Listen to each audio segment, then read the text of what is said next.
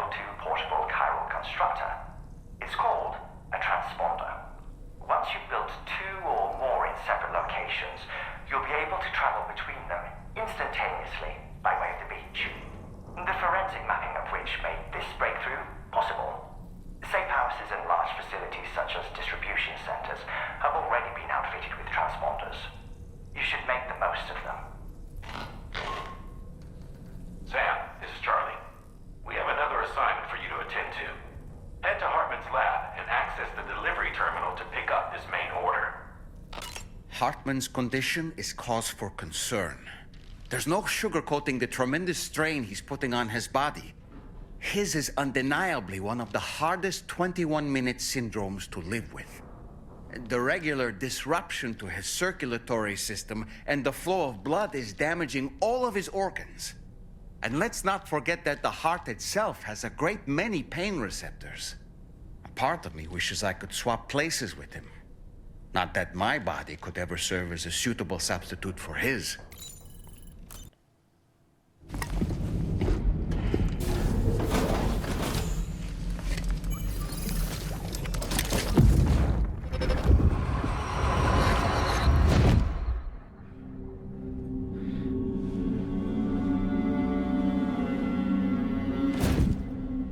What kind of cargo? I have to smuggle them in.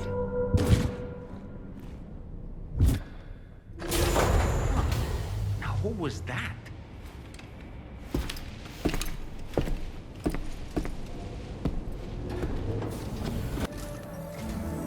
Sam, the next major site to be linked to the chiral network is in the eastern reaches of the continent, East Fort Knott. Our original plan would have had us route a connection through North Fort Knott, allowing for a simple and direct trip. Unfortunately, that city was completely obliterated by a void out. As a result, we have had to devise a new approach, utilizing a series of connections between preppers in the region. Easier said than done, of course. Some of these preppers are currently refusing to join the network. But according to APAS's latest simulations, enlisting the cooperation of the pizza chef should enable us to win over these holdouts. Your first objective is therefore to bring the pizza chef online. And it just so happens that the cargo he's requested is being stored at this very facility. It's been designated a chilled delivery due to its sensitivity to heat, so you should transport it at night or in the rain. Or perhaps take advantage of a pickup off-roader's covered cargo shelf, which should ensure it doesn't get exposed to direct sunlight. Undertake the main order on this delivery terminal when you're ready.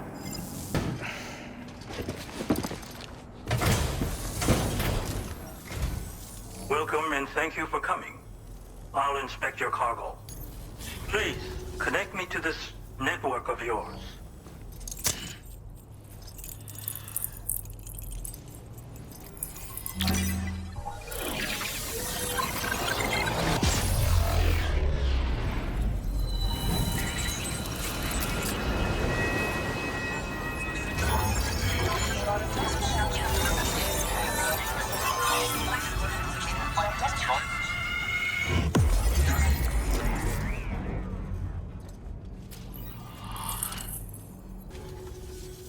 Thank you. This technology is remarkable. I expect I'll receive plenty of new business. And speak of the devil, a new order just came in now. I look forward to seeing you again soon, Sam. Excellent work, Sam. You made a big difference today. According to APAS's analysis, pizza-hungry individuals in the area could prove instrumental in the further expansion of the chiral network. Anyway, let's press on to the next site awaiting you and your Cupid, shall we? It bears mentioning that the denizen located there has a reputation as a very cautious individual. Take care not to give them cause to doubt your intentions. Go ahead and pick up your new main order from the delivery terminal on site, so we can get underway.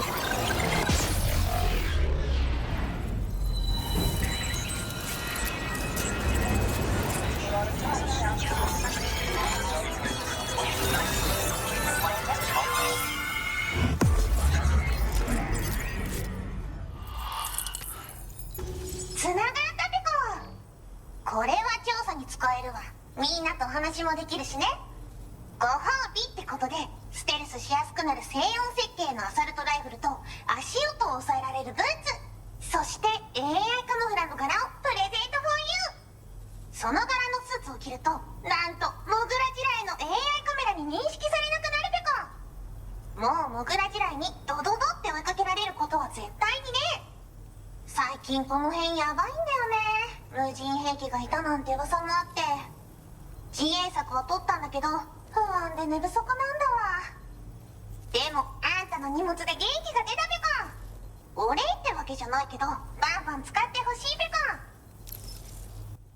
コ。モグラ地雷はペコーラが作ったの。なのに外の人たちが使ってるなんて。なんでかわかんないけど誰かがデータを漏らしたって考えるしかないペコじゃん。ふざけんな。まあこれからはいざとなったら戦うしかないペコ。最終手段、徹底抗戦で戦うペコ。あんたのおかげでその覚悟ができたペコね。最近よく見るんだよね、メカっぽいやつら。持ってる武器も見たことないし、あんなん誰が作って操ってるのかわけわかんないんだけど。だがしかしこれはレアな研究対象と言えなくもないペコ。好きあらば奴らの武器を解析してその技術を生かしてやるペコ。あんたに提供した武器もあんたのおかげで作れたんだから。これからも何か作れたら知らせるペコ。まあね。自分の身は自分で守るしかないペコじゃん。だって危ないんだもん。データを分析して使いこなすのが得意だから、それでちょっと作ってみたペコ。敵として定義した相手を AI カメラが自動判定して地面の中を進んで敵にドーン。途中で撃たれることもなし。かわいそうだけど普通に上がって近寄らんでしょ。まさか超えてくる人がいるとはね。ありがたかったペコだけど。ほんとサンキューペコ。モグラ地雷を止めたから帰りは安心ペコ。おつペコでした。バイバイ。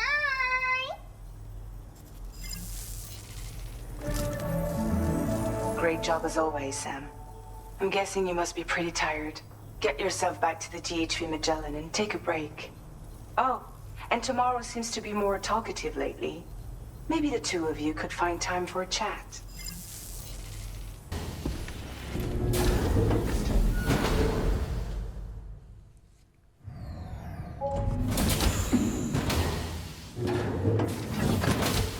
Fragile? What is tomorrow? We didn't have that where I came from. I don't understand what it means. You know what will happen to these buds? They will turn into flowers. In the space of a day, they'll have completely changed. Living things can't help but change, you see. They can't stay the same forever. But where I came from, nothing ever changed. So does that mean I'm not alive? Listen. You are alive. The person you were yesterday is different from the one you are today, and the one you'll be tomorrow. You're changing. That's what living is. To change, and to embrace change. To transform.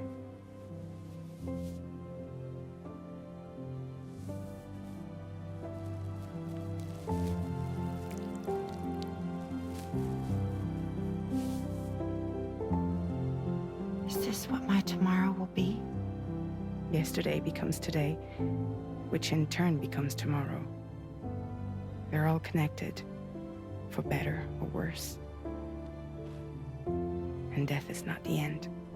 Death is not the end.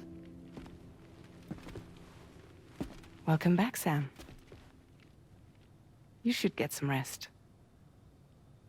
All right. Good night.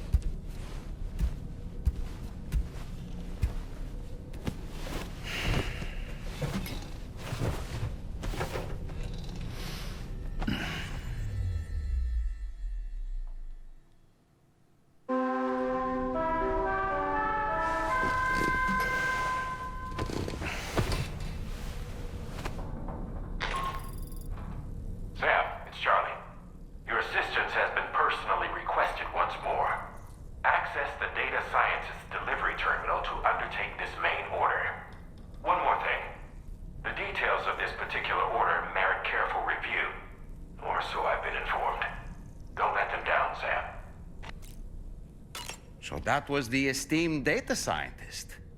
It didn't take much convincing to become a part of the chiral network after all, did they?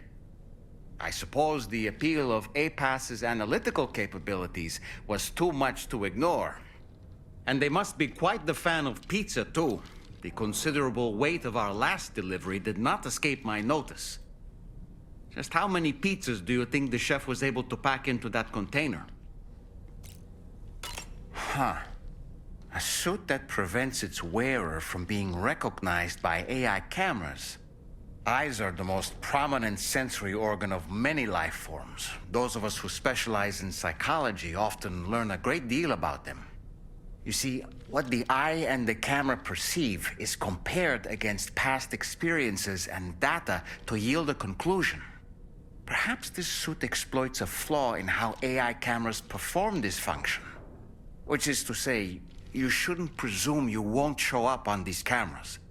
But I think it may utilize a form of optical jamming to obfuscate your appearance.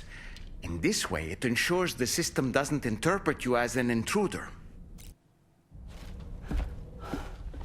Sam! Yeah.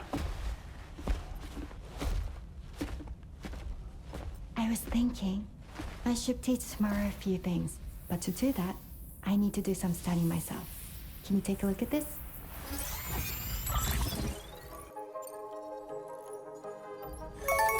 I see. Thanks for the input. Have a safe trip, Sam. Later. Let's continue. I don't wanna. We're ready to join the chiral network.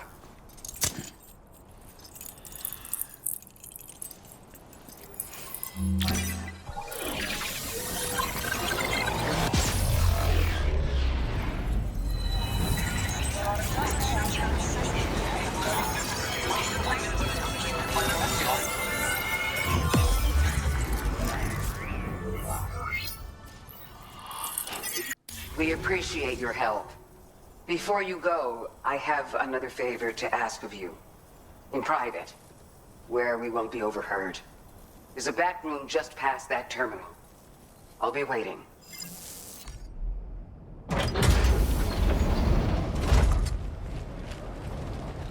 What is this? We came here in peace.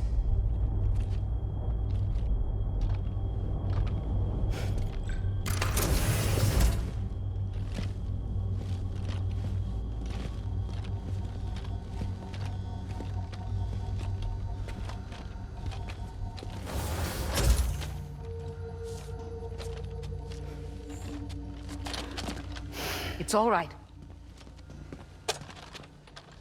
They don't mean us any harm. You must be Sam. Thank you. Couldn't have been easy getting here. Folks call me the doctor. My sisters and I don't normally allow men inside, but for patients we make an exception. It's clear you've suffered greatly for this child's sake. Haven't you?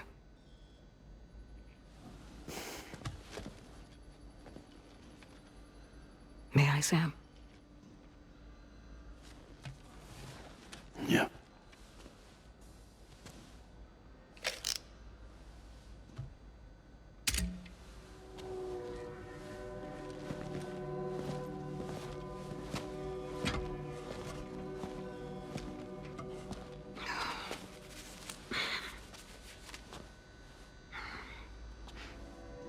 Oh, these. They're chiral hands.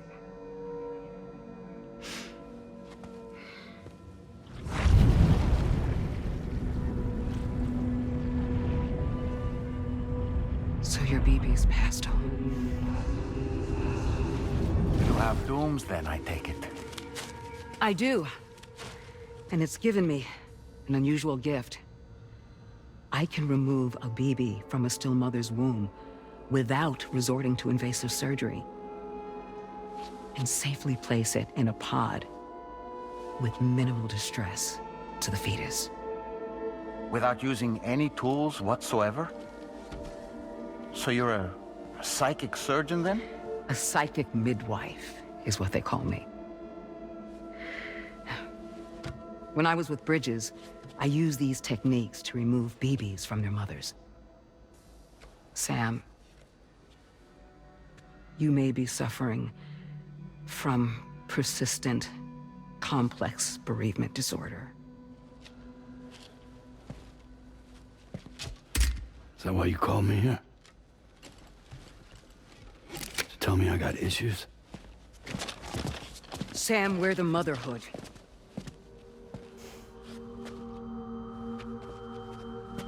The what now?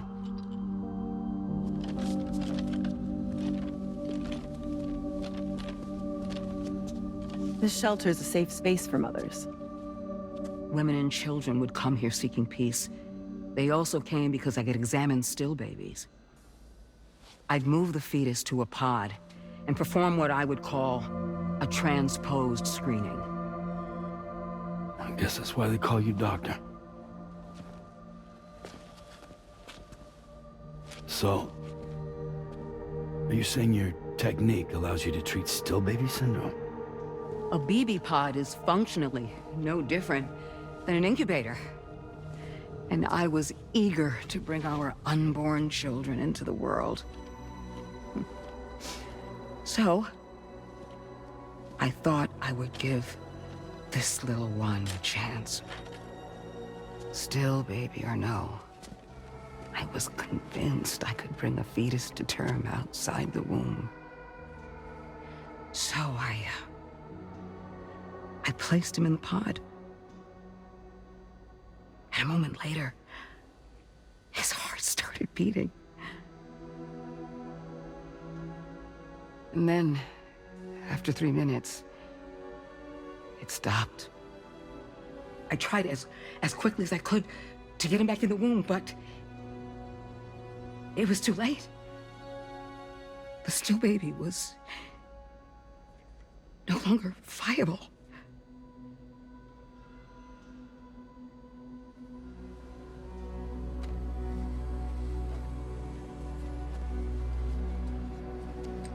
I'm sorry, Caesar.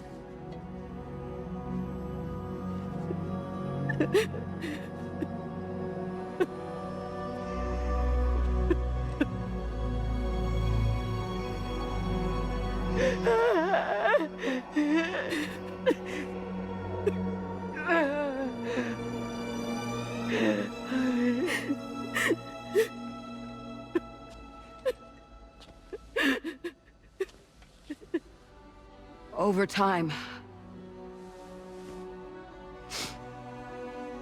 I tried to refine the pod tech to find a way to help women and their children. But treatment and life extension are impossible. All I could do was look. Even so, word got around and mothers in need of support started coming here. But unfortunately, not long after, men came knocking too. Men who wanted women. What could I do? I was only a doctor who delivered babies. And nothing more. Luckily, I had strong women around me. Mothers who were willing to stand up and fight for the sake of us all. But as soon as we decided to take up arms, our man friends only got bolder. If we don't fight back, they'll enslave us. We can't and won't lay down our arms till our safety is guaranteed.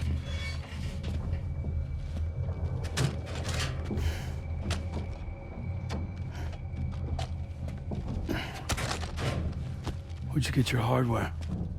Weapons factory's been pumping them out non-stop. That's why all the locals around here are toting new toys. Got plenty more of their new releases in the armory downstairs. Sam, we want you to shut down their operation and halt the spread of weapons. Stop them Please. Please. Prior to proceeding, we'll need to confirm the precise location of the factory. Let's make our way back to the DHV Magellan, Sam. Sam, wait.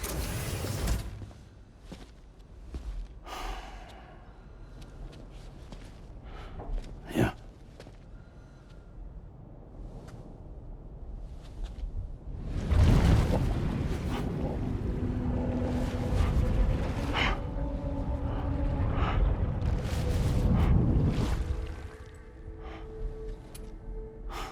There. All finished.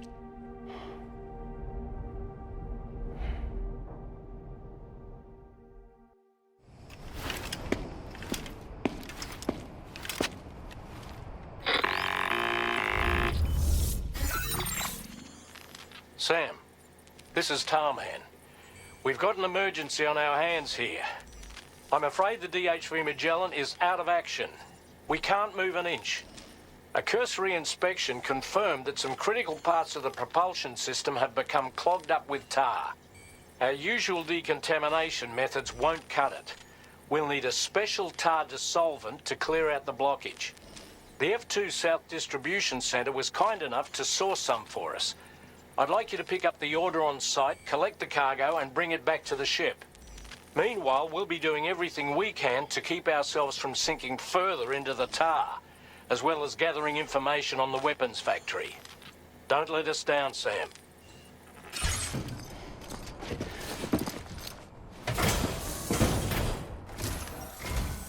Appreciate you stopping by. Please wait while I review active orders. Have you considered customizing your BB pod's exterior? You can all benefit from a change of scene from time to time, and your child's no exception. Think about it, and take care.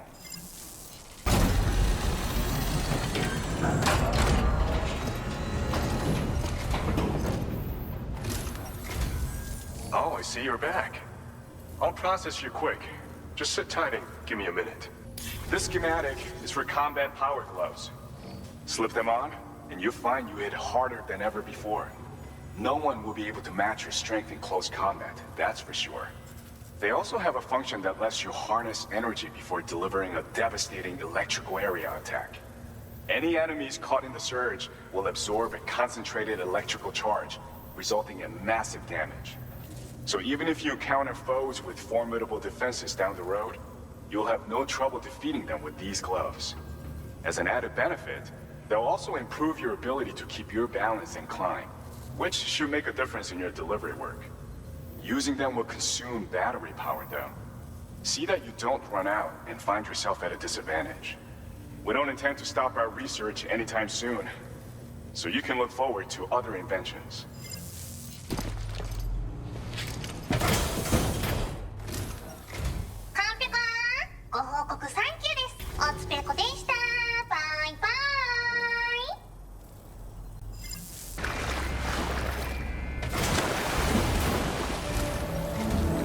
Thanks for the help, Sam.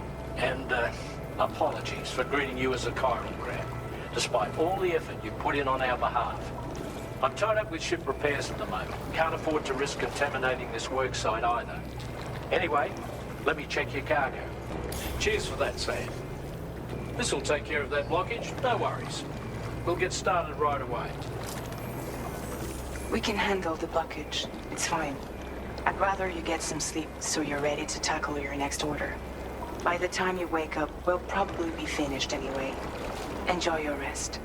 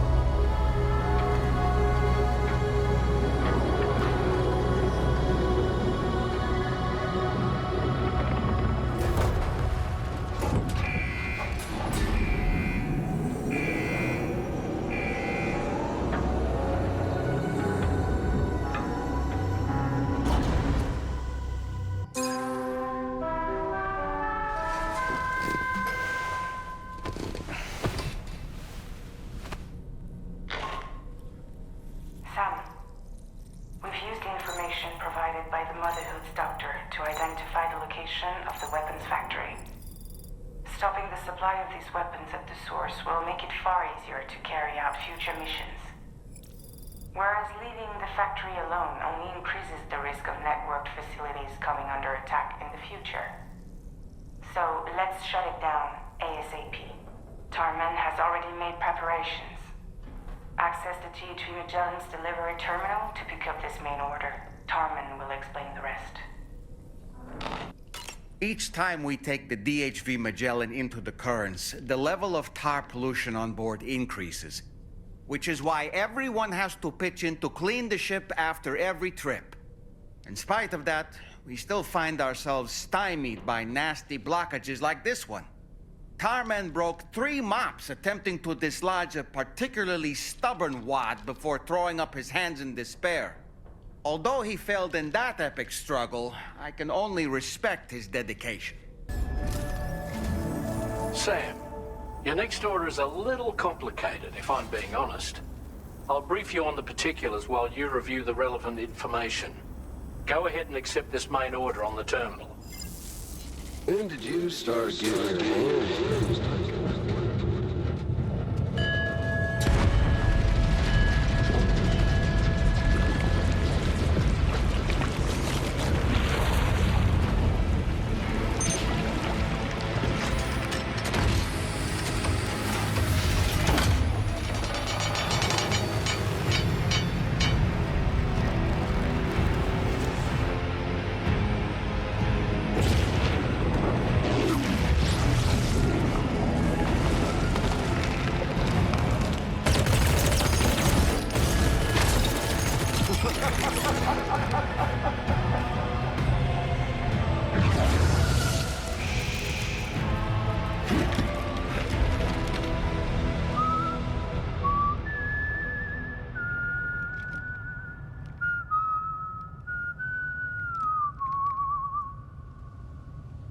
Let that yawn out.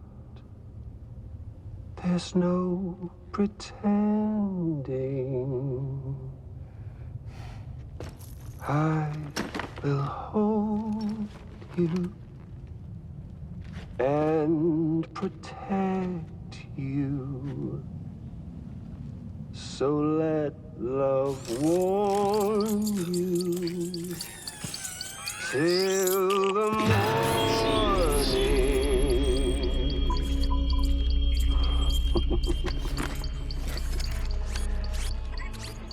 Hey, brother.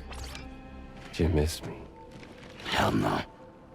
Yeah, I figured you'd pay this place a visit, seeing as how I've been distributing the fruits of this fine factory all over the continent. Some guns and violence, the whole damn world could be yours. Same as it ever was. Oh. Looks like you decided to trade in that rope for a stick this go-round. Well, I suppose even a porter has to pull the trigger from time to time. Oh, what about you? Hey, buddy. Are you just another soulless little husk, huh? Let go of me! Oh. Pathetic guitarist. Where's the rest of your band?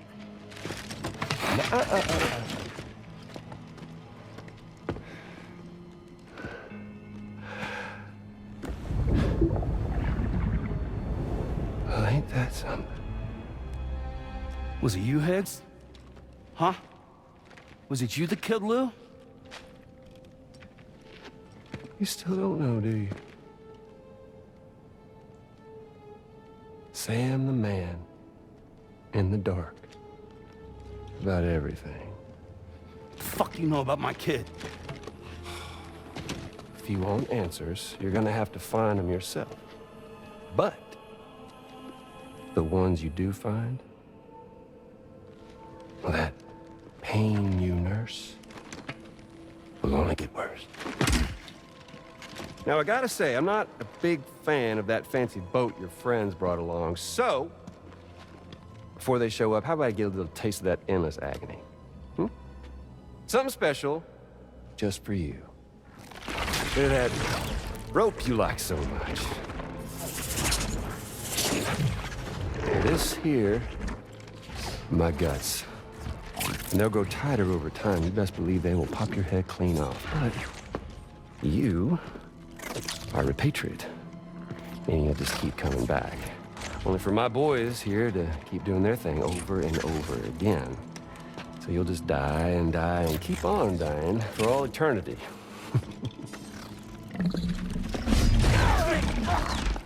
Sam! Yeah. Really, it's a shame you won't stay dead. But hey, locking you in a cycle of endless suffering, well, that's good too. So let's let the glorious game over loop begin. The fuck?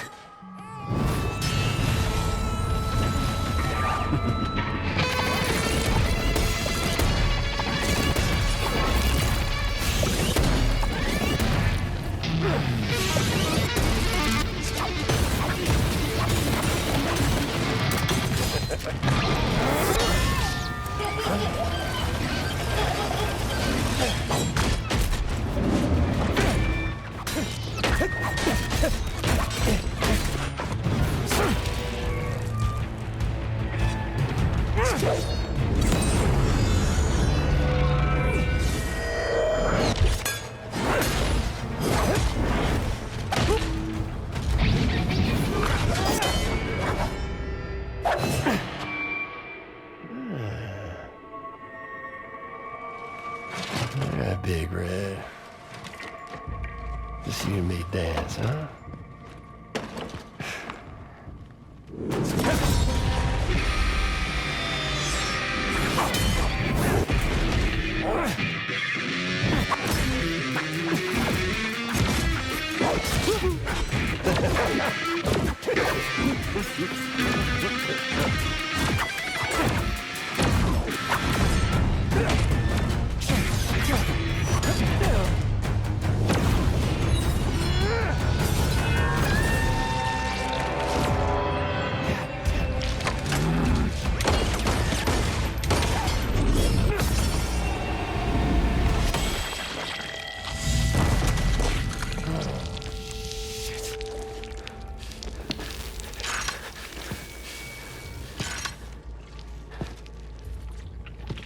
Son of bitches like me.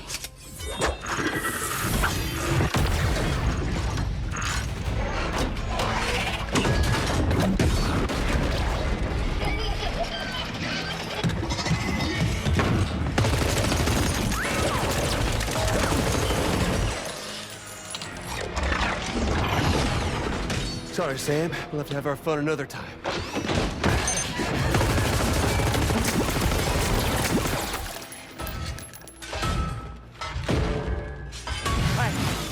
Who the hell are you?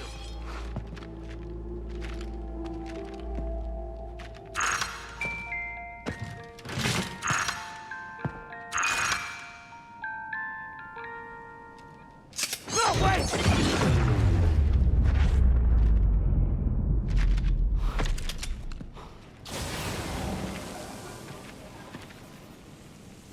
What on earth was that red behemoth anyway? The way it wielded that sword was almost reminiscent of a samurai. A friend of yours, perhaps? I don't know about that, but they helped me out before. In any event, I think it's time we left this place. Come on, Sam. Let's get going and return the ring terminal expansion device to the DHV Magellan.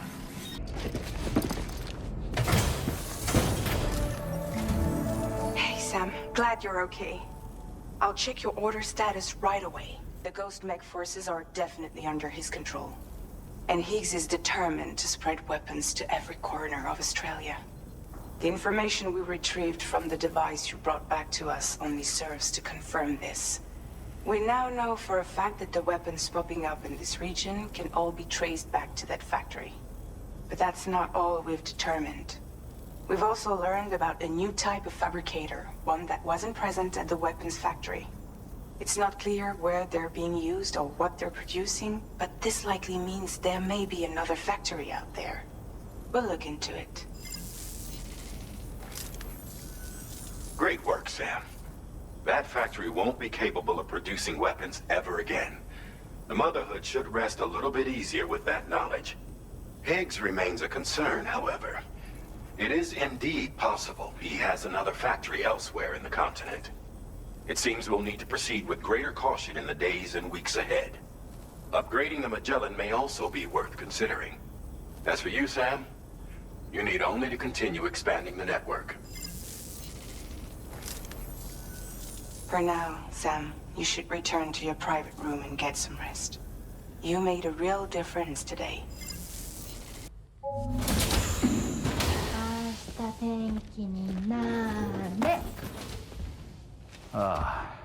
She's at it again?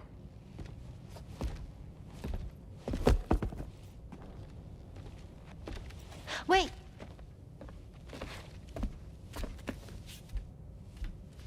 Looks like clear skies. Let the sun shine tomorrow. It's a Japanese game to predict the weather. I learned it as a kid. This is rainy, cloudy, and sunny. A charm to ward off evil spirits. To help keep tomorrow safe.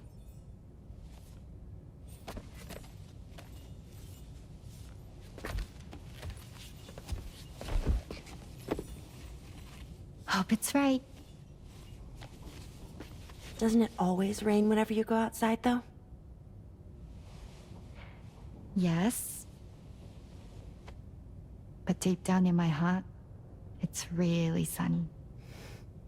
Always. Okay, your turn. Okay. Let's do this. 明日天気になれ。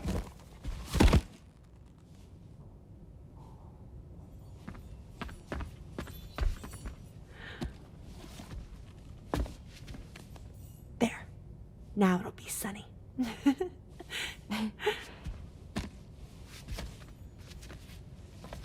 Bye, Sam. Bye.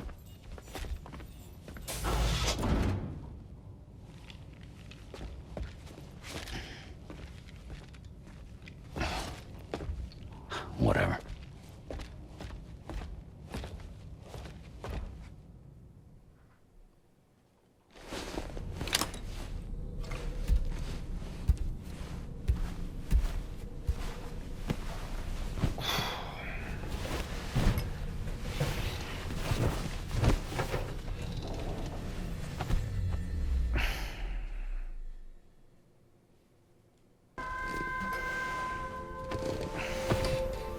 Sam, the neck injury you suffered during your altercation with Higgs appears to have healed. You know, I've been thinking about what he said at West Fort Knot. He claimed that extinction wasn't his creed, that he wanted to build a world where fear and violence are king. I can only assume that at present he lacks the means to set the last Stranding in motion. So instead, he settled for trying to pit people against one another so they can tear the world apart for him. The weapons factory was just a means to that end. All the more reason why we need to rely upon the rope that is the chiral network to bring the whole continent together. But that's not all he said, of course. He wanted to get under your skin with those comments about Loom. To get his revenge by inflicting as much pain and suffering as possible on the undying repatriate.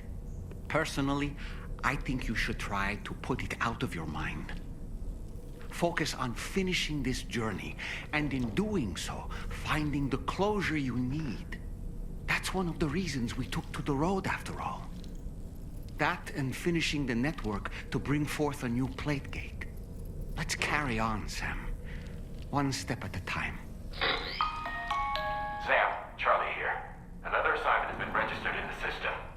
You can pick up this main order by accessing the Motherhood's delivery terminal. Sam, do you remember the coffin Higgs used to make his escape from the weapons factory? Well, it seems we've identified a similar-looking object. The mechanic, whose shelter you're slated to link up next, reached out to us. He's asked us to go and retrieve this object on his behalf. I'll give you a more detailed briefing as you review the request. Accept the main order on this delivery terminal to proceed.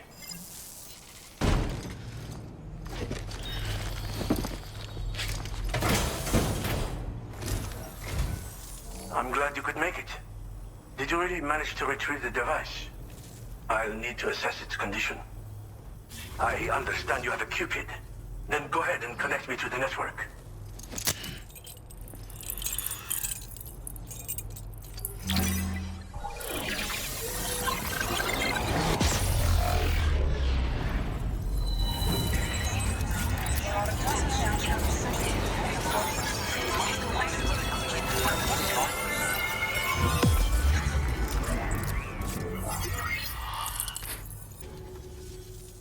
Fascinating, this ocean of information. It's so much more than I imagined. Enough for me to make great strides in multiple avenues of research. I hesitate to call it a reward, but I would like to present you with this. It's a classic collectible, sure to help you make lasting memories.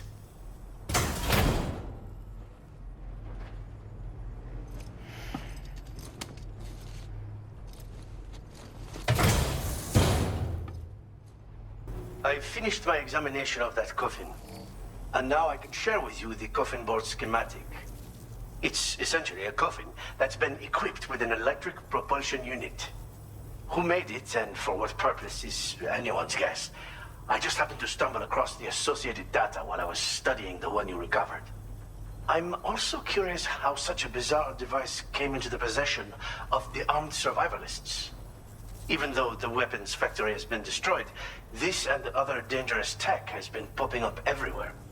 We need to use all methods at our disposal to protect ourselves. I've been thinking about how I might make vehicles sturdier, for one. Much of the surrounding area is flat and level terrain that's well suited to them. A reinforced ride would be a good ally when facing survivalists, I believe. But I still lack the materials and knowledge to complete my designs. Which is why I could really use your assistance, if you're willing. Again, it's a coffin that's been outfitted with an unusual propulsion unit. It draws up tar from beneath the ground to create a layer upon which it can glide. It's not without its limitations, though. I seriously doubt it will function outside of network coverage. And it's clearly the product of a deranged mind. Regardless, it's not impossible. It might come in handy. Test it in the field and see for yourself what you think.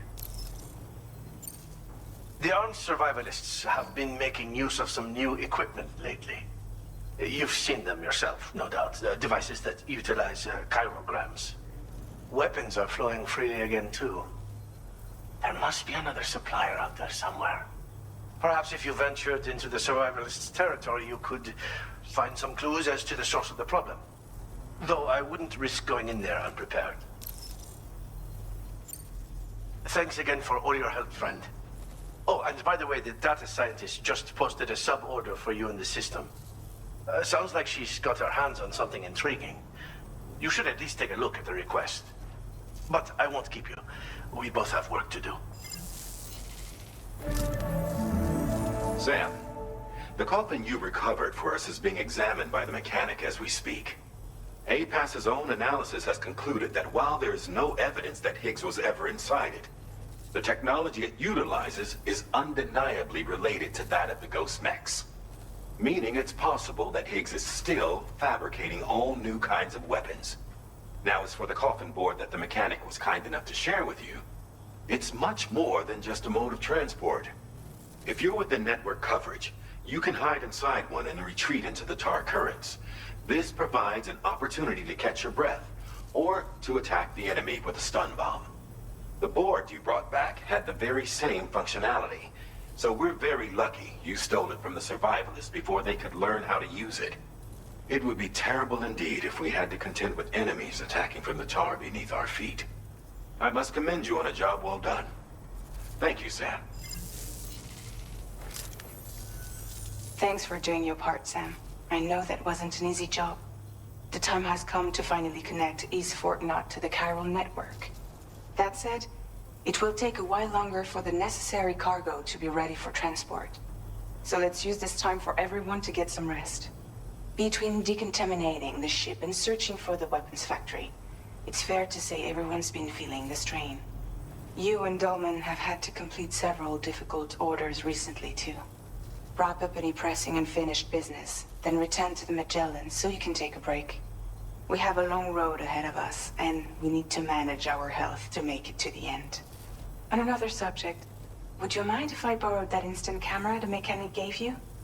I bet Rainey and Tomorrow would love to try it out. Apparently, they're pretty rare these days. It'll be a fun experience for them.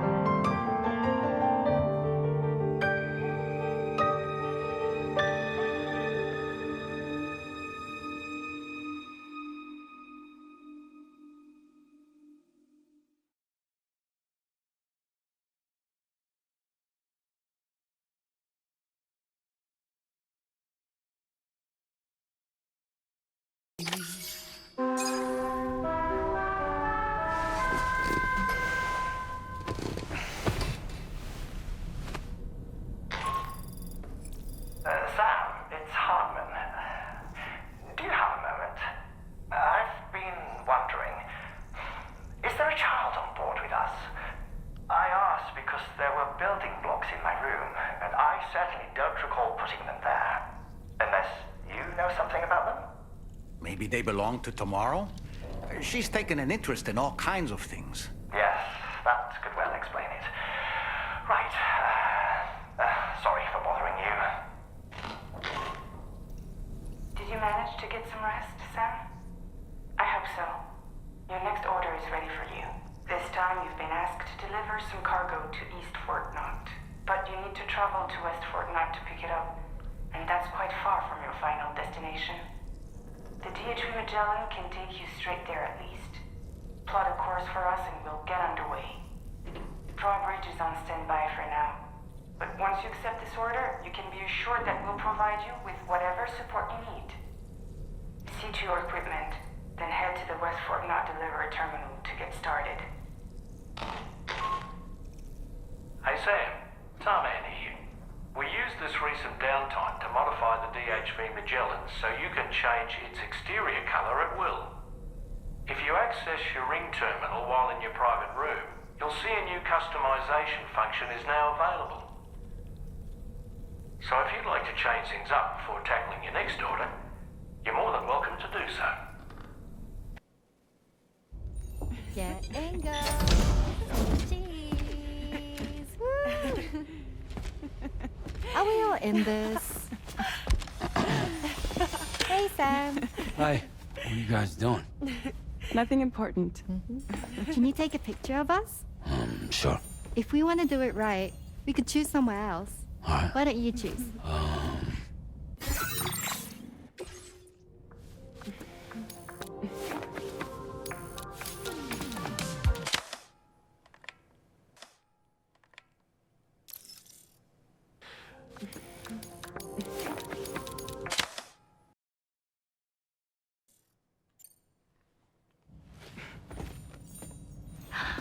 That's a nice photo. Thanks. They'll make for a great memento. I love it. You take care, Sam. All right, later.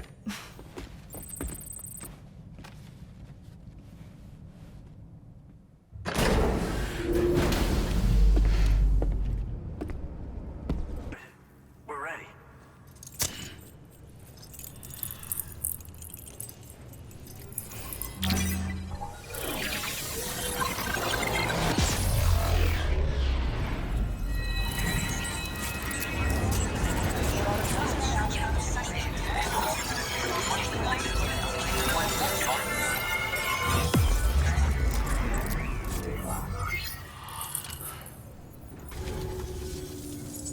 Looks like we've finally become part of the chiral network.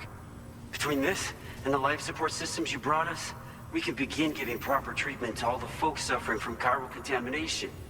Oh, I got a little present I'd like to give you as a thanks. Take it with my compliments.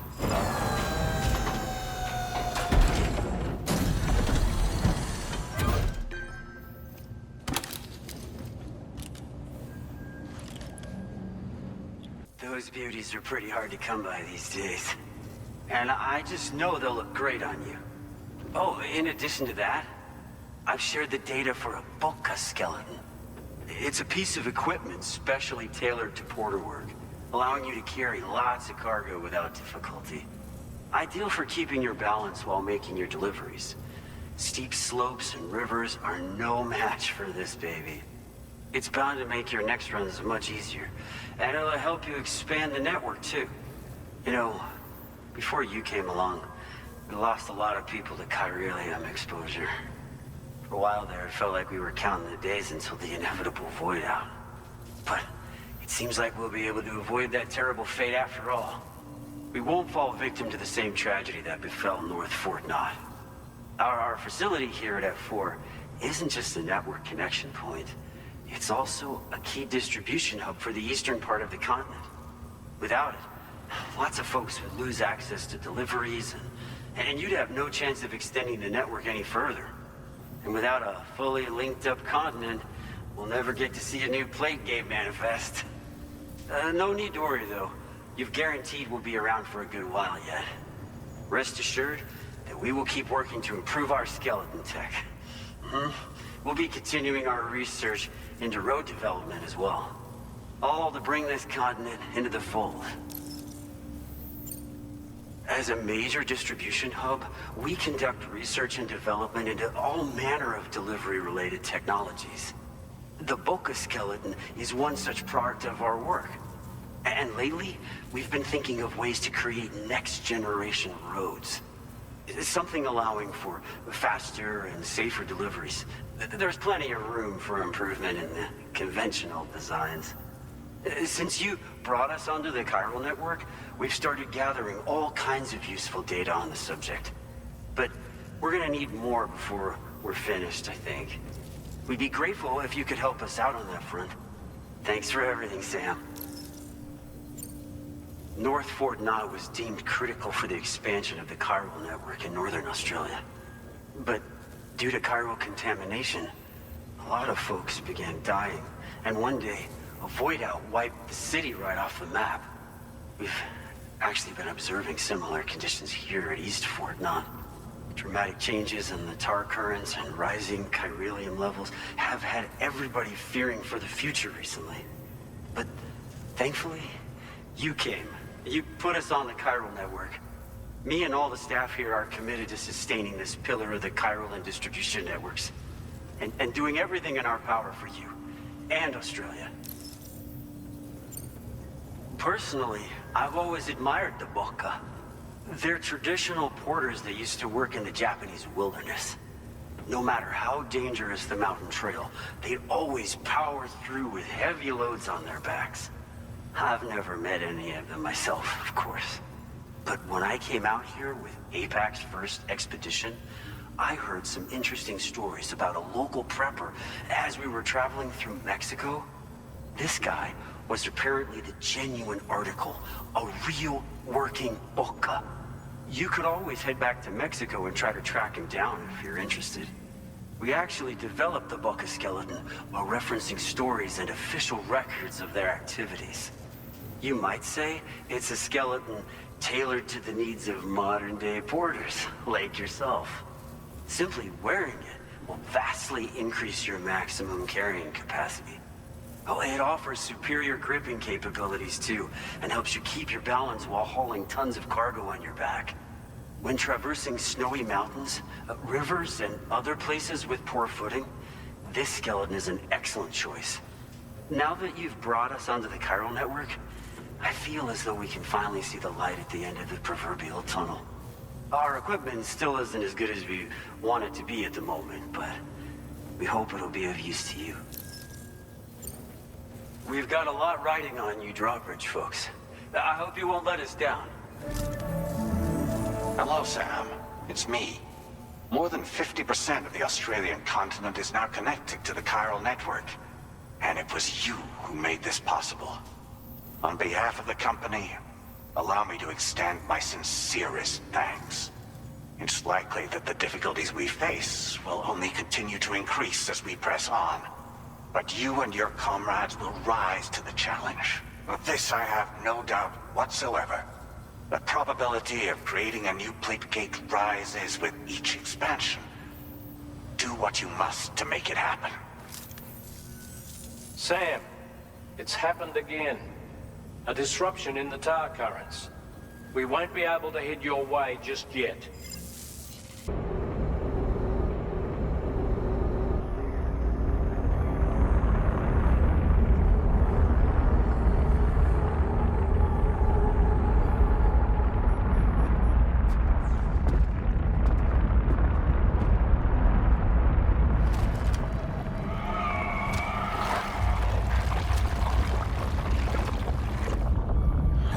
Seen this before, Sam.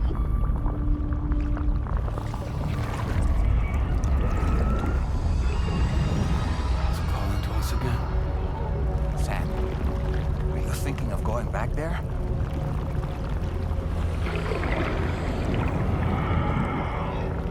Well, if that's not an invitation.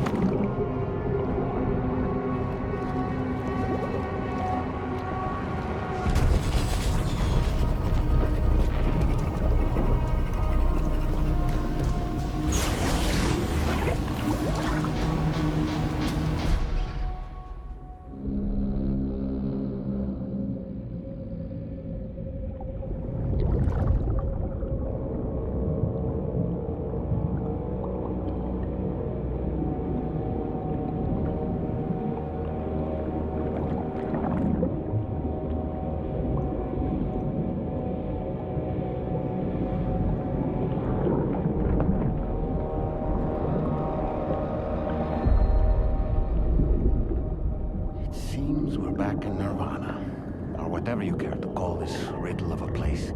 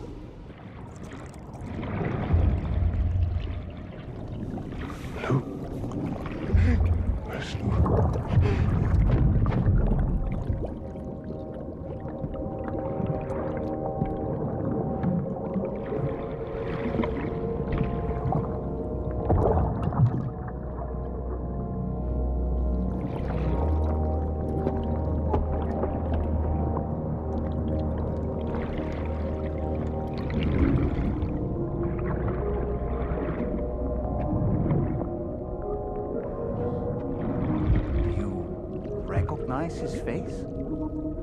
No, I don't.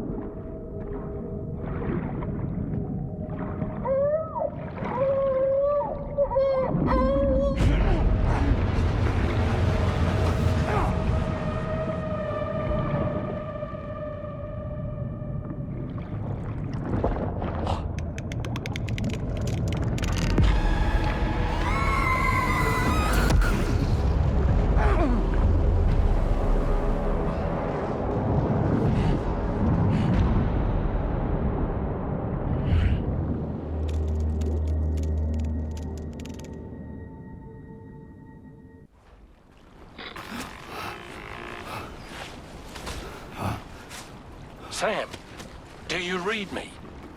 Come in, Sam. Come in.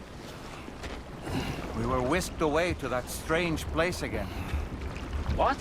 We only lost you for a few seconds. And time must flow differently over there, like on the beach.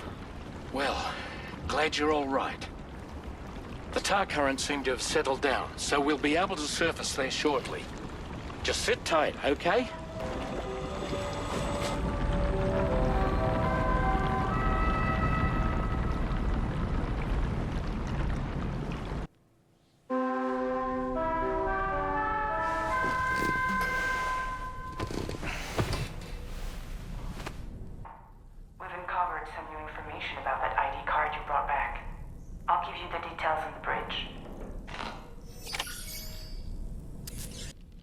That place we were sent to, the land of the dead, it strikes me as odd that it was submerged underwater. And did you see those columns of ice, the ones descending from the surface all the way to the floor? Afterwards, I realized what they reminded me of. The columns were reminiscent of a phenomenon known as brinicles. When seawater freezes and turns to ice, salt concentrates are released into the surrounding water. This brine is heavier than the water around it due to its higher density. It therefore sinks deeper into the ocean. As it flows towards the ocean floor, its lower temperature results in the formation of ice. And as this process continues, it can produce column-like ice structures. Any living creatures unfortunate enough to become entangled in these can be frozen solid. Little wonder they're called icicles of death. Sam, when I saw that coffin, I was reminded of a rather unorthodox type of psychotherapy. The patient lies down inside a coffin, which is then closed, plunging them into darkness. In being subjected to this simulated experience of being laid to rest, they may find a measure of peace and comfort. If you spot a coffin that seems suitable for this, why not climb inside and see what happens?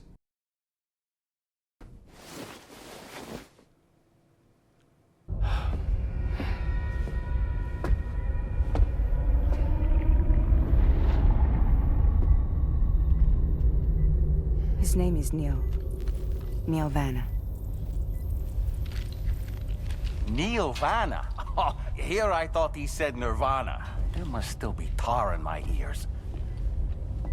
It seems that the ID card you brought back belonged to the man himself. Charlie helped me dig up the details. The card was issued by Bridges years ago, when the chiral network was still being developed. Records confirm that Vanna has been dead for some time. So he was a member of Bridges? No, it doesn't look like he was. Vanna was a porter contracted by Bridges to handle jobs with special requirements. Like all of you, he was a doom sufferer who leveraged his abilities. A top-notch porter by all accounts. He worked the Mexican border. Brought over all kinds of useful stuff. Ostensibly, resources and medical supplies. But in truth, he transported drugs and other prohibited goods.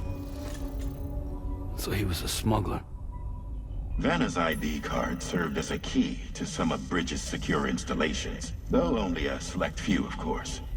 Specifically, those dedicated to the BB experiments, along with various other medical facilities. I believe that the place you went to for counseling was one of them.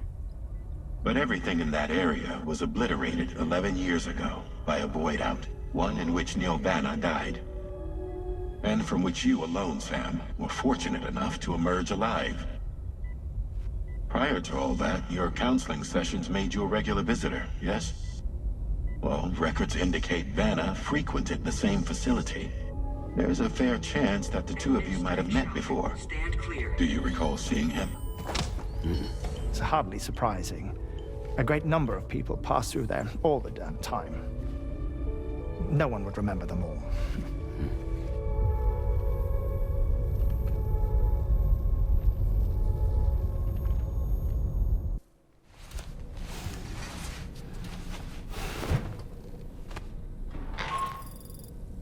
Sam, it's Charlie. We've received your next assignment. This main order can be undertaken by accessing the delivery terminal at Eastport Knot.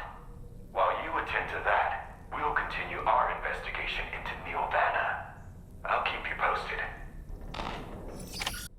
Certain parallels can be drawn between Captain Ahab's pursuit and the Prometheus myth.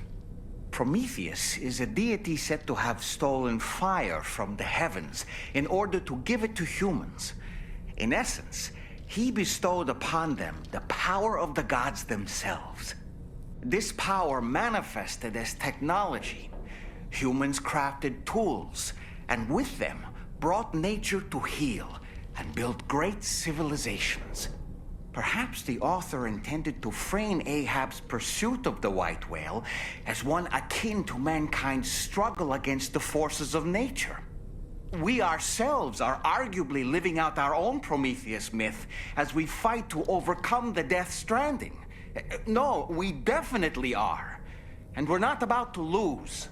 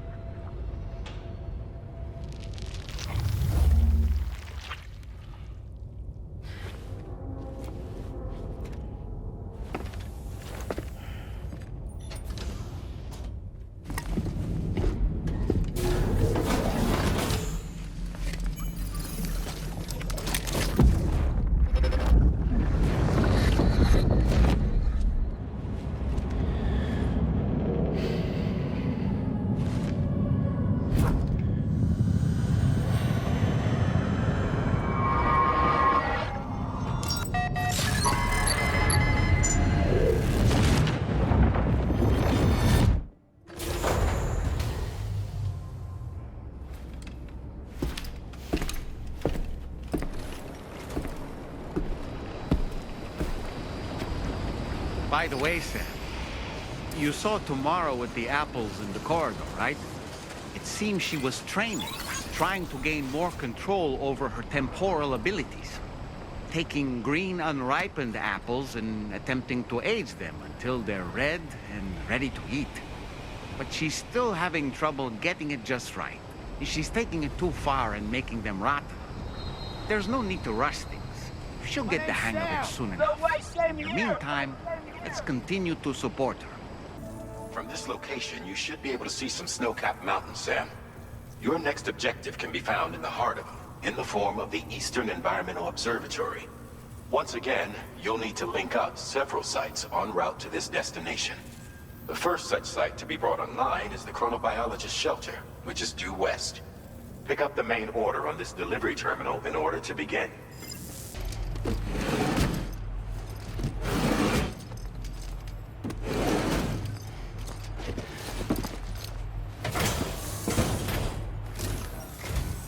Good to see a friendly face.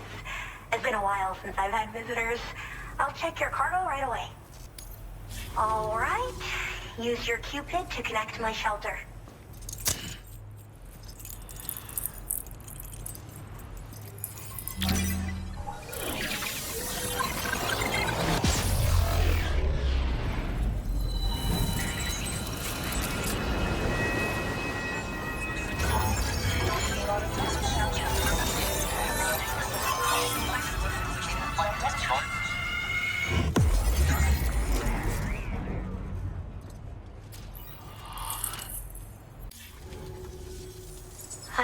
finally part of the chiral network. I've been looking forward to this moment. I should be able to conduct research at a faster pace than ever. Please accept this by way of thanks.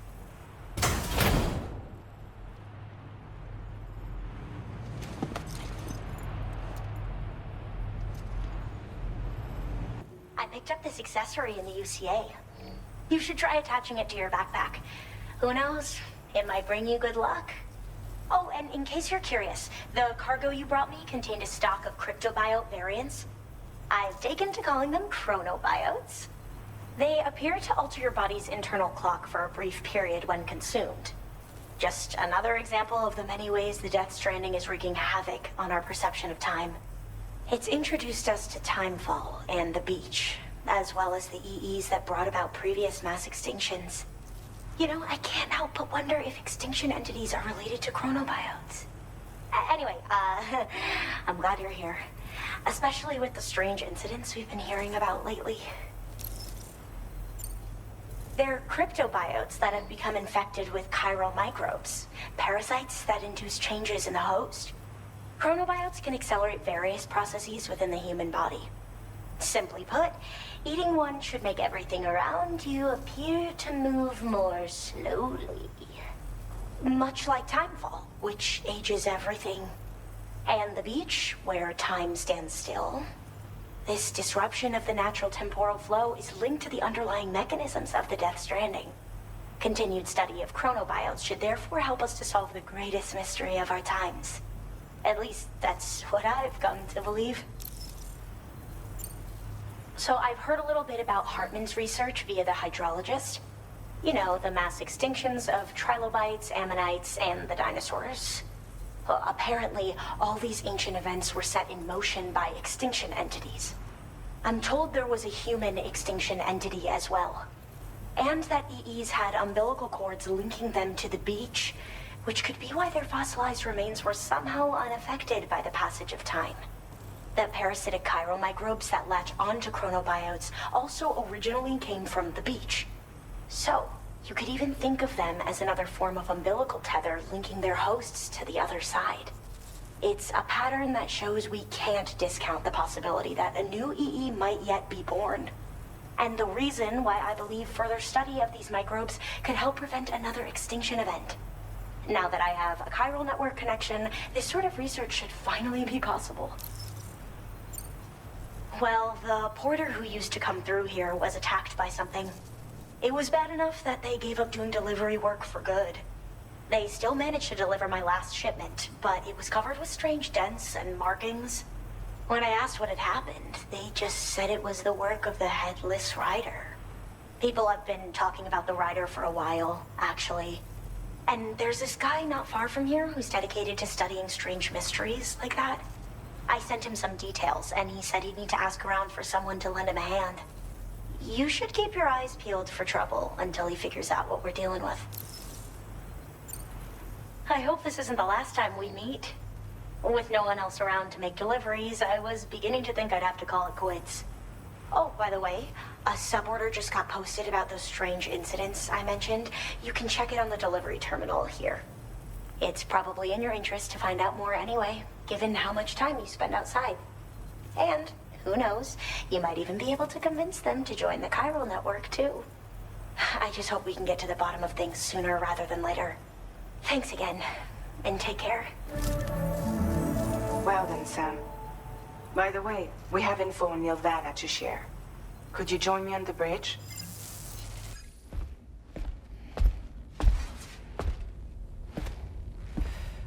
We managed to learn a few more things about Nilvana.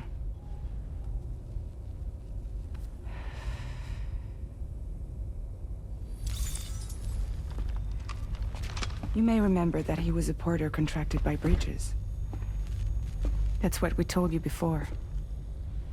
Since then, I received a mail. Another one from our very own Hartman, I'm guessing. Look, we sure we can trust them? Whoever they are? They are almost certainly someone on the inside. Someone with access to the UCA's administrative systems. It seems Nilvana was attending therapy sessions. But the real revelation is who Vanna's therapist was. Charlie, can you please explain? A specialist who worked with other doomed sufferers, including one Sam Bridges. She was your therapist and your partner. Lucy?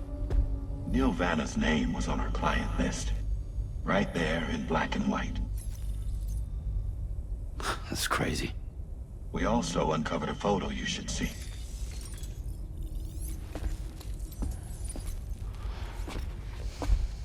Per the records, they perished in a void out which claimed an entire city. A void out only you survived, Sam. Lucy was pregnant at the time. It wasn't mine. The child she was carrying. She straight up told me to my face. I never had any kids.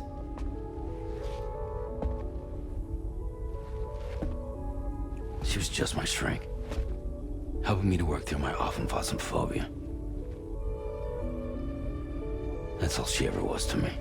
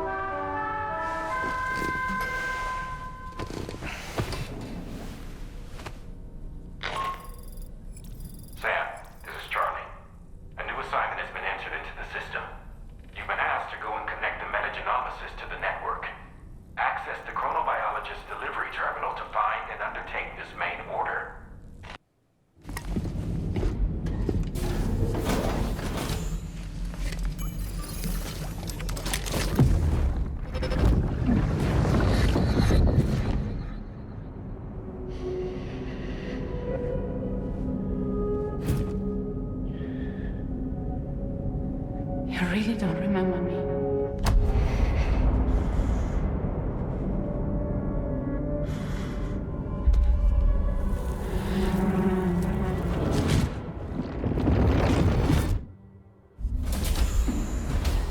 That woman just now, was that...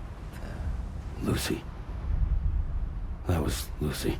Ah, yes. She was your therapist, wasn't she?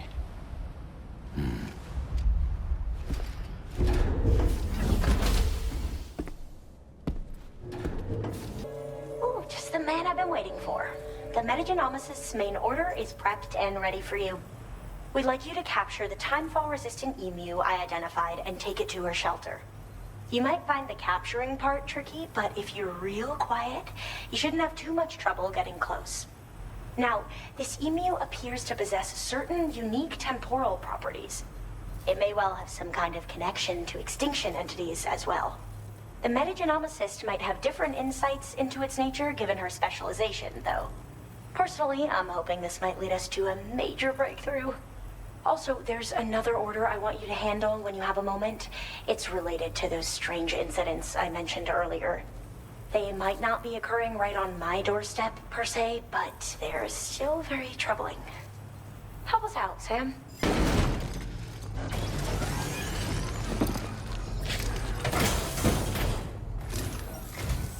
Thanks for coming. I've been looking forward to this delivery. Now let's take a look. All that's left is to connect me to the chiral network. I'm ready.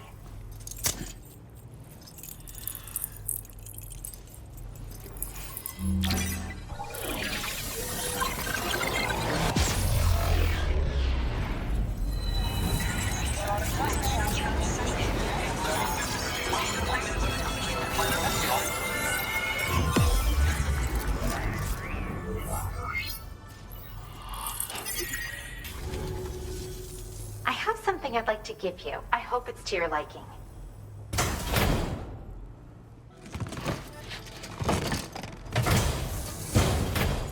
hooked up at last. And wow, I was able to finish my analysis of the emu you brought me in an instant. Turns out it was absolutely riddled with parasitic chiral microbes.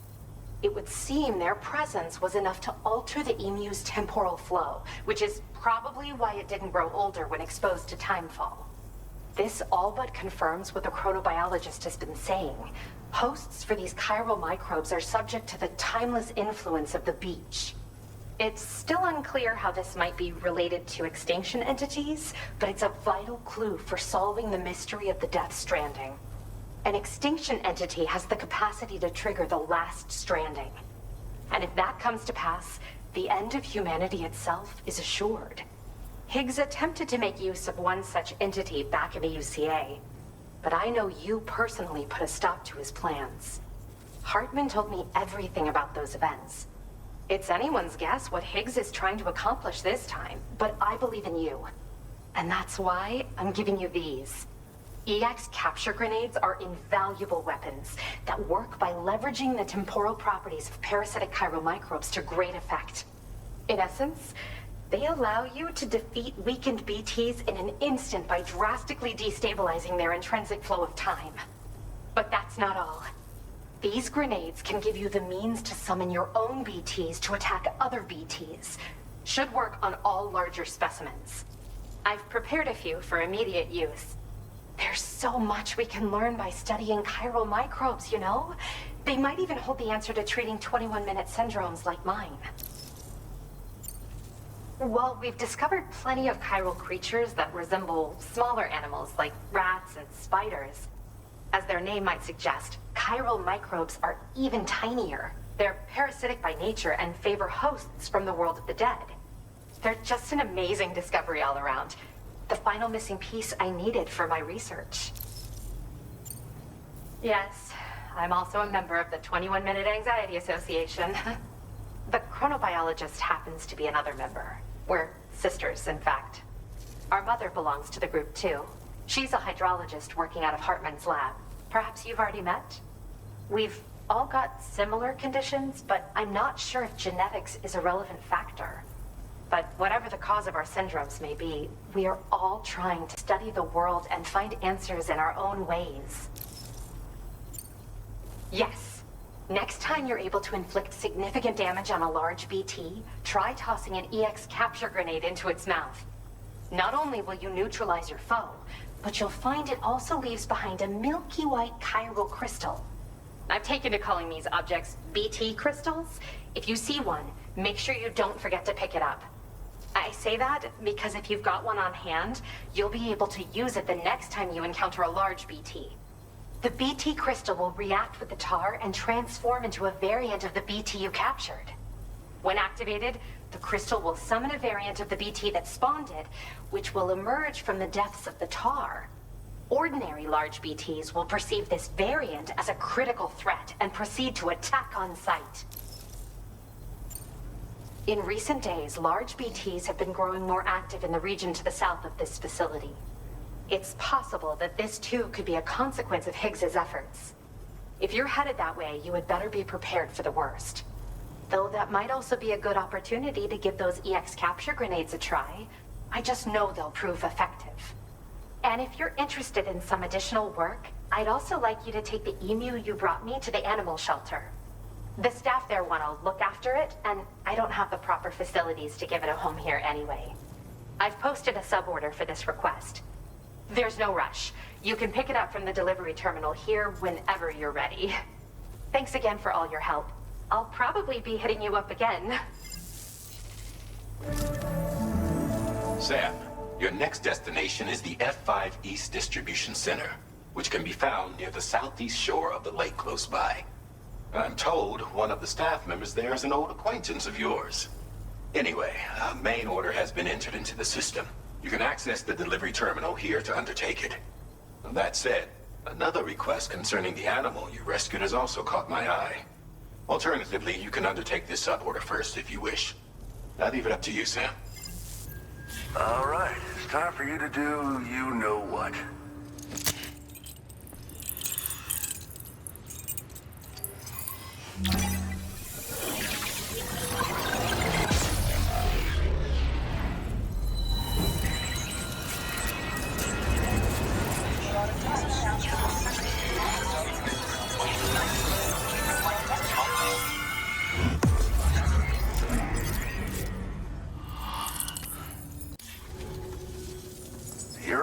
lifesaver, you know? I'm guessing you saw the tar lake out west of here, yeah? That's where the settlement known as Lakeside Fort Knott used to be. Whole place got wiped clean off the map by a void out. And since that day, the tar's been eating away at this facility. Some weirdness with the currents, or at least that's what folks are saying. But the stuff you just brought me, I might just be able to keep the tar corrosion at bay. Finally. I've shared some data with you as well. Feast your eyes on these grenade launcher and cargo catapult schematics, both new and improved designs. You'll find they're a damn sight better than stuff you used to use back in the UCA. Recently, folks living here have been talking about this group of guys in red they saw creeping around. Got something to do with Higgs, more likely than not. One more thing that's had us worried these days. But now that you're here, I think we can all finally take a breath. Before I forget, got a new suit design to give you as a gift. One favored by a prepper back in the UCA, as you may recall. Try it on for size, why don't you? It happened sometime after I arrived with one of the early expeditions. A giant BT showed up, made contact with residents, and boom, void out. Same old story. Massive void outs happen in the UCA too, remember? Or maybe you don't. Chiral network coverage was somehow unaffected. But unfortunately, thousands of people were caught in the explosion. And you know, every time this happens, I can't help but think about Igor. Something like that. I suspect it was a squad of ghost mechs myself. I heard about you shutting down that weapons factory, but arms and ammo are still finding their ways into the hands of bad guys, aren't they? So Higgs is still stirring up trouble behind the scenes, I presume. We're attempting to develop methods to help folks put a stop to his activities. And the weapon data we shared with you is one of the products of our efforts. I tell you, a world where we don't need these damn things can't come soon enough. But on the bright side, we at least have some researchers who are based at Lakeside Fort Knott helping us out here. And if you're up for it, maybe you can help us with our work too. Well, the grenade launcher has been configured to fire MP shells. Human, mech, BT, doesn't matter. You can use it against all types of enemies. Now, the cargo catapult still does exactly what you'd expect. Lets you fling containers to the tops of mountains and whatnot. However, you can now also use catapults to launch certain throwable weapons as projectiles. After launching a payload, you can use a catapult pod's integrated camera to tweak trajectory and aim for a specific point of impact. It's a way of attacking targets in hostile areas from a good, safe distance. Pretty cool, right? This stuff will come in handy, I'm sure of it. This is just how it went down back in the UCA. We think we were done for. Then the man who delivers shows up. Truth is, you're the reason I volunteered for the advanced expedition. The reason I was able to keep going. I figured if I did, I might get a chance to see you again. That BB pod you're carrying is different than I remember. Doesn't have my brother's keepsake attached anymore either. But hey, life's not just about things. Promise me you'll never forget Igor, Sam. He's gone, but he still feels so close, you know? Sorry. We should probably talk about work. An order with your name on it just came in. A request from a guy not far from here who spends his days fishing in the tar. Come to think of it, I believe he's one of the precious few survivors of the Lakeside Fort Knott void out. It's filed under sub-orders on the delivery terminal here. Take a gander and see what you think. Right. I'll leave you to it. Keep on keeping on. Fine work as always, Sam. Now come back to this ship and get some rest. Also, we've identified what may be a ghost mech outpost. I'd like you on standby. Your next order might be a dangerous one.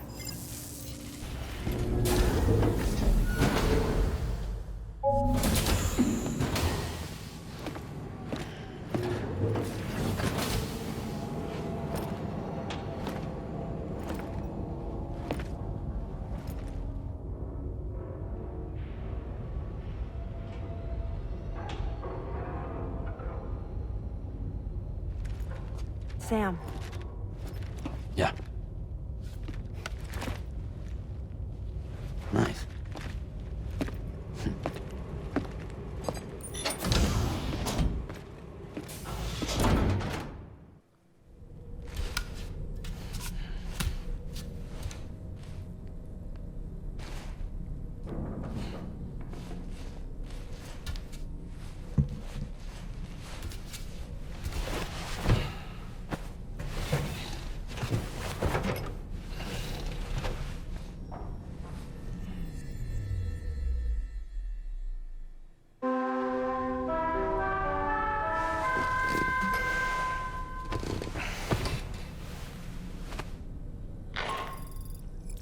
Sam, based on our latest assessment, we know where the Ghost Mech base can be found.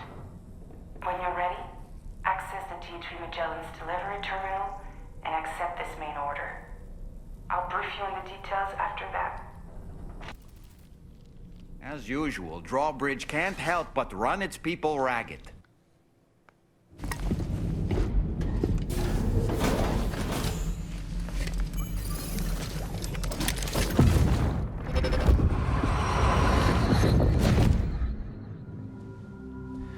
Ooh, you're wearing my scarf. You're wearing my scarf.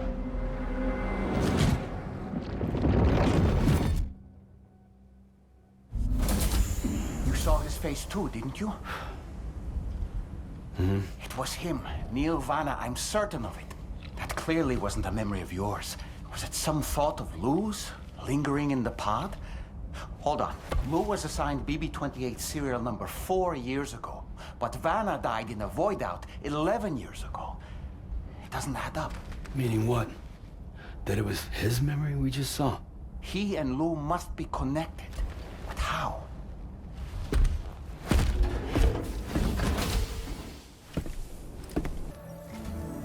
Sam, the data you secured for us at the weapons factory earlier has proven invaluable. With it, we were able to continue our investigation and succeed in locating fabricators with similar specifications. I'll brief you in depth as you review the map. Accept this main order from the delivery terminal in order to proceed.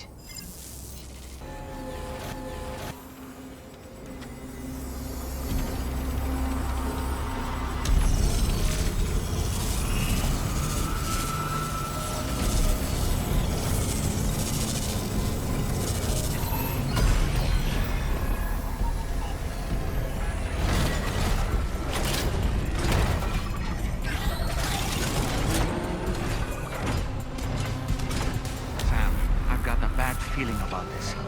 Like something seriously big is waiting for us. Stay on your guard and proceed with caution.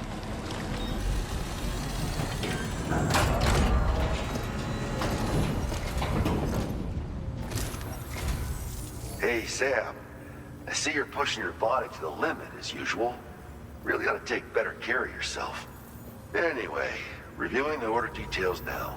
Boots are sturdy as hell and boast exceptional grip. They also excel at absorbing impacts, so you ought to take less damage when landing from a long fall.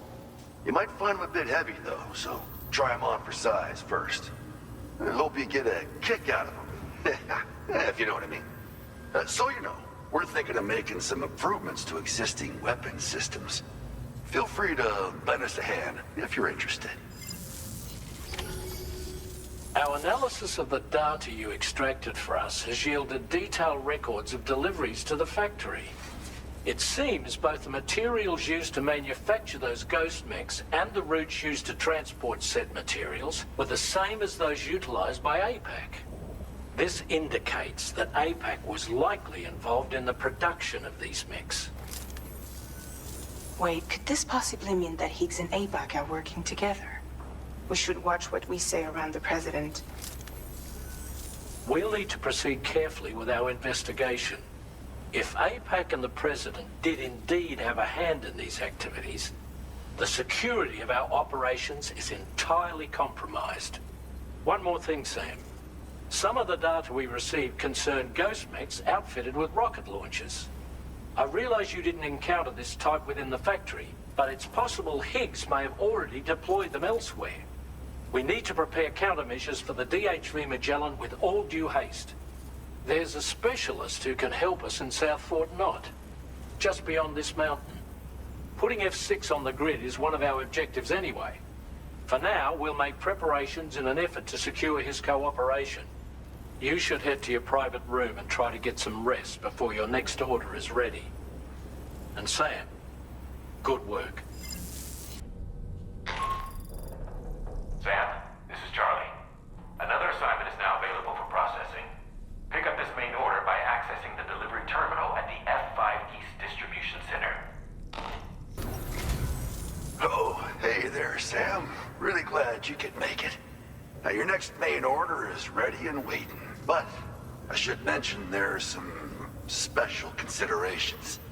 For one, the cargo container will start leaking toxic gas if it's damaged. This run is going to involve a hard trek up some snowy mountains, too. So make sure you're well and truly prepared before heading out. Now, the adventurer you're delivering to travels the continent to try and solve the mysteries of the Death Stranding. You gotta respect a man putting in that much work. The cargo you'll be taking him is related to his latest investigations, or so I hear. I'd appreciate it if you helped out, not just with this order, but any future ones as well. Don't let us down, Sam. You came to connect us to the chiral network too, am I right? Sorry, but I'm not allowed to make that decision by myself. And right now, there's no telling when my father's going to get back. He was coming home from a long trip up north and got as far as the snowy mountains nearby, but then we lost contact. I was actually hoping someone could search for him and posted a main order. I'm certain he's still alive, and since no one else has taken on the order as of yet, I hope you'll at least consider it. Okay. What a relief. He's still breathing. You can put him in a protective bag and carry him home. You know, he looks familiar somehow. Didn't we save this man once before?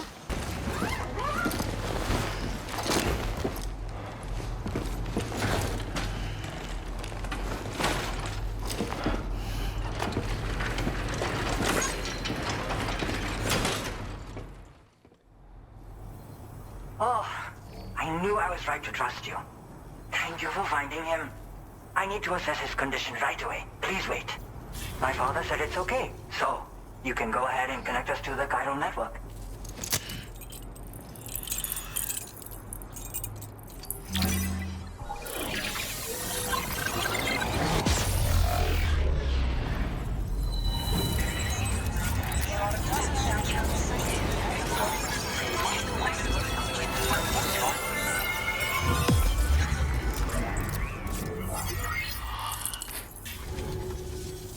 Connection confirmed. Seems to be working fine. Thanks for that. I'll have my father take a look at the cargo you brought me a little while back. But knowing him, he might vanish the moment I turn around. People have given him a nickname. The Adventurer. He takes it a bit too far sometimes, but it's not like he would stop if I asked him to. Anyway, as my way of saying thanks for tracking him down, I've shared a schematic for climbing power gloves with you. They can help you climb steep slopes and grab cargo more easily. But don't take my word for it. Try them on for size and you'll see. Yeah, he disappears without warning and comes back with just as little fanfare. And there are times like this where he doesn't come back at all. That's why I have to impose on people like you to go and rescue him. One day you'll understand, he tells me, like that's supposed to make it okay somehow. They strengthen and enhance all movements you perform with your arms when worn. They make climbing steep hills less taxing. Even the simple act of picking up cargo is faster and smoother. You can also use them to draw cargo towards you from a short distance away, so you can grab it. They help you punch harder as well and keep your balance more easily. My father told me that he came up with the whole concept with the help of some people he met on one of his journeys. Said it was based on some stranded cargo or something, I think. I'm afraid I don't know much more than that, but I do know my father absolutely swears by them. Thank you again for bringing him home. Good luck and safe travels. Much appreciated, Sam. You should get plenty of rest. Frostbite can be serious. We have to make sure you're not showing signs. Another thing, we need to talk about Hartman's situation. Come and see me when you get back to the DHV Magellan.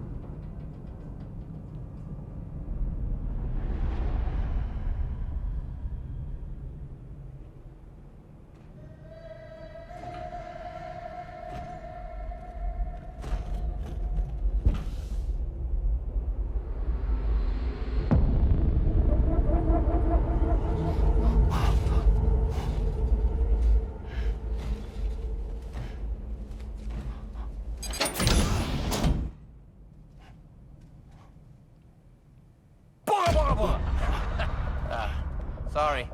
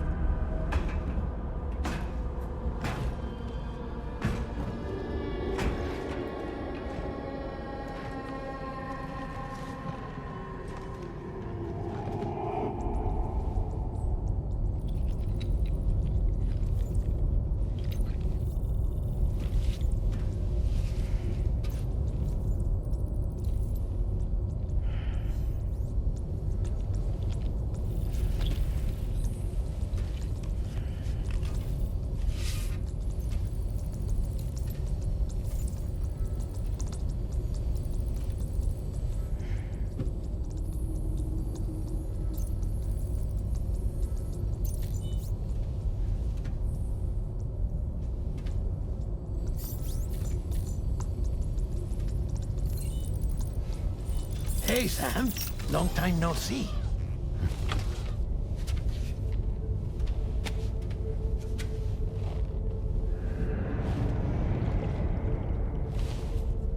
It's me, your old pal, Dead Man. Dead Man? Sorry if I gave you a scare.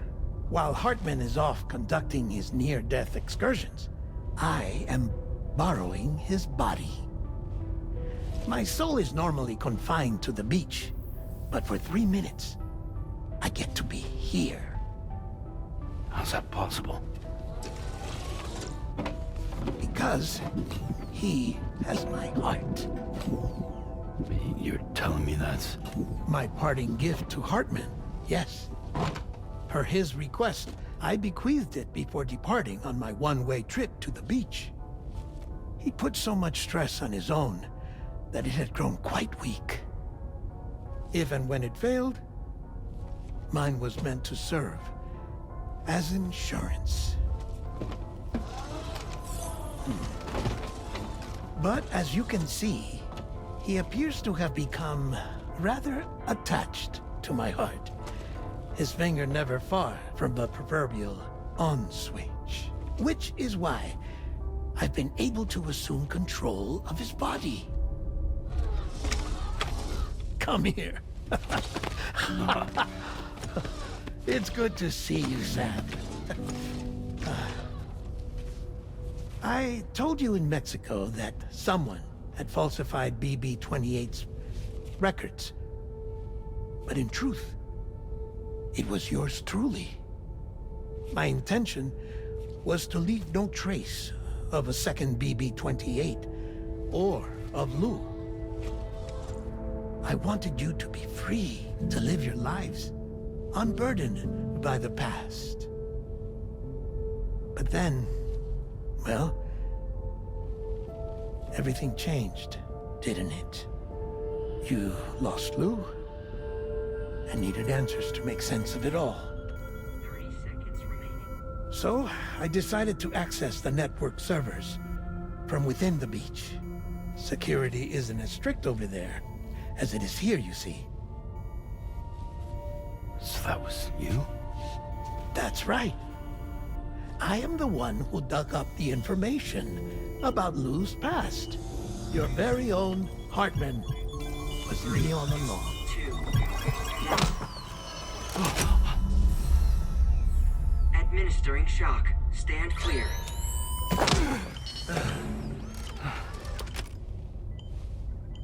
Sam? What's going on? And where are we? Sam. Poor Hartman here is understandably confused. If you give us a moment alone, I'll explain things to him. Oh, okay.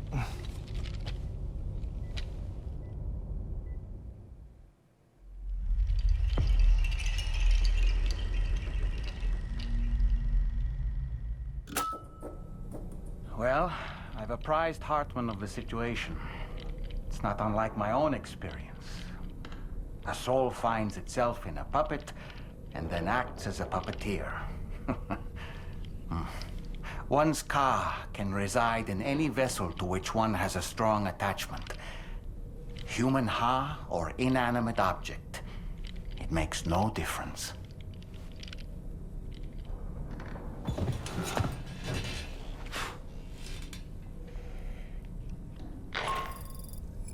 Sam, it's Charlie. We've received an emergency distress call from the Eastern Environmental Observatory. I urge you to access the Adventurer's delivery terminal and pick up this main order immediately.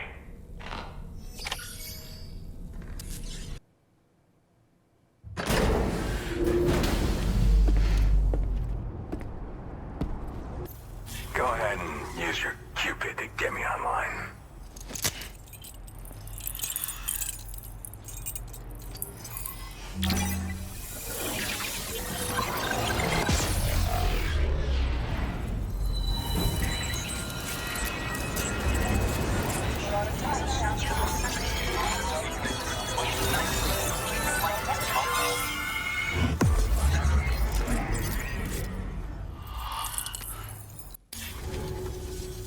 All right.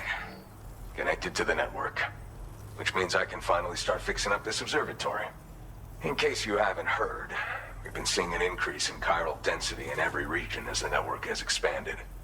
More instances of strange phenomena outside network coverage, too. And I've been told this is indicative of plate gate emergence. You know, after being alone all this time, I wasn't sure I'd be able to stay the course. Till you arrived with that life-saving cargo. Should be all set to hold down the fort now. Not exactly a one-man job, but I'll do my team proud. Oh, I've shared schematics for an oxygen mask with you.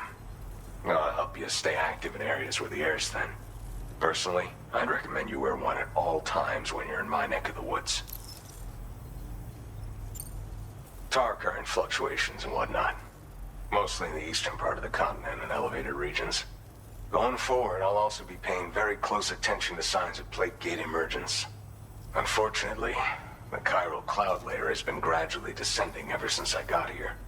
Everyone was suffering from exposure, and I'm the only one who stuck around. You're the first friendly face that I've seen in a minute. You know, at high altitudes, on mountains, like this one, for example.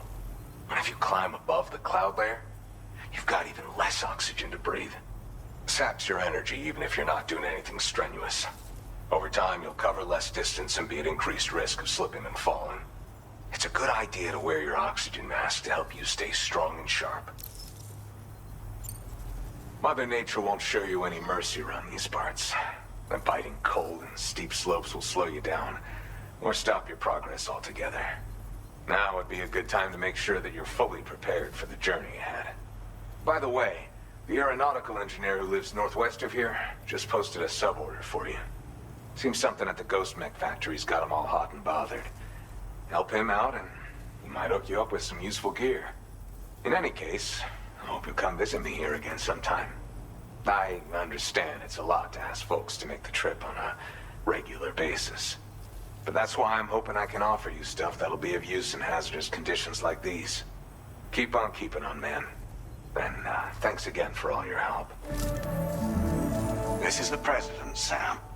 Chiral network coverage has just passed the 75% milestone here in Australia. The next leg of your journey will take you to the southern part of the continent. Once the remaining regions have been integrated into the network, the manifestation of a new plate gate is all but guaranteed.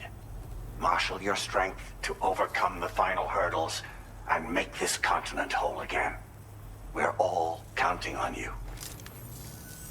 Sam, Rainey's not doing so great. It might be more of a mental than a physical issue, but I'm honestly not sure. Do you remember the doctor from the Motherhood?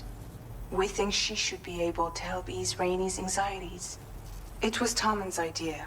We already reached out, and she said we could come visit anytime. Since the Motherhood's within the Chiral network, we can use the Magellan to travel there. Once you've made it back to the ship, just head to your private room and settle in. You can use the trip to catch up on sleep. But if there's anything you need to take care of before we depart, now would be the time to do so. Sam, I'm contacting you via a different protocol. This private mode affords me a direct connection to you alone. It seems Drawbridge has reason to suspect that APAC may have been involved in the production of ghost mechs. This possibility concerned me as well, so I conducted my own investigation and reaffirmed that APAC's underlying technologies are iterations of an older Bridges framework. What I'm getting at, Sam, is that the guilty party is not APAC, but Bridges. Which is to say, the UCA may also have some involvement with ghost mech production. This would perhaps explain why firearms and other weapons have become commonplace on the Australian continent. The UCA's precursor, the United States of America, had a prominent gun culture. Though Americans first took up arms to liberate themselves from British colonial rule, they retained the right to bear arms so that they might defend themselves against future government tyranny. APAC has no such designs, of course, but Higgs has used factories to obtain weapons in an attempt to subjugate the continent through violent action. And so, the people of Australia have, in response, been forced to take up arms in self-defense. A distinctly American philosophy, and one which would appear to have spread to this continent. The more we seek to unite the people with metaphorical ropes, the more essential sticks seem to become.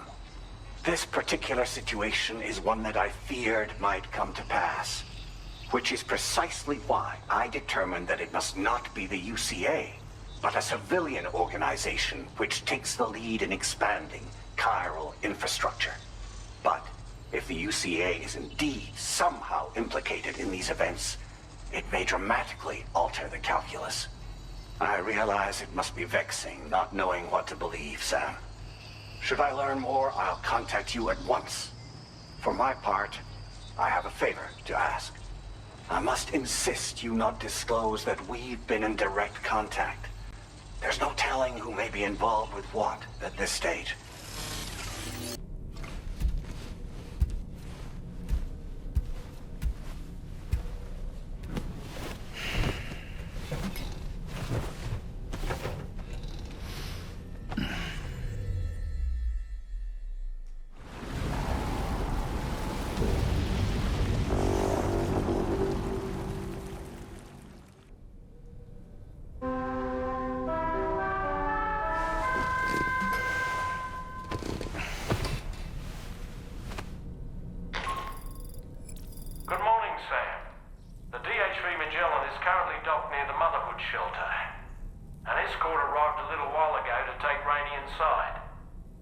has requested to see you as well.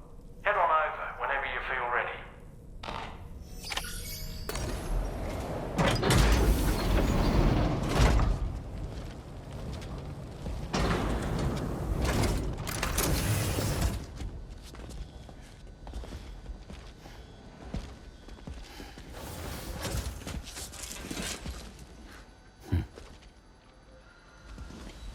Close your eyes.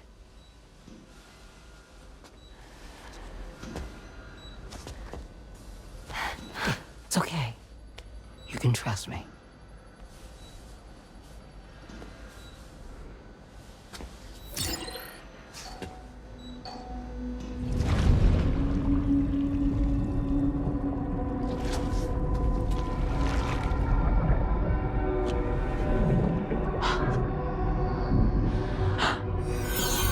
It's a healthy baby girl.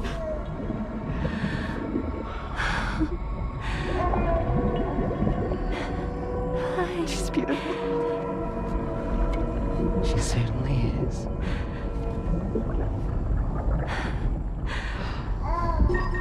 Okay, coming up on 3 minutes. Someone needs to go home.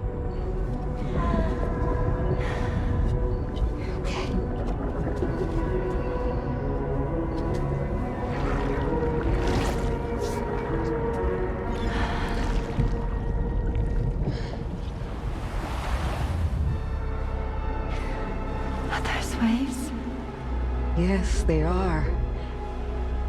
Your womb is connected to a beach. Now, open your eyes.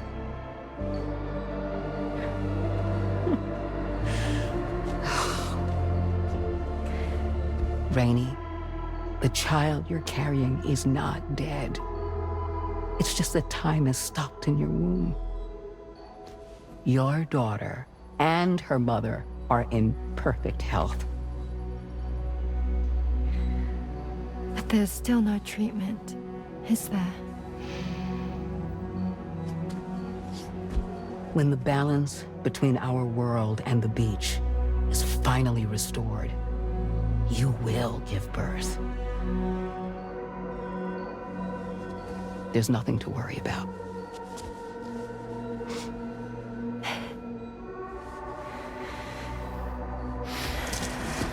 Come on. All in due time. So wait and have faith that you and your child will be fine. Thank you. You're welcome. What about you? Someday I'll have a son, but until then I get to see him once a month. It'll all work out. Yeah. For all of us.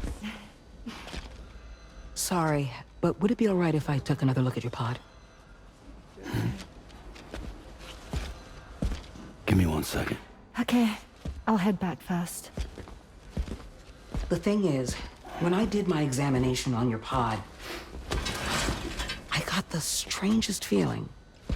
The BB in that pod was there far longer than any typical BB. I'd like to check your pod's production number. If it's an official model, it'll have one inscribed on it.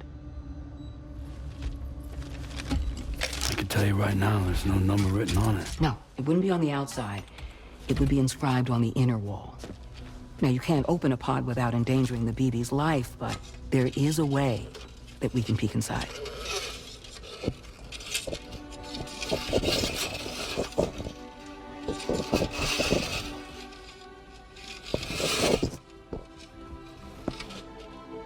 See?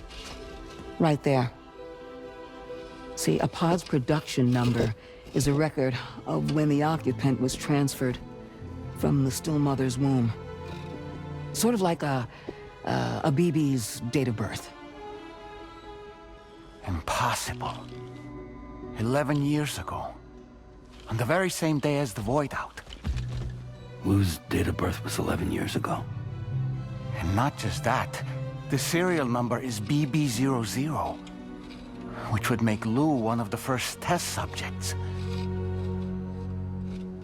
Yeah, that would appear to be the case, yes. If we scour the archives for any mention of BB00, there's a chance we might learn more about Lou's past. You really should try and put this behind you. And digging up the past won't help. I think it's time we return to the DHV Magellan.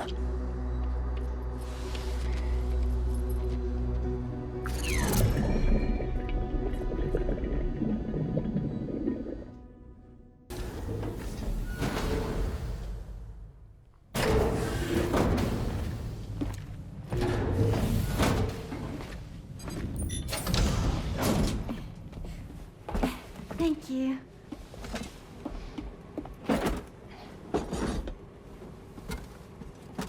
In the place where I came from, no one gave birth to babies. They just stayed inside their mother's bellies. Well, in our world, babies are born and grow up to be adults. Or at least they're supposed to. It's only natural that Tamara wouldn't understand. After all, she was living in a realm of the dead. I wouldn't expect children to be born into such a place. But Rainey's baby will be born, right? In due time, of course. Isn't that so? I'm sorry. It's okay.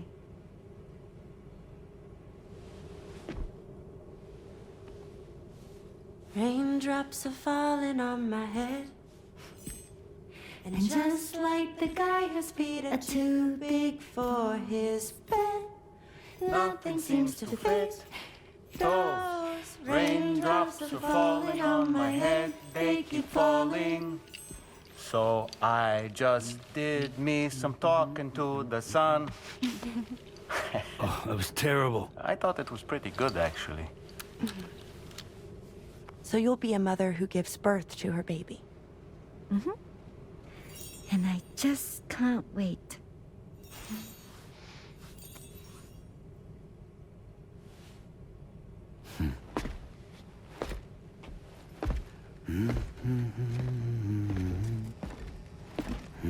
Talk about terrible, Sam. I've heard dogs with better tones.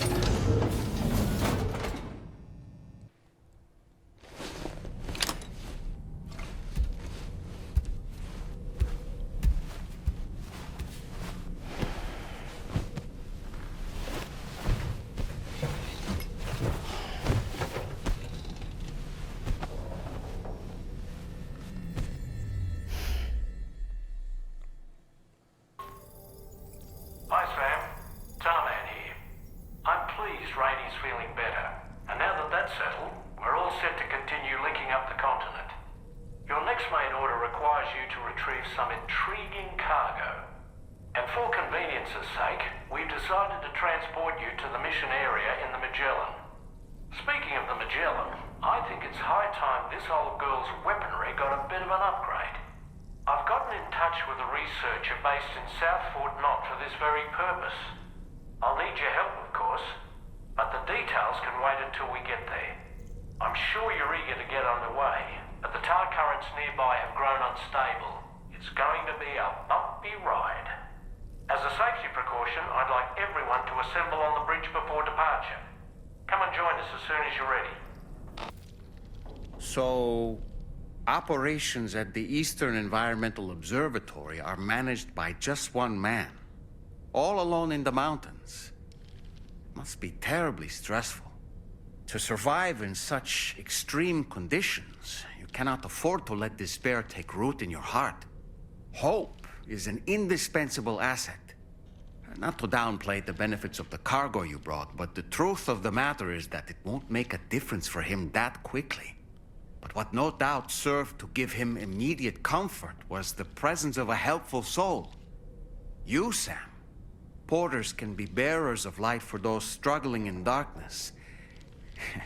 He'll not soon forget what you've done, nor the warmth that filled his heart when you arrived.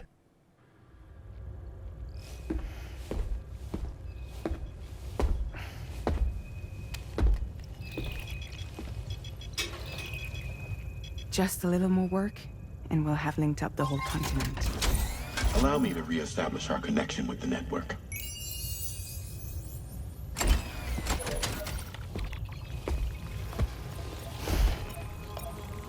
And we're off.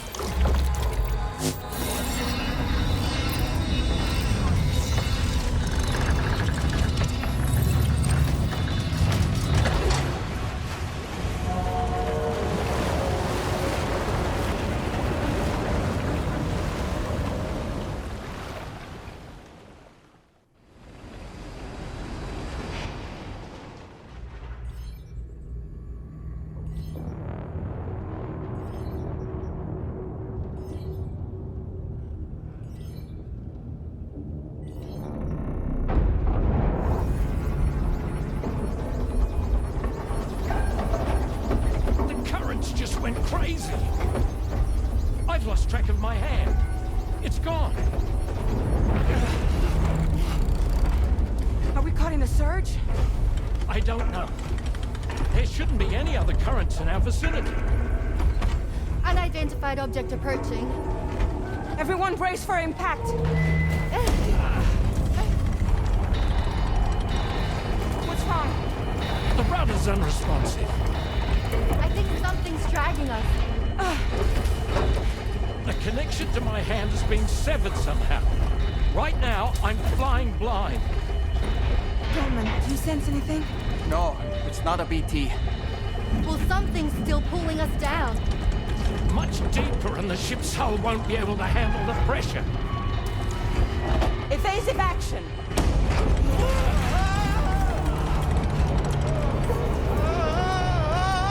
Out of the way, Kitty!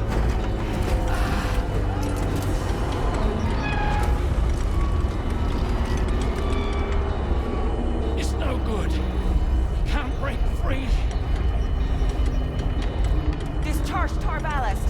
Rapid ascent, now! Too risky. We have no idea where we're going to surface. We have no choice.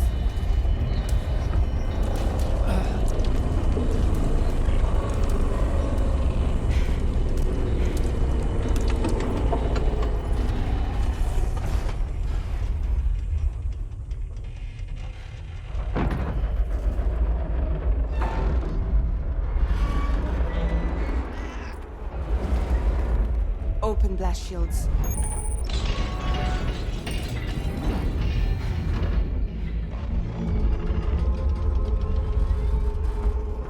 If we don't do something, it'll crush us.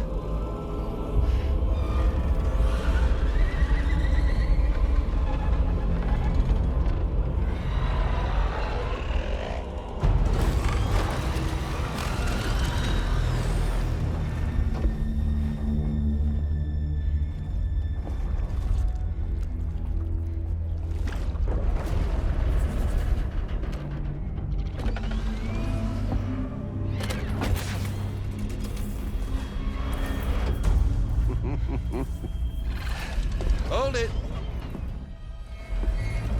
Damn. Hardly a repatriate, but I'm immortal enough. Damn. When'd you start rolling with such a big crew, Sam? Settle. Settle. Unless you want me to blow her head off.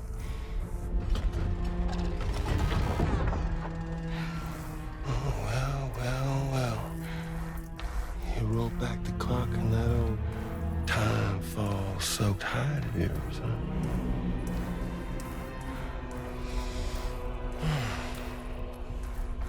You know I'm only here to get revenge on you and Sam. The rest of y'all really have no quarrel with, so, you know, you let me keep the two of them and y'all can fuck off. No?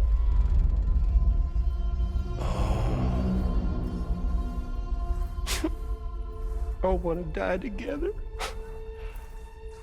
Except for the fact that Sam's a repatriate, so can't really share in your sad fate. But before I pop him, he gets to watch me kill all y'all.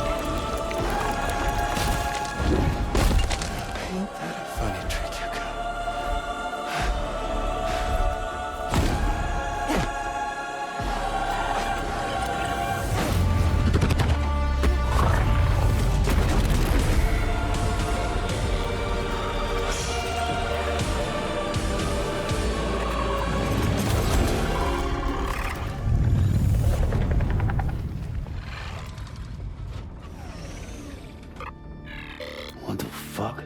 A ghost mech? So he's... what, Mecha Higgs?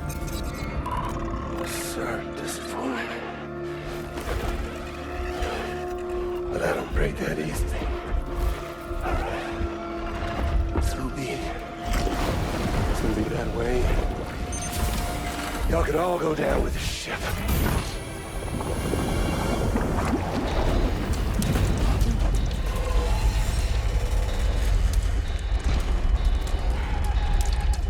It's all up to you, Sam. No time to waste. Let's head out, Sam.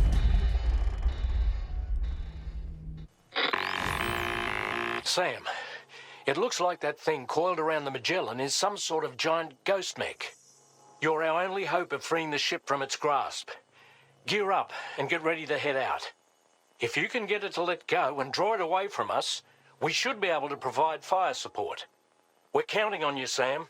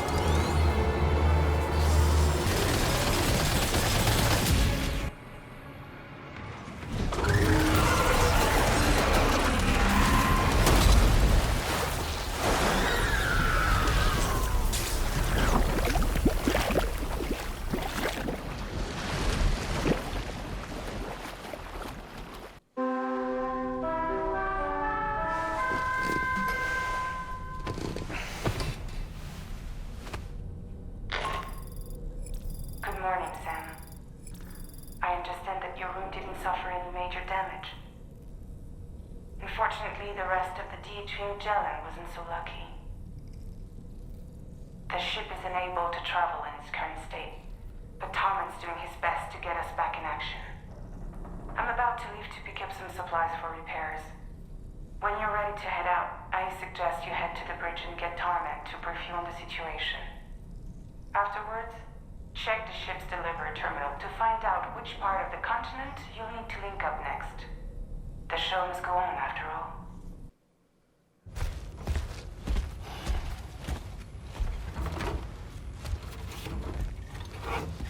So, how's everything looking? We'll be able to repair the plating and the propulsion system using chiral printed parts. Fragile's team will pick up any additional materials that are necessary. The nav console I use to read the tar currents isn't broken. I just need a little more time to restore the connection with my hand. Won't be much longer now. Tarman.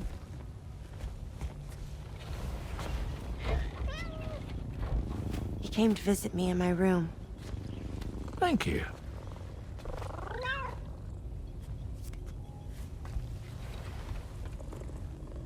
Oh, I see you're holding hands now, eh?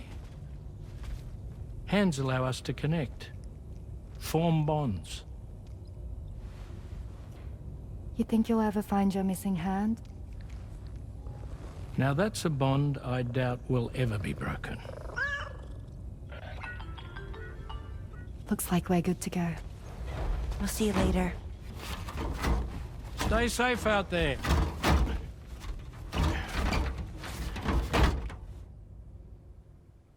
Are you excited to head out? So excited. She's here. Oh, there's Fragile.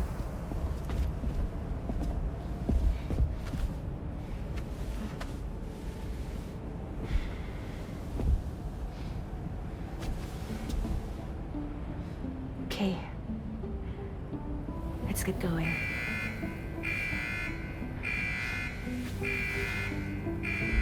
Hey, be safe out there.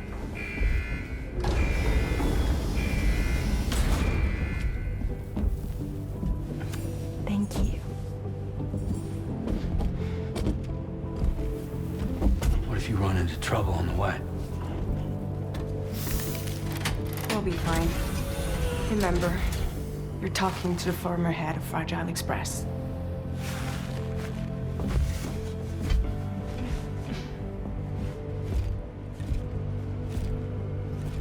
be all right? We all have dooms. No need to worry about us. And we're tougher than you, too. Right. So watch yourself out there. Take care of each other.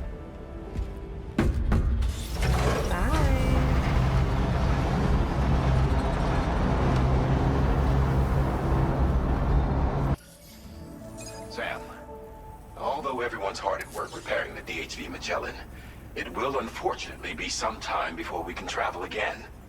Nevertheless, putting our plans on hold is out of the question. We must continue to press on. Extending the chiral network remains our priority. Your next objective is to link up South Fort Knot. Though you'll need to get another site online before that will be possible. And unlike before, the DHV Magellan will be unable to advance to your position after you've expanded coverage. And during this period, you'll need to operate without our support. Fragile, Rainy, and Tomorrow are gone procuring materials for repairs. And Tarman has his hands full tending to the ship. He'd also like to improve the ship's arsenal, as a precautionary measure. And bringing South Fort Knot into the chiral network will be necessary to do that. I say this to reassure you that the whole team is committed to getting the ship back up and running, and that we mean to join you as soon as we can. It's just gonna take us a little while, that's all. For now, head to the Phantom Smith shelter and put him on the grid. The associated main order can be accessed via this delivery terminal.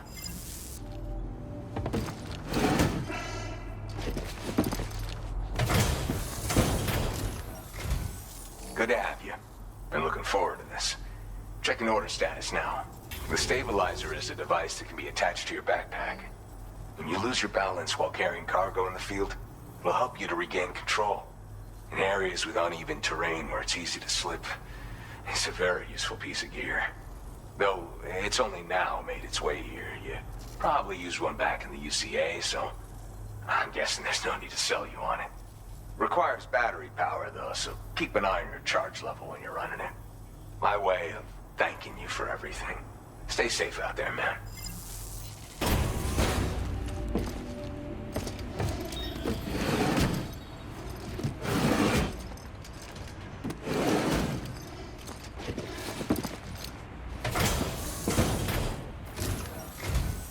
Hey, thanks. Risking your life to cross snowy mountains is a lot to ask of anyone. And rubbing shoulders with BTs to recover someone else's stuff, that's going above and beyond. You're one hell of a guy, seriously. Sit tight. I'll confirm the contents of your cargo right away. I'd like you to put this shelter on the chiral network.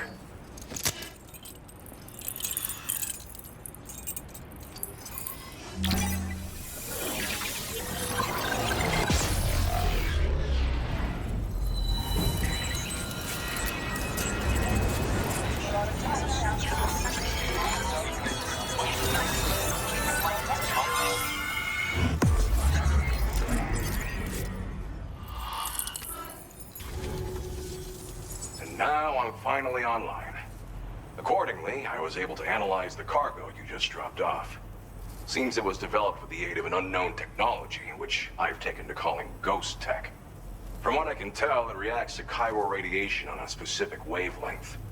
The reason I mention it is because the chiral shock cannon data I shared with you is the product of research that leverages this principle. The chiral radiation it generates can pass through objects without destroying them. Practically speaking, this means you can incapacitate enemies hiding behind walls and such. It should also deal damage to BTs and mechs as well. It's pretty powerful as far as ranged weapons go. You can't use it without anchoring it to the ground first, though. Makes a lot of noise, too.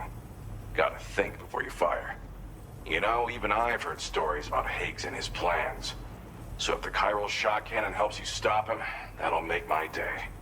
And if you can deliver my research data to South Fort Knot, you should be able to get some new and improved tech to help you out. There's a lot of other folks on this mountain doing specialized research. If you bring them onto the chiral network too, I'm sure they'll hook you up with all kinds of goodies. I came here with the Advance expedition, actually. Tagged along with this one researcher. I guess you could say we were like mentor and student. Can't go anywhere without tripping over stranded cargo in these parts, you see. The stuff we found was like nothing we'd ever seen before. Invaluable materials for our scientific pursuits. So, when my mentor was about to leave for South Fort Knot, I realized that I wanted to stay put. I thought that if I got this place on the chiral network, I'd be able to share future discoveries made here much more easily. Moving forward, I expect that my efficiency will increase substantially, allowing me to be of greater use to you and others. It fires a focused bolt of chiral radiation generated on a very specific wavelength. Packs a powerful punch, and is perfect for incapacitating distant enemies. It's also great against mechs.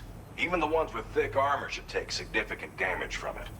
Hell, this spectrum of chiral radiation is also proven to be effective against BTs. Its size does make it a touch unwieldy, but it's simply one of the most devastating ranged weapons there is. If you can get South Fort Knot onto the chiral network, I should be able to share the data for this invaluable technology with them. They've got some quality facilities of their own, you know. Bet they could use them to make you something even more impressive. Well, I'm familiar with the tar therapist, at least. He's researching potential applications of the stuff as a healing agent. While his specialty is medicine, he's also well-versed in various tar phenomena. If all that sounds interesting, it might be worth seeking him out. However, it doesn't seem like he's posted any urgent orders recently. So I'd say your best bet is to find cargo that didn't make it to him and try to deliver it to his shelter yourself. It's entirely possible he might be able to offer you things neither one of us can possibly imagine. Thanks again. You've been a big help. Definitely couldn't have managed this on my own. I'm still concerned about the armed survivalists to the south of here, not to mention Higgs and his future plans. So I'll be rooting for you to keep on doing what you can to make things better for us all. I don't know if I can come up with anything else to help with that, but I'm willing to give it a try. Your support would be appreciated too. Anyway, I'm prepping some cargo I'd like taken to South Fort Knot. You're headed that way, right? Be warned that this cargo can explode if handled improperly, and should be considered extremely dangerous. So if and when you take this main order, handle it with the utmost care. Good luck with everything. I'll see you around. Sam, apologies for the sudden call. Once again, I'm contacting you via our dedicated private line. No one else will be able to listen in on our conversation. I'll get to the point. Has Charlie ever behaved in a manner you felt was suspicious? I ask because his credibility, as routinely calculated by APAS, appears to have dropped sharply. Despite attempting to confirm his credentials via the UCA's National ID Registry, it does not appear anyone has ever actually met the man. It may well be the case that he does not even exist. A ghost, so to speak. I can only hope that my suspicions are unfounded. For now, Sam, proceed to South Fort Knot and put it on the chiral network as planned. It is imperative that we improve the DHV Magellan's capabilities to better contend with Higgs and his forces. And the sooner we connect all of Australia to the network, the better. When you are ready to proceed, you can pick up your next main order from the delivery terminal at this facility.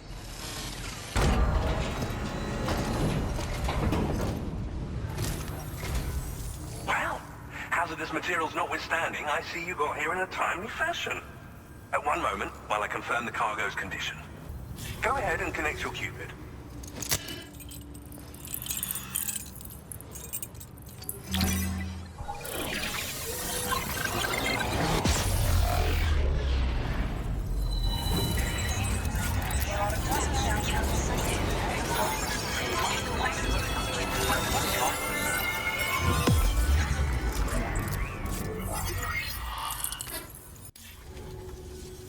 On the network at last, eh? I've been waiting for this moment for so very long. This should enable me to increase the pace of my research into new defensive solutions. As for the cargo you brought me, it's the culmination of the Phantom Smith's recent efforts. I applied a few finishing touches, and voila! I can now share with you the data for a chiral cannon. It is a devastatingly powerful weapon that can be mounted onto pickup off-roaders. You'll find it deals unparalleled damage to BTs as well as ghost mechs. Which might come in handy, since it's not just armed survivalists that have been sighted recently. It's ghost mechs too. It's hard to say, but Higgs might be up to something. So that's all the more reason to have weapons suited to dealing with his minions. Ideally, this cannon would only be effective against BTs and mechs. Unfortunately, though, such firepower is more than enough to kill any human outright, so please use it wisely. In addition, I'm happy to share some new pickup off-roader tires that will significantly improve its traction. You can swap them in and out as you like when customizing your vehicles. I highly recommend using these if you're planning to tackle a snow-covered mountain. In the wake of the Death Stranding, we've been witness to all manner of new and unknown phenomena. The research team to which I belong has worked to classify said phenomena, that we might determine which can be leveraged for practical applications. The Phantom Smith is also one of our number. The two of us shared a mentor, as it happens. The man responsible for developing the navigational systems of the DHV Magellan. His influence is largely why I study vehicles and related tech. We don't yet know why ghost mechs are able to operate outside of chiral network coverage, but we do have a working theory. And if the underlying principles of this theory prove true, we can take advantage of them. Fortunately, the cargo you've brought may well hold the answers to many outstanding questions. I strongly suspect we'll make rapid progress in the days to come, meaning you can look forward to even more new and exciting creations. It fires chiral particles at an extremely high velocity. Its considerable size makes it impractical to carry, so we've designed it to be mounted on pickup off-roaders instead. Whilst it needs a moment to charge before it can be fired, it boasts tremendous stopping power. And it will automatically track hostile targets, allowing you to engage with ease whilst driving. Giant BTs and ghost mechs are tougher than ever these days.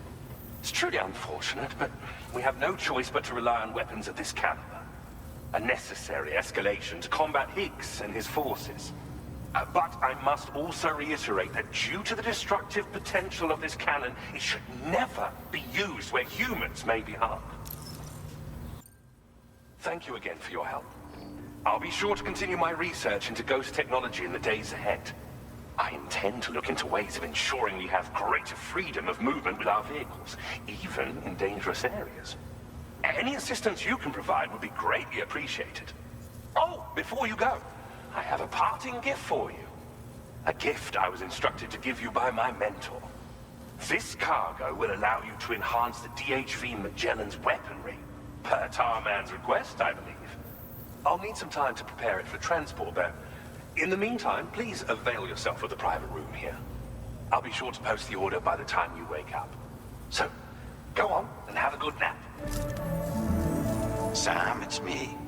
Our enemies have grown bolder and more aggressive, but I see you were all able to fend them off in the end.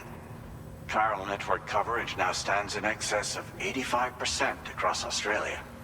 We are already seeing indications of plate gate formation in the near future as well. Just a bit more, Sam.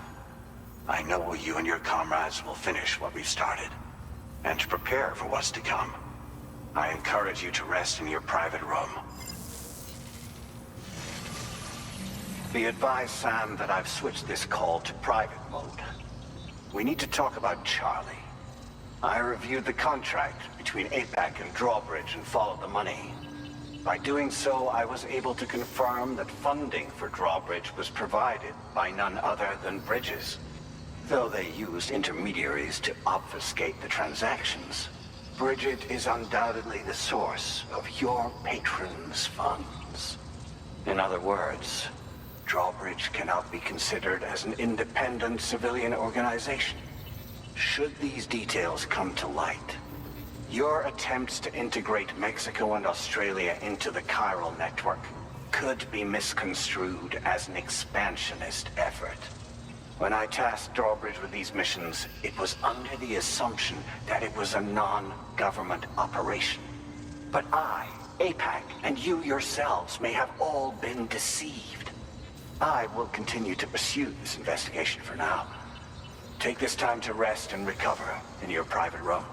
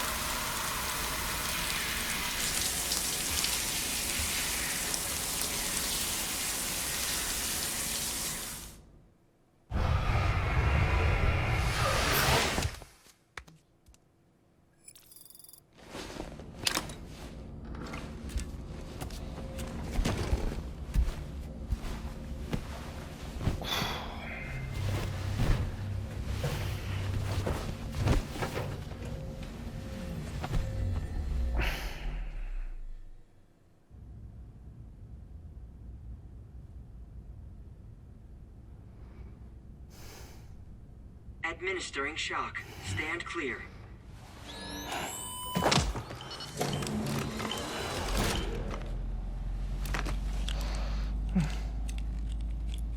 Just like old times. Where are we?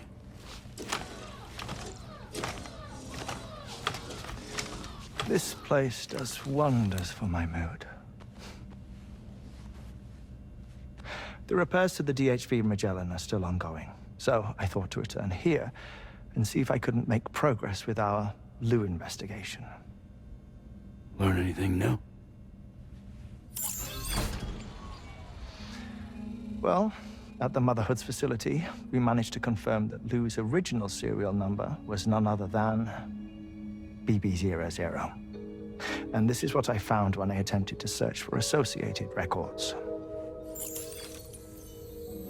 To build the chiral network, 9 sacrificial BBs were prepared. However, the network's original design required only 1. A single sacrificial BB unit, facilitating chiral communications across the entire North American continent. This approach called for what was dubbed a core bridge baby, and BB00 was a lucky candidate assigned to play this role. However, Bridges subsequently abandoned the idea, their tests having failed to yield the desired results. And so it was that the model requiring multiple sacrificial BBs was ultimately adopted. Meanwhile, Lou was placed into storage for an extended period, and for reasons yet unknown, inherited the identity of BB-28. Records indicate that the Bridges research team was responsible for the reclassification. Were they trying to cover up the earlier experiments by falsifying Lou's production year, perhaps? Or did Bridges have some other hidden agenda? I'm afraid that remains unclear. Well, we now know Lou was born 11 years ago. There may very well have been a connection with Neil. You know, my fondness for this place isn't wholly nostalgic. It has the most delightful hot springs, you see. Though, truth be told, even they aren't my favorite thing about it.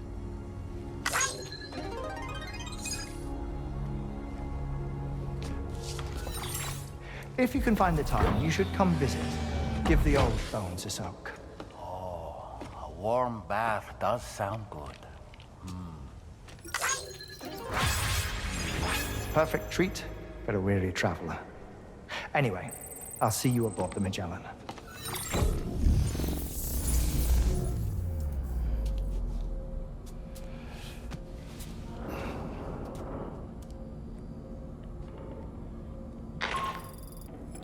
Do you read me, Sam? This is Tarman. I've relocated my hand at last, out there on the currents, bobbing along like before. Now that our connection has been re-established, I should finally be in a position to wrap up repairs on the ship. But that won't be enough for what's coming. We need to improve our weaponry as well. South Fort Knott is home to an exceptional researcher. It so happens that they were instrumental in the construction of this fine vessel, and they're preparing the latest and greatest weapons for our use as we speak. Just a few more hurdles, Sam. Access the South Fort Knott delivery terminal and take care of the main order for me. I dare say tomorrow may have mastered her unique abilities. She can complete the apple aging exercise flawlessly and with remarkable consistency. It's been a boon for her confidence, and I am ever so happy for her, as I'm sure you are as well.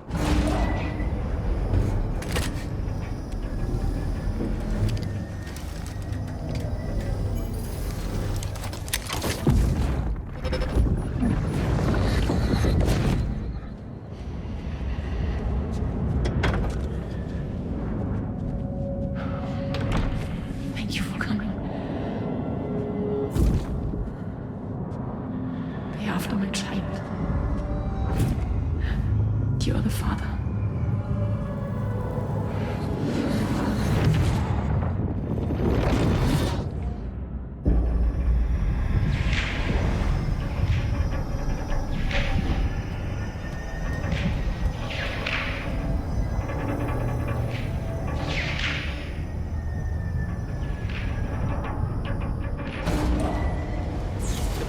facility. Hello, Sam. Feeling rested and refreshed? I finished preparing your next delivery for you. The equipment to enhance the DHV Magellan's weaponry. You'll find it utilizes cutting-edge technology, the fruits of our recent research. Oh, and my mentor also asked that you deliver a hearty good day to Tarman. Anyway, take on the main order and pick up the cargo. Sam, you'll forgive me for using our private line again. I did a deep dive into the DHV Magellan's provenance. While it is indeed a civilian vessel that has been retrofitted for this mission, the financing for that work appears to have come from Bridget's own accounts, just like the funding for Drawbridge itself. It would be fair to say that this would make it a government vessel, in effect. Charlie was involved in all of the relevant transactions as well. This only increases the likelihood that Charlie has connections to the UCA. Of course, it now seems likely that Charlie does not exist. In which case, these actions may have actually been the work of APAC. If everything, including the extension of network infrastructure, was simply a pretext for territorial expansion, then it's plain our company has made a grave error. Further investigation is warranted, but that will require a little more time, as will the DHV Magellan's repairs, for that matter. This is a delicate situation that requires caution, and we cannot afford to ignore the threat that Higgs poses either. As such, your best course of action is to continue to undertake main orders and prioritize linking up the remainder of the continent. As always, I will contact you if and when I learn more. Don't let us down, Sam. Sam, it's Deadman. Hartman is away on the beach, so I've taken the liberty of borrowing his Ha again in his absence. I've also been making use of my own time on the beach to scour the UCA database for answers about BB-00. As I told you before, it's much easier to get around their security from here. We previously thought that BB-00 was placed into storage and reclassified as BB-28, and that this was done by Bridges to conceal the existence of the Corbridge baby program from the public. However, it turns out that information was falsified. And now we know what really happened. Bridges intended to decommission and dispose of BB-00, but someone intervened behind the scenes. They ensured that BB-00 was spared and sent to a storage facility where it received the BB-28 serial number. Per the official records, however, BB-00 was decommissioned, and Bridges had no reason to believe otherwise. So, who do you think was behind this deception? Well, I determined which account was used to manipulate the BB records. It was registered to a Bridges member with the highest level access permissions. As you may have guessed, Sam, it was the leader of the first expedition, Amelie. And she did it all just to protect Lou.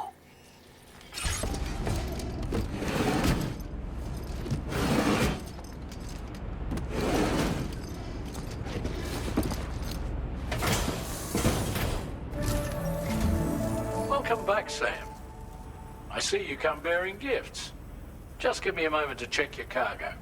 We'll prep the main cannon for immediate use and look into making improvements to the other armaments as well.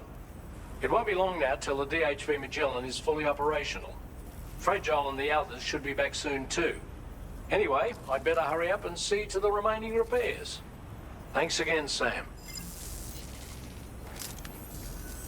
Sam, your next objective will also be your last. Terminal Fort Knott. To put them on the grid, you'll first need to link up the Southern Environmental Observatory. It's safe to assume that this final step will be the most challenging yet. For now, you should rest in the private room to ensure you're well prepared for what's to come.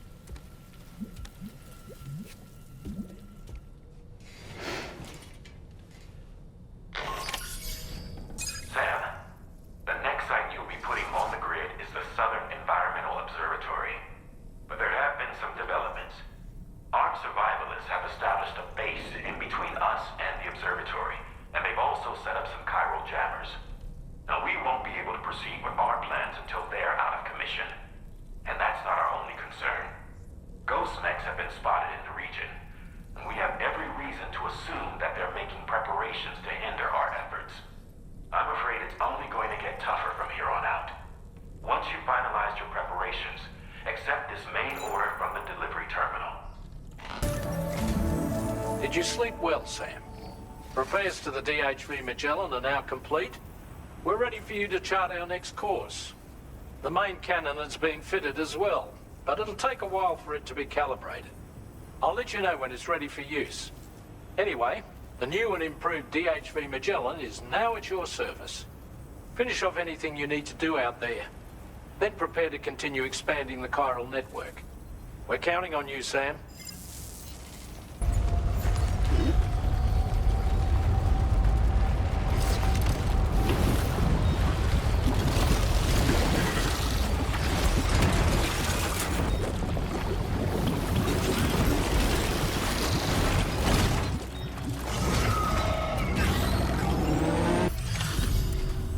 You're a welcome sight, mate. Not sure we'd have survived if you hadn't shown up when you did. Let me check your order info. And now we can finally get on the chiral network. Connect that Cupid of yours.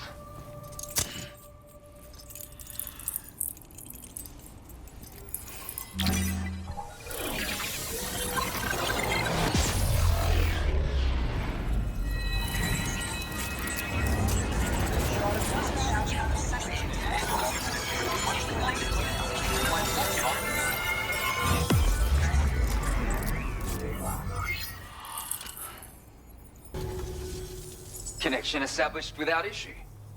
That's a relief. Our staff have all been taking shelter underground on account of the emergency situation. But now I think we can relax a little bit. More accurate observations ought to help too. Speaking of which, we've detected abrupt chiral field disruptions in several locations. Indicative of plate gate emergence, I reckon. Keep expanding network coverage and we'll find out soon enough. Unfortunately, though, the tar currents near our facility are still looking awfully rough, so we can't declare our emergency resolved just yet. The DHV Magellan won't be able to join you here either. It's gonna take some work to get to the bottom of this mess. And I'm afraid I can't do much for you given the circumstances, but I'll be sure to thank you properly later. Just know that we're all really grateful. Take care, mate.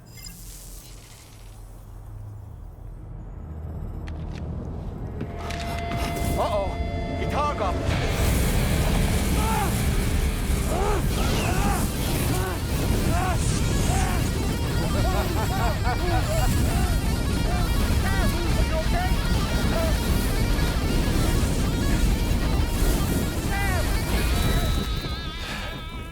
You know, truth be told, I don't really care if you and your crew link up the continent or not.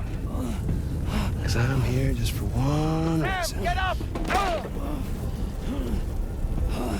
And that's to make you suffer.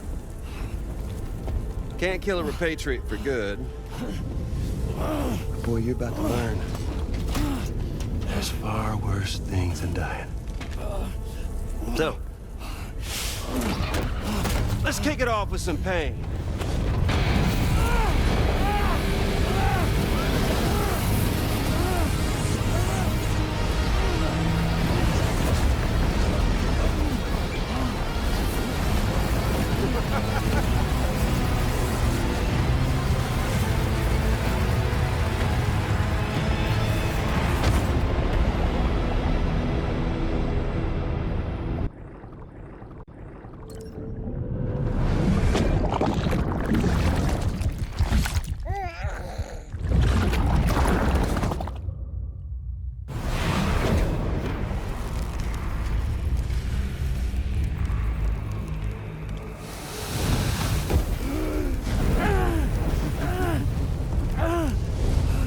My everlasting flamethrower here has a little bit of an appetite for Kyrie.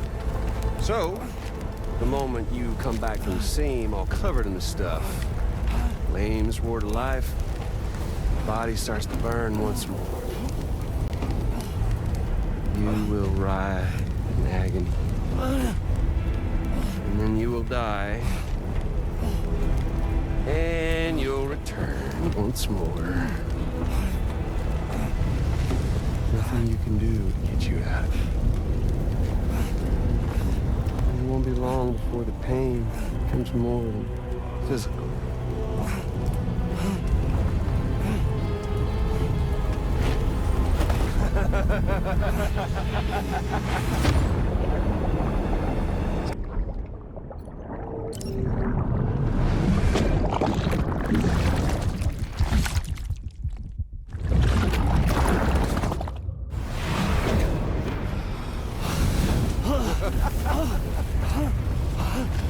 So y'all caught up now? On that thing and its colorful past?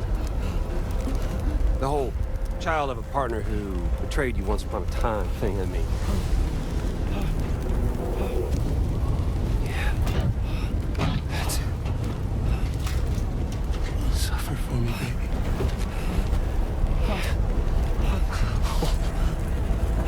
There ain't no turning gazer for you, Sam. No crossing over to the other side. So suffer. Yeah.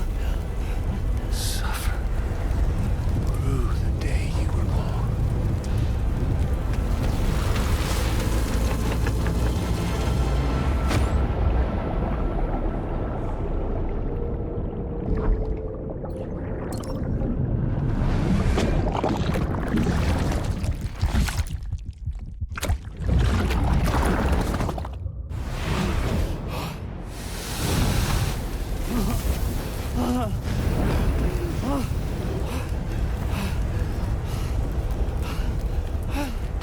I'll stay with you by your side. Close your tired eyes and I'll wait. And soon I'll see your smile in our dream. And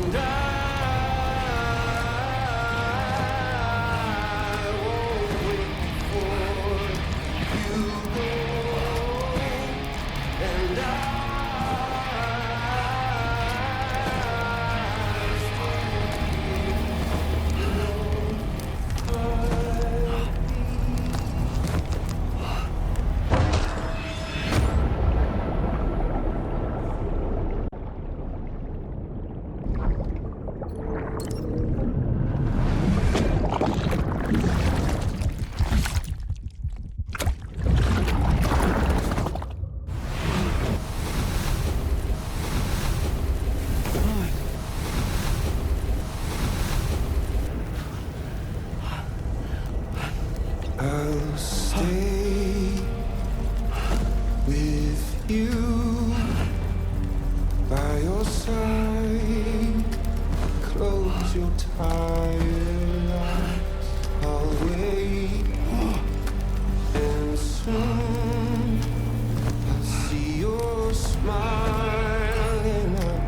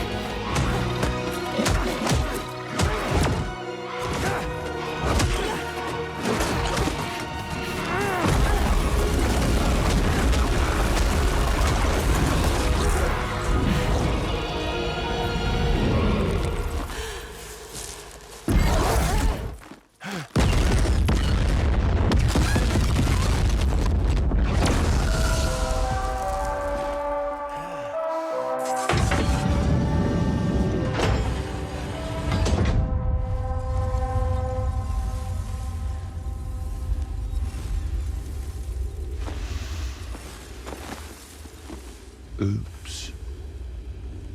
Catch you later.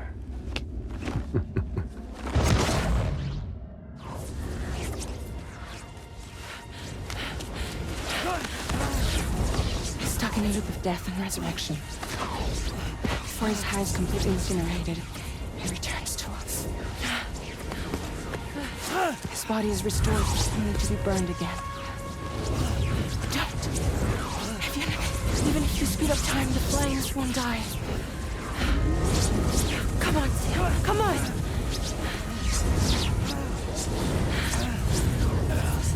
I don't know what to do!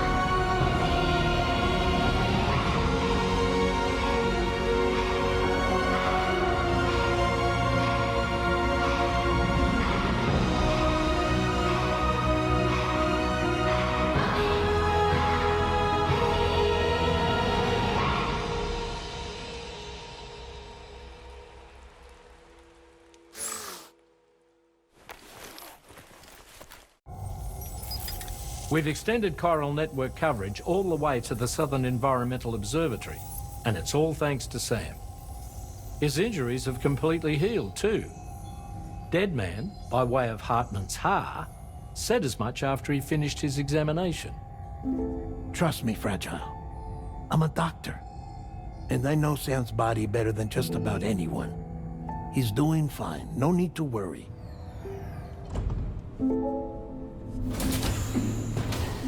Thanks to a healthy dose of Rainey's Corfol, he's as good as new.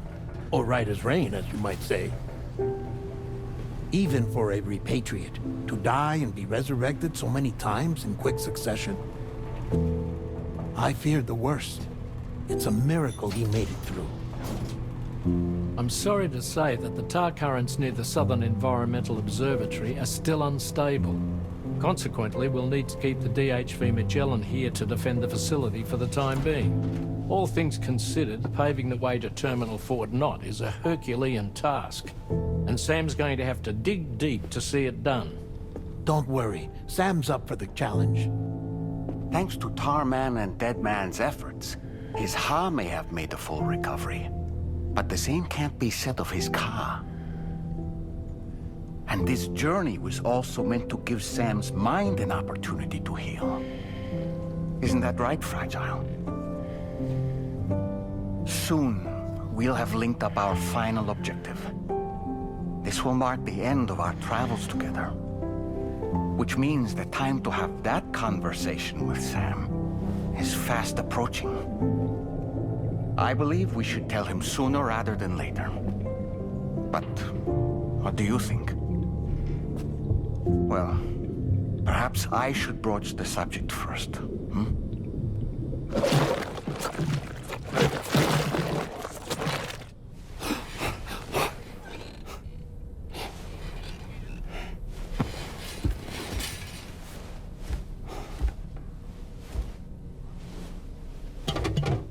Something wrong? Lou's not looking right in there. Here, show me.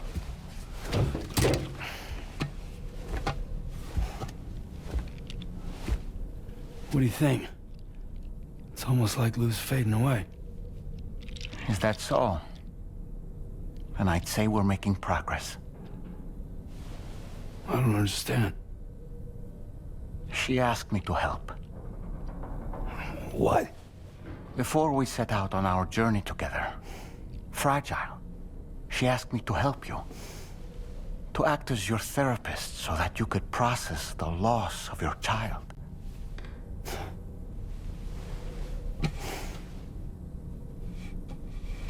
Sam, hear me out. Lou's been gone for a long, long time now. No. Lou's right here. We just traveled across Australia together. I'll show you.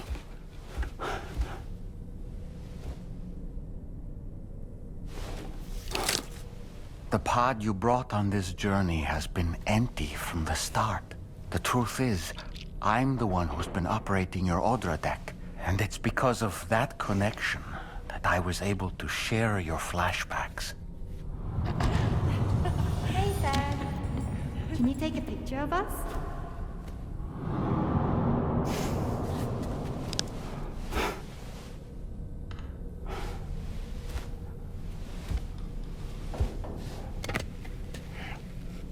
Do you see? Nothing has changed. The pod has always been empty. We decided not to dispute what you said you saw, but to give you the support you needed instead. In this way, we believed we could help you come to terms with Lou's death. Wait, what do you mean Lou's death? What are you talking about?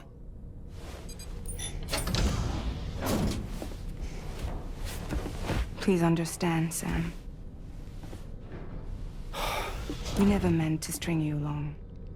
Fragile was only worried about you.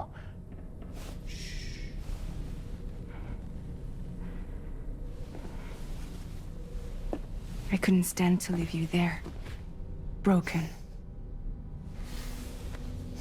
I wanted you to live, to move forward.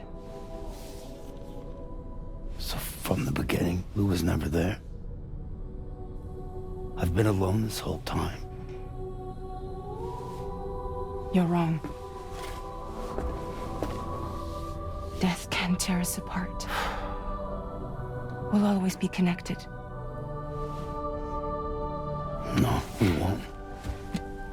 Lou's gone. And that's that. Trust me, Sam. We will always be with you, no matter what. You will never, ever be alone.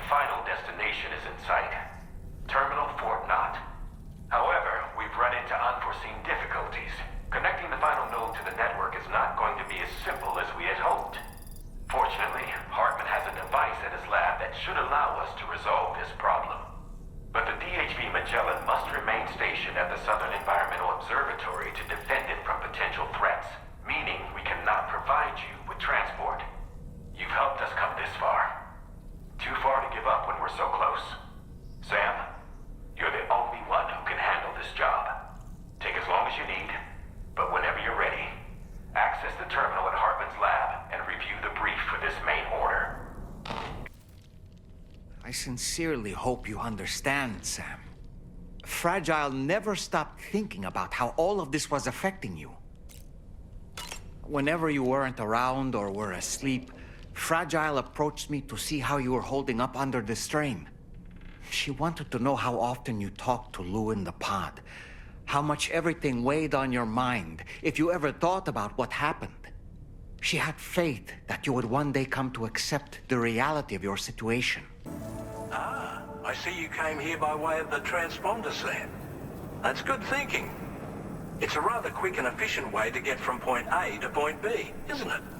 For my part, I'll have a crack at assessing several potential routes for your next main order. We can discuss them when we take a look at the map later on.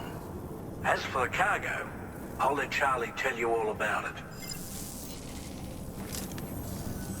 Sam, this is Charlie. Network infrastructure between the Southern Environmental Observatory and Terminal Fort Knott has been disabled for reasons unknown, though we strongly suspect Ghostmech's sabotage is to blame. To address this, we've decided to reroute network traffic through the S7 North Distribution Center. However, the distance is too great for us to establish a direct connection at this time. That being the case, we'll need to utilize the way stations situated between the two sites. The device required to activate them is stored at this facility. Collect it before embarking on your journey to the distribution center. You know what to do, Sam. We'll rendezvous on site later.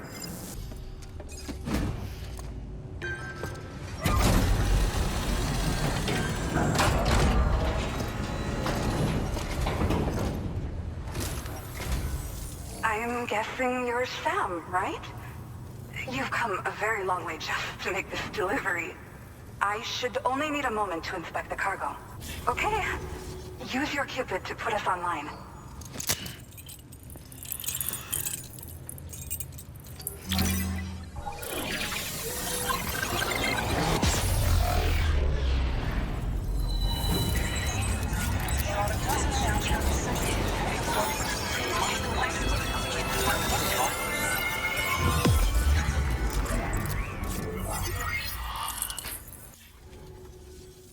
Well, looks like we're finally on the chiral network.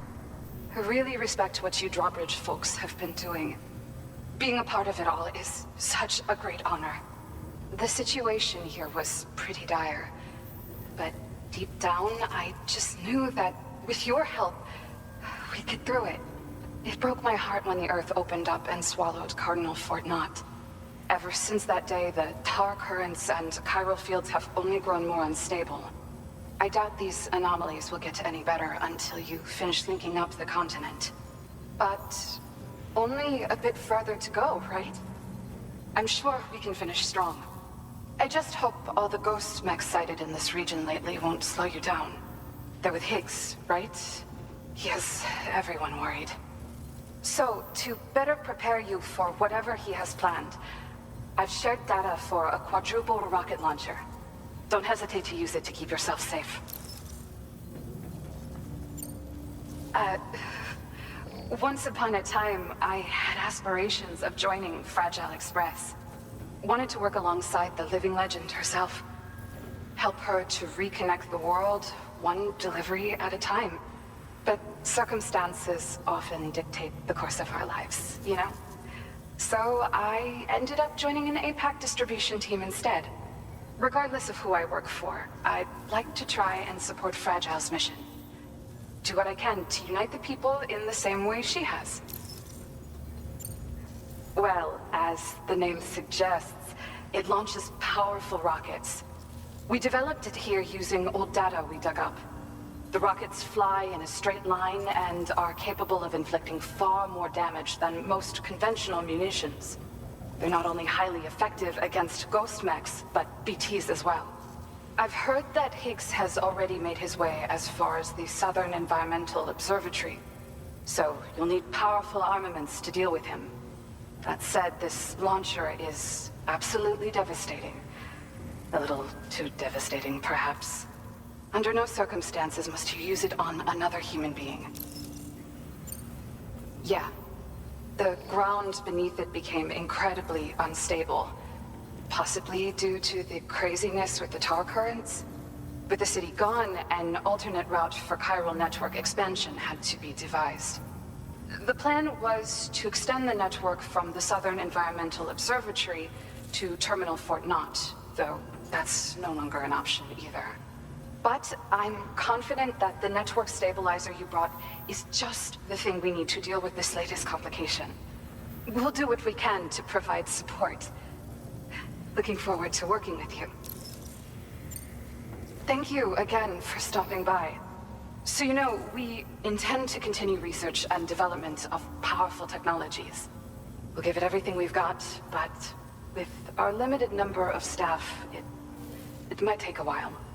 And we'd appreciate any help you can provide as well. I wish you and all the Drawbridge folks the very best of luck. Sam, the tar currents are behaving strangely again. We're unable to rendezvous with you just yet. The conditions are similar to when we observed that tarfall phenomenon before. I strongly urge you to proceed with caution. This is Neil's doing, Sam. I'm sure we'll find him waiting for you beyond the tarfall. You need to confront him one last time. There's still so much we don't know about what happened 11 years ago. The nature of his relationship with Lucy, the baby that she was carrying at the time, and Lou, who was apparently born back then too. We need to see how all these pieces fit to her if we're ever going to find the whole truth. So meet with Neil Vanna and settle things once and for all.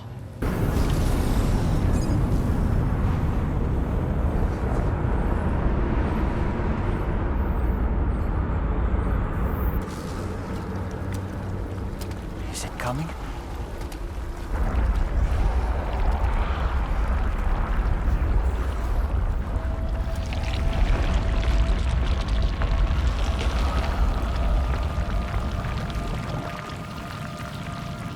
The hell was that?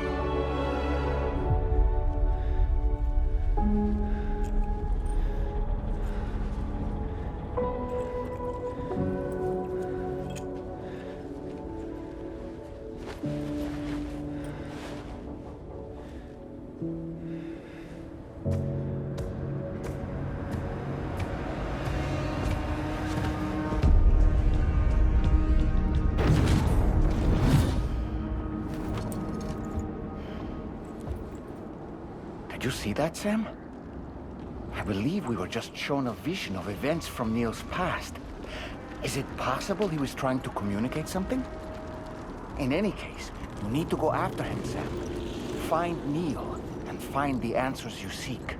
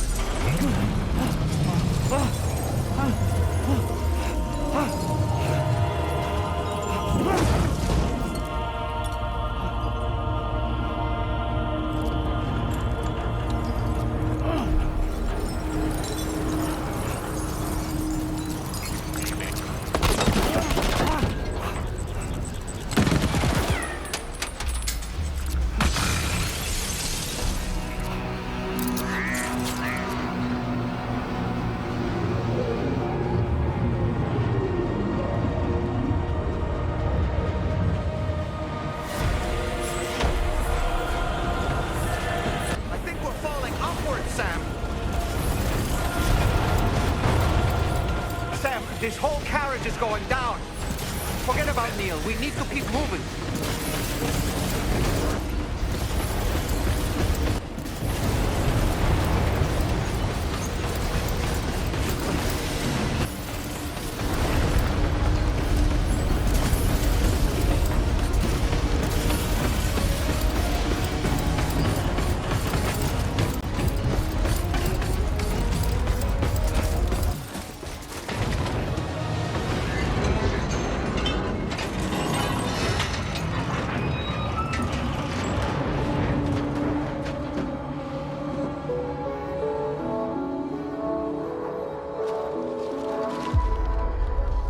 Just to make it more romantic.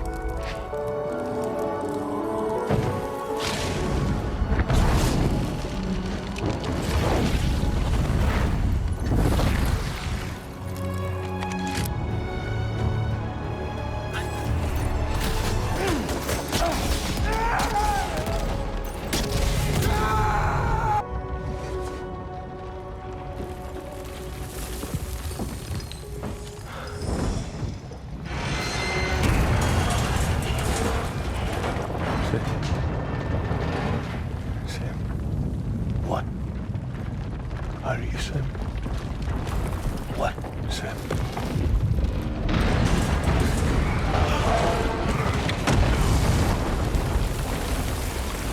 Sam!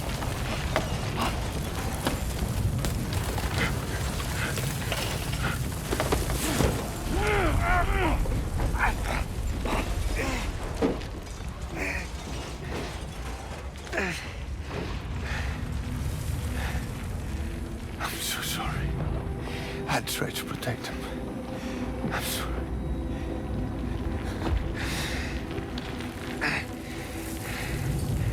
From Lucy. For you.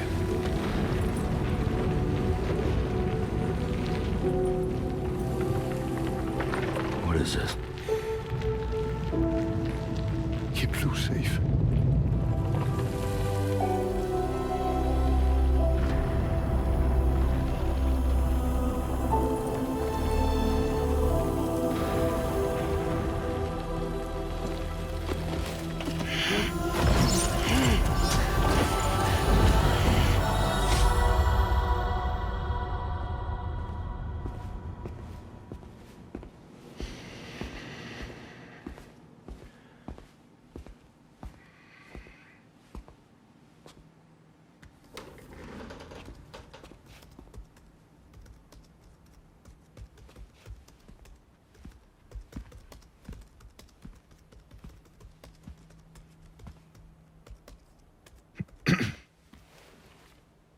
Welcome.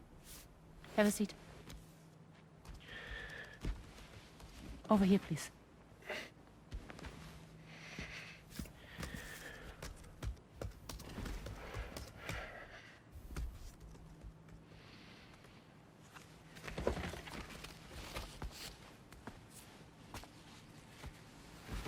No smoking, please.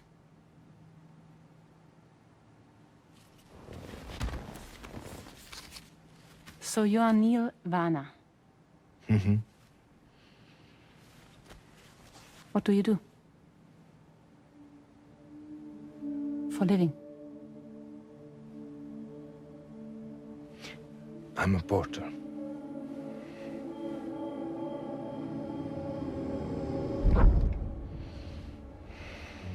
So thank you. We're good for the day. Okay. Thanks. Neil.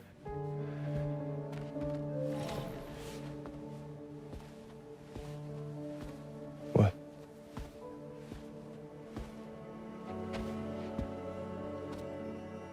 So you made it then? Sorry. You really don't remember me.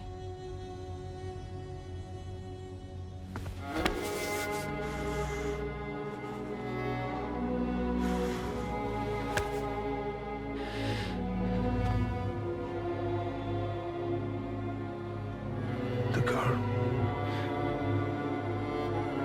You're alive.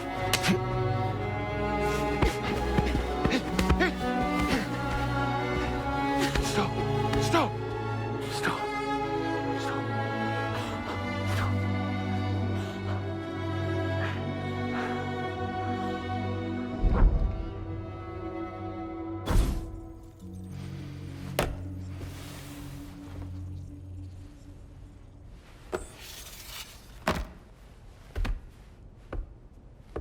They're off.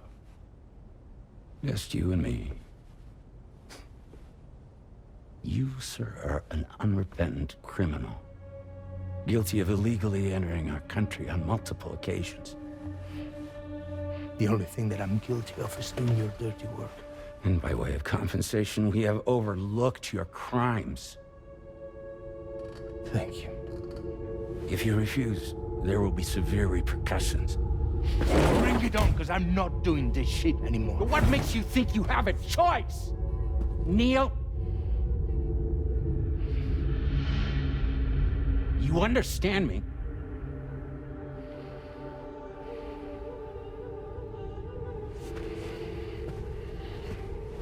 Neil? Neil! You're going to do this job, Neil.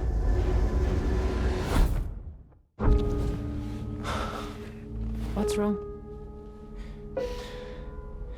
I need to get out. This porter work is killing me. It's fucking killing me. What I've done is so wrong. You can talk to me, Neil.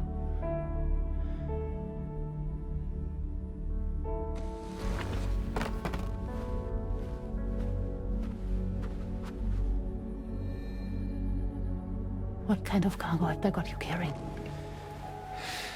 No. This is a safe space. You're not recorded. What kind of cargo? Cargo like brain dead, pregnant women.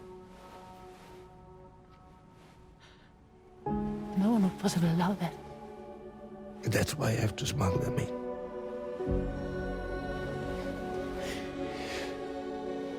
They make me bring them over from Mexico. Raw material for human sacrifice. Okay. Neil, take a deep breath. Neil, listen, breathe. Try to count. I can't do this anymore. Breathe. With me. 1.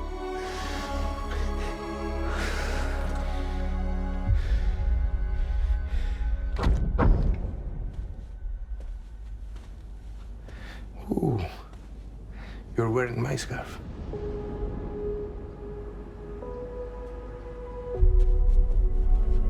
What? this car? I think someone's been watching me.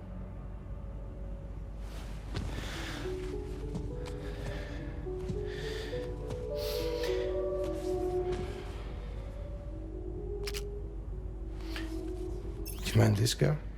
Yeah, that's the car. I'm pretty sure it's a security vehicle. I'll check on it. Now look. Look here. Stop it. Be sure to delete all those. Yeah. See?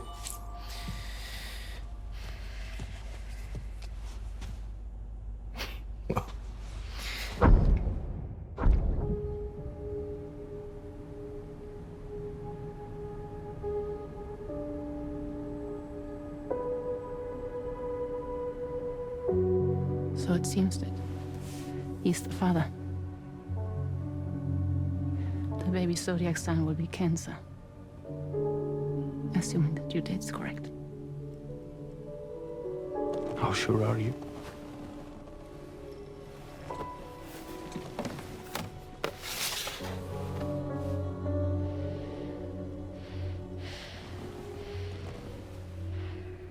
This thing between us. It was a mistake. No. No, it was not a mistake. It was not a mistake. We just got... Look at me. We got caught up in our emotions. We weren't thinking straight, that's all. It was not a mistake.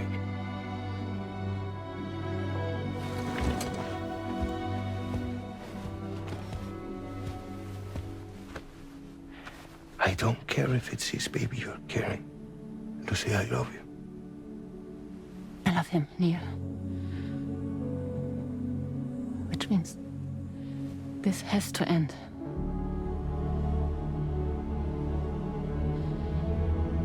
I'm sorry.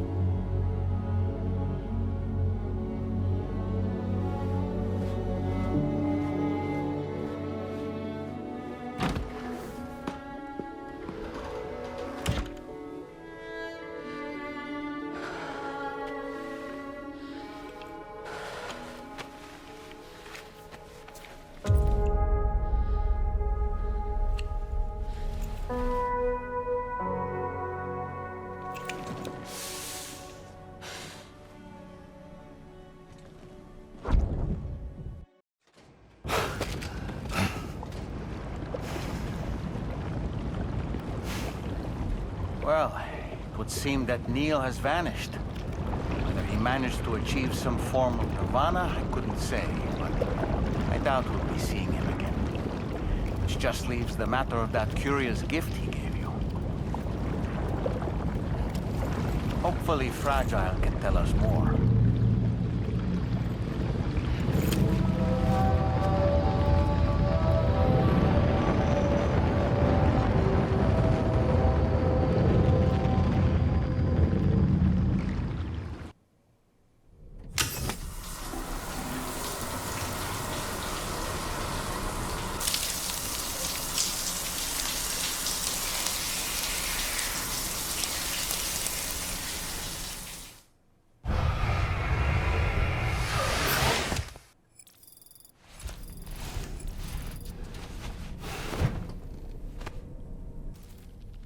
So you know, Sam, I had that item Neil gave to you delivered into Fragile's care.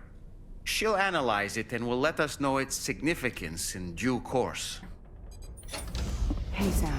Can I come in? I need to talk to you about your child. I don't want to hear it. Yes, you do, Sam. This is a memory drive. On it was a record of Lucy unveiling some dark secrets on what the Bridges researchers had planned. Details of women brought over from Mexico for the BB experiments. The ones that Neil Vanna trafficked for Bridges. It was through his therapy that Lucy found out about it all, when he confessed to everything he'd done.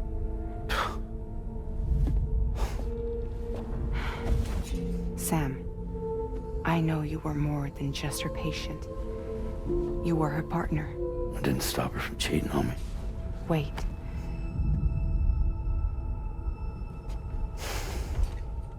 That's not the whole story. We also know who the baby's real father was. It was you, Sam. The record leaves no room for doubt. The child that Lucy was carrying wasn't Neil's.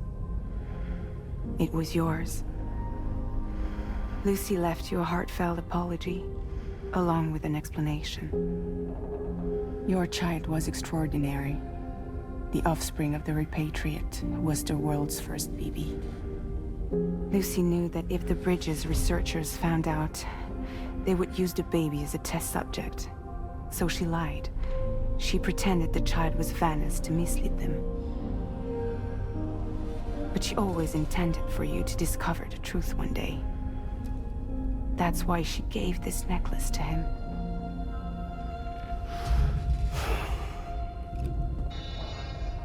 Incoming distress call from the network node. There's an army of ghost mechs right on their doorstep. We need to secure the node.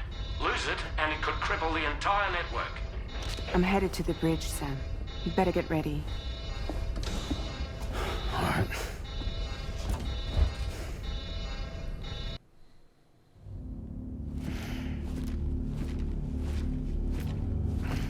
Heads up, everyone. He's here. Sam, we're in the endgame now. No matter what it takes, we have to link up this final network node. I called this mission briefing to ensure that we're all on the same page. Our objective and its surroundings are defended by a sizable contingent of ghost mechs. Clearly, they're not going to make it easy for us. So, here's the plan. Tarman, you'll helm the DHV Magellan, as always. Rainey, I want you on the radar. Leave it to me. Depending on how things go, I may ask you to use your powers too. I was hoping you could provide fire support for Sam, with the ship's cannons. That shouldn't be a problem. If necessary, I can use this to stay in the action. As for you, tomorrow. You know, she's arguably the best marksman on the ship, which would make her an ideal candidate for the miniguns. Miniguns? The DHV Magellan happens to have 2 of them mounted up top. The operator can control them remotely from the bridge. So you wouldn't be in any more danger than the rest of us.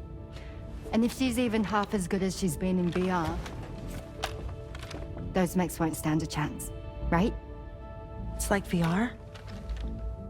I can do that.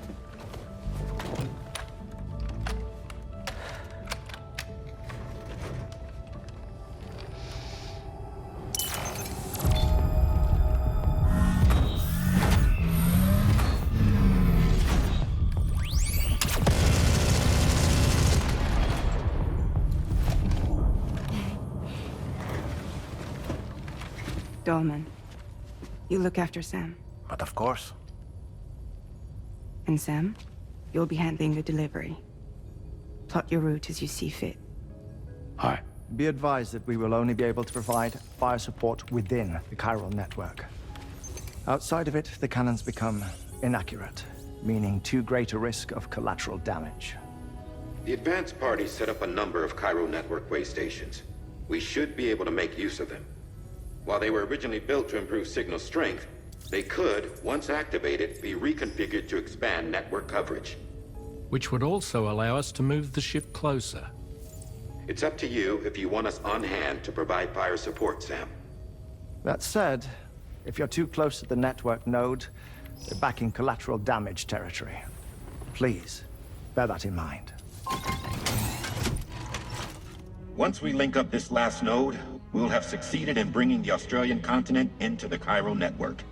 Our defenses will be stronger than ever, and we'll be able to get rid of those ghost mechs for good. So, let's do what we came here to do. All right.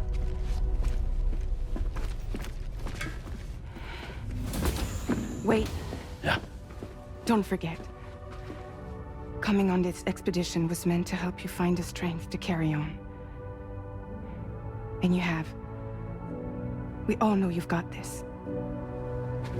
Fragile. Now it's time to finish the journey, Sam.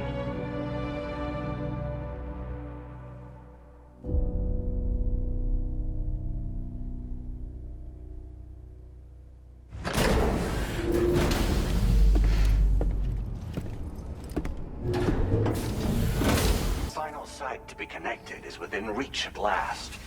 Per APAS's calculations, establishing a connection here could potentially lead to the manifestation of 3 gates. Based on what happened in Mexico, it is likely that these portals have already emerged in nascent form, appearing only as minor distortions in space, invisible to the naked eye.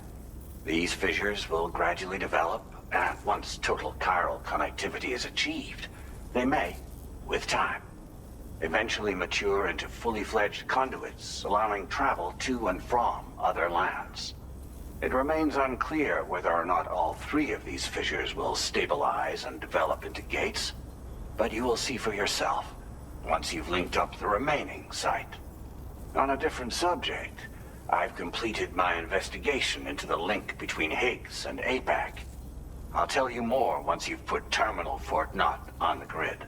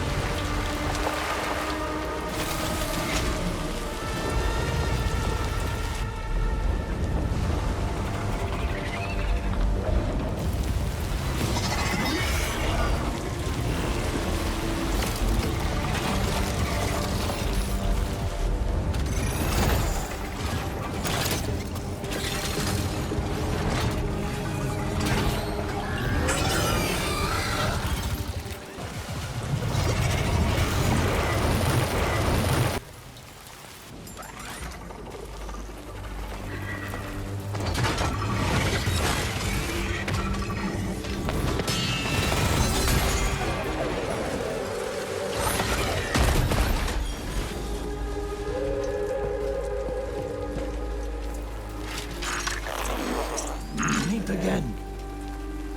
Good man. Is that really you? You need to keep moving. I'm going to take out the bridge. Why? For a friend in need.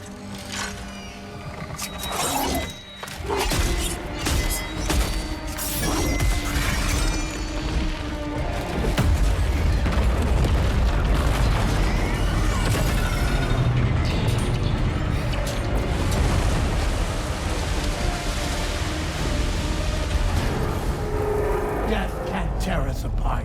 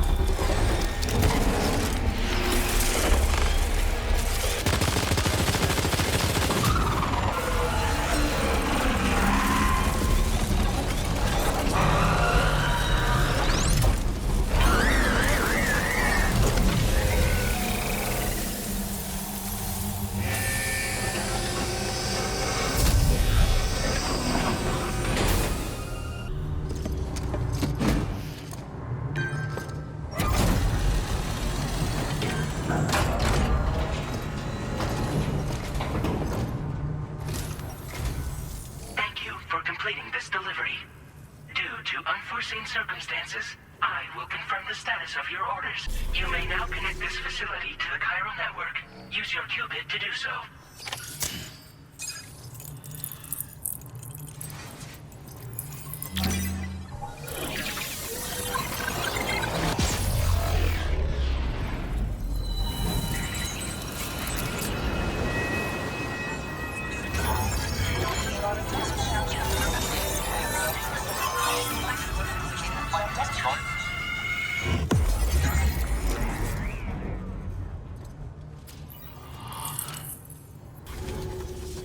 Connection to chiral network established.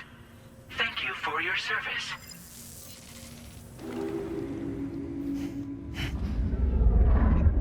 Here's to the man of the hour. Our hero finally linked up the whole damn company. You know, I'd say this is a happy ending, but our story ain't over yet. Sadly, we won't be having ourselves a boss battle this time. There's just no point in it. You see, y'all can't win.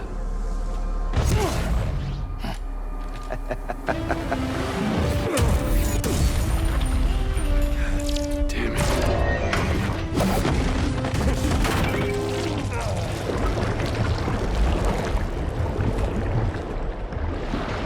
Sorry, but you are long past your prime.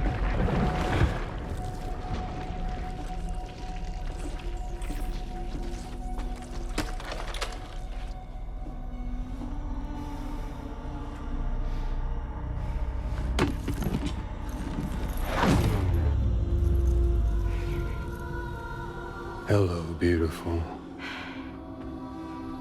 Your damaged goods.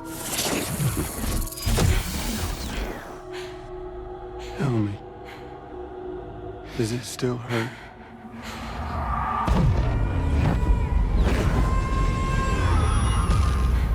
A memory of what I did. It does, doesn't it?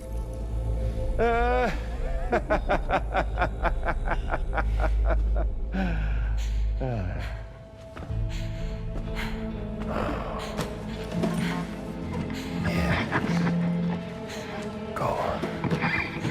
It won't work, but be my guest.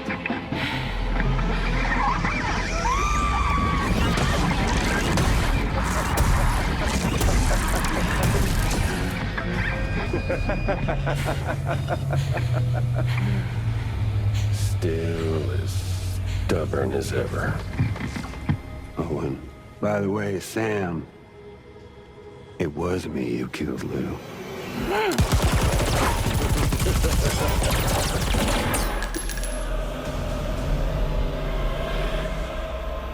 Kinda tickles.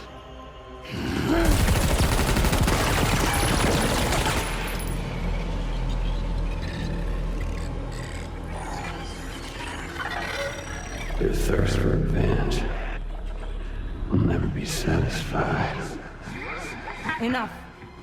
I'm putting you down.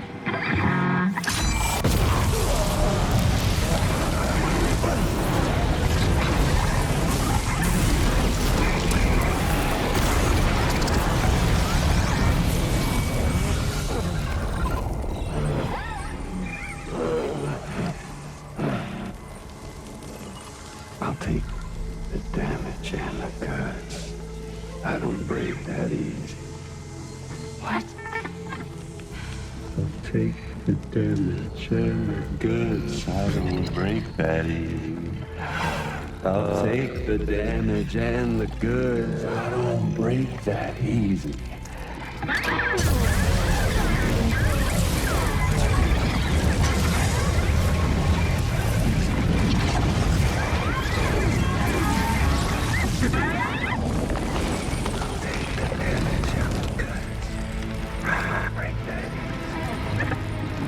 I'll take the damage and the goods. I don't break that easy. I'll take the damage and the goods. I don't break that easy. I'll take the damage and the goods! I don't break that easy!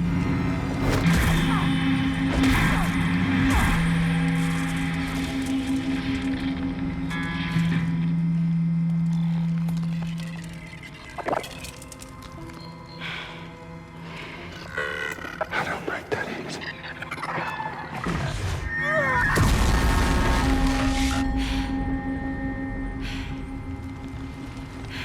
You all right?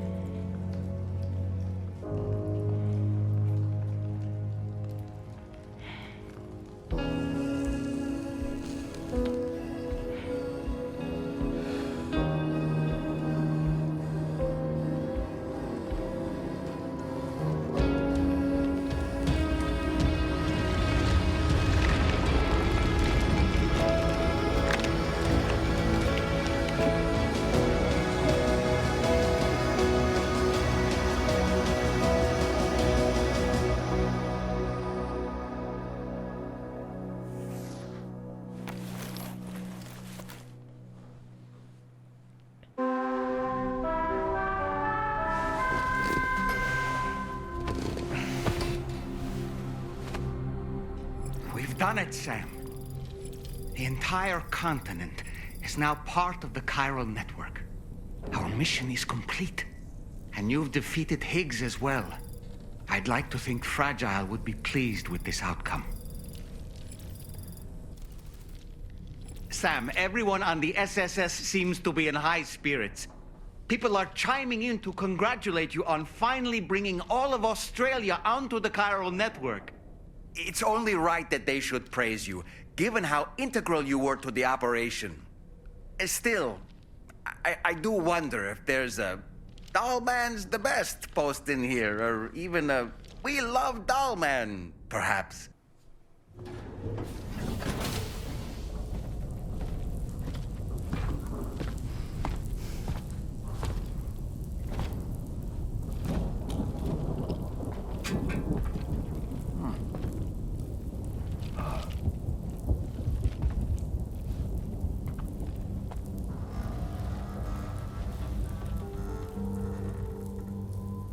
Glad you could make it, Sam.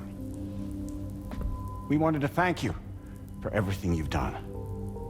And what better time than now, after you connected the entirety of Australia and bridged the gap between continents. By extending the proverbial rope, which is the chiral network, to another landmass, we have united them in the Chiralverse. A world divided, made whole. With a few sticks for encouragement. Empowering Higgs was a necessary step. It was we, you see, who built his ghost mech army for him, to use as he deemed fit. What the hell are you talking about? An existential threat was required to prompt you to seek strength through mutual connections. It was also necessary for APAC to equip you with sticks of your own. After all, we are incapable of murder. Who's we? Wait. Don't tell me. You're not human, are you?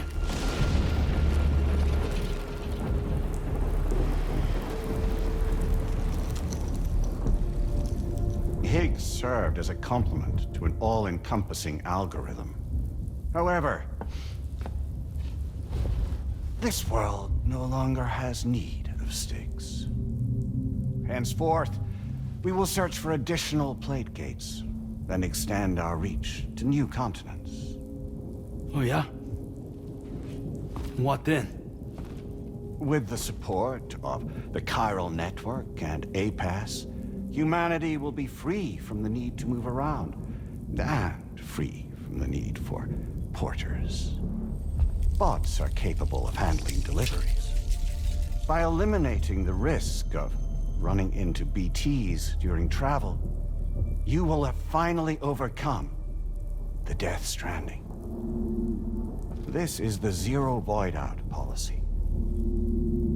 To understand how we reached this solution, we must first explain the true nature of the Death Stranding, as determined by APAS. Well, Sam, shall we tell you?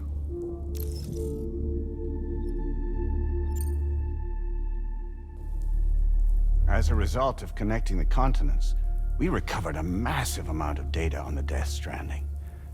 We learned it was simply a phenomenon which facilitated extinction events. Until that is, extinction entities appeared who elected to alter the natural order. The Death Stranding became a system that would spur life forms to develop connections with one another. Evolutionary stagnation begets extinction.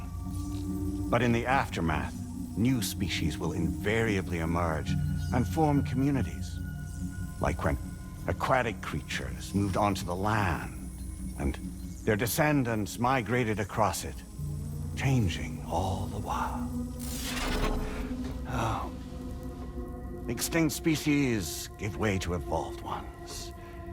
The dead step aside so that life can go on. And travel and migration is the driving force behind it all. It was from this cycle that humanity was eventually born. And now humanity has been prompted to move on, so new species can inherit the planet. So what? APAS's simulation is saying we're gonna go extinct? Is that it? Oh, no. No, not at all. We have calculated an ideal strategy. The Chiralverse will allow us to prevent all forms of travel. We intend to use it to manage and control that aspect of your existence. And APAS is gonna take over and tell humans what to do. No, you misunderstand me. We are not APAS. APAS is simply a system, a tool with which we devised our optimal solution. What are you?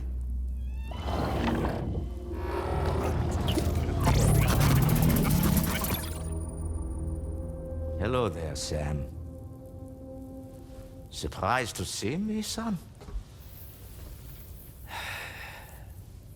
In answer to your question, we began after you completed the North American network.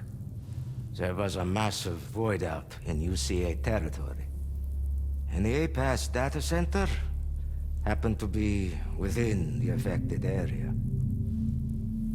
I was too. I'd given up my shelter and moved to start a new life there. Between residents and staff, a total of 4,000 people were caught in the blast.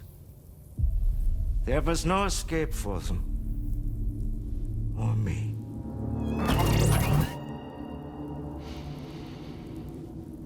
And yet our connection was not severed.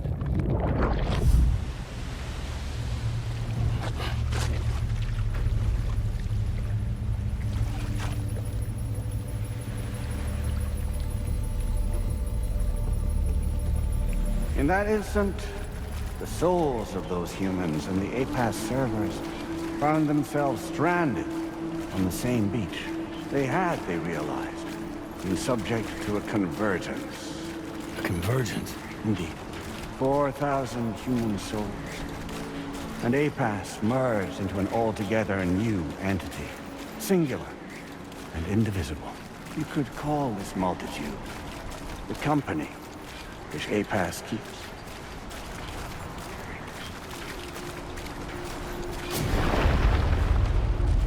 By utilizing our servers on the beach, we can remain connected to this world.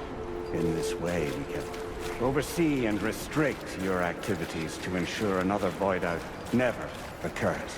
It may please you to hear that Drawbridge's efforts have guaranteed the emergence of a new plate gate, one through which we will extend our reach to the next continent.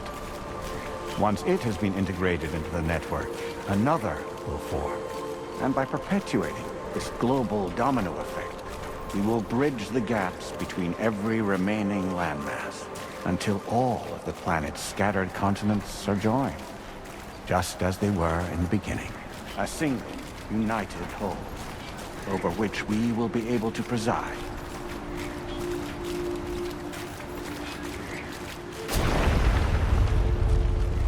Rest assured, we are capable not only of managing your movements, but every aspect of your existence. APAS is also connected to the gazers, and knows where they are at all times. By using this connection, we can exert control over each and every one of them. With both gazers and humans under our constant supervision, we can eliminate the risk of void arcs.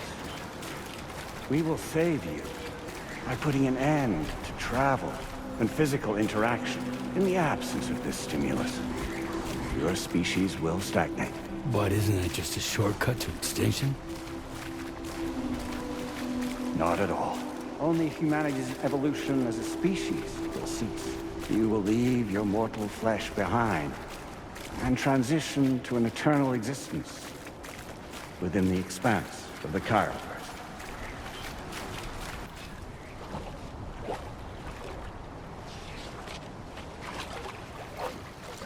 So we'll live forever as a bunch of dead people.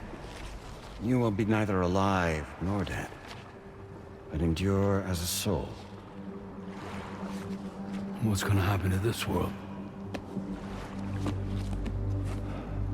We will continue to keep watch over all remaining life on Earth until the end of time. As caretakers, we will regulate the activity of other species to ensure that none claim your mantle of apex predator. Humanity will be free to thrive in perpetuity, having evolved into a form that allows you to escape extinction, as is your desire. No! I'm not about to let that happen.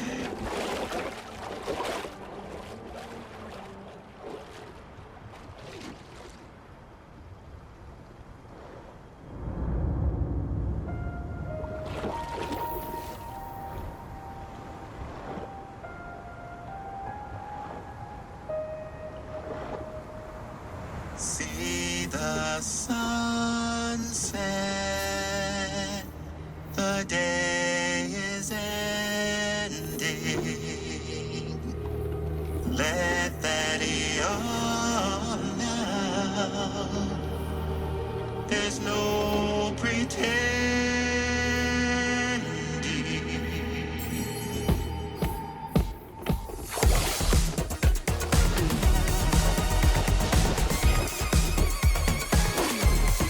I will hold you and protect you.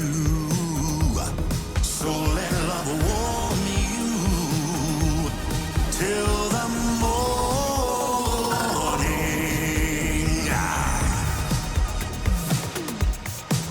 Good God.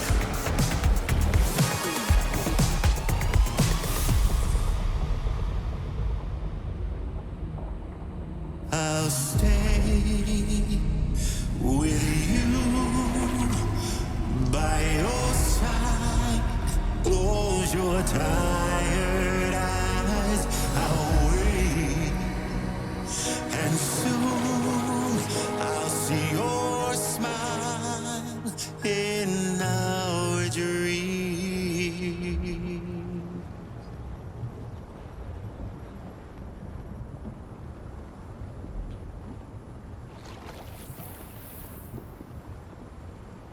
Just who is pulling your strings? We are no one's puppets. Least of all yours. You have no power over us. Where are you? since you certainly aren't on our beach. Me? I'm right here.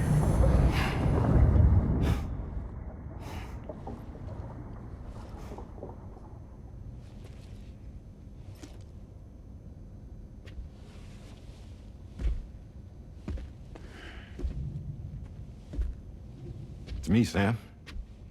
Alive and kicking. No, I'm not called Die Hardman for nothing.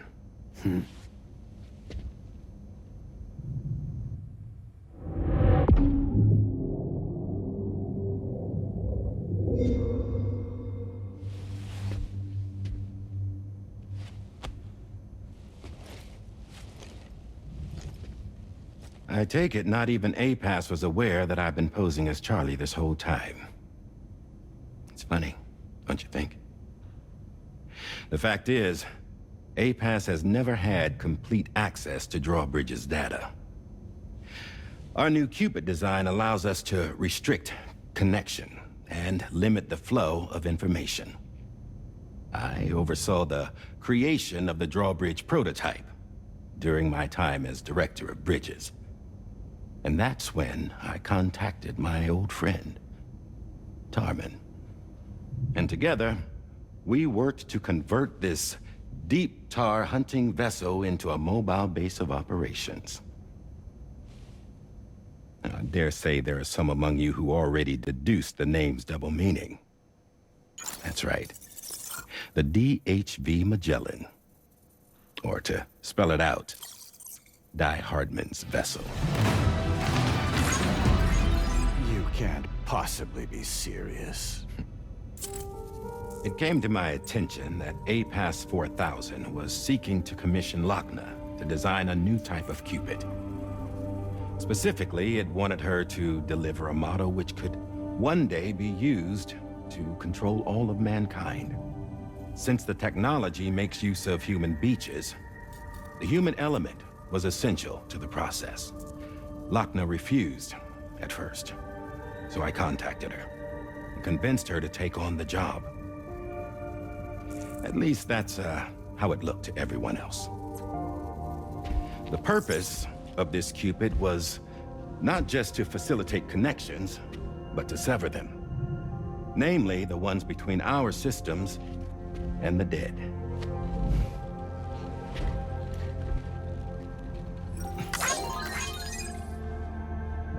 And without their influence, APAS will go back to being a tool. Do this, and you will never escape the death stranding. To forsake our flesh and our freedom is out of the question.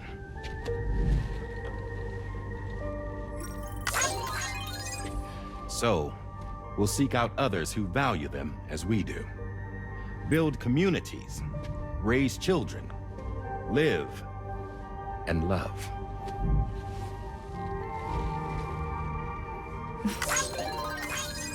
We would rather strive to achieve the impossible while remaining true to ourselves. To struggle on against the odds in search of new lands and new worlds.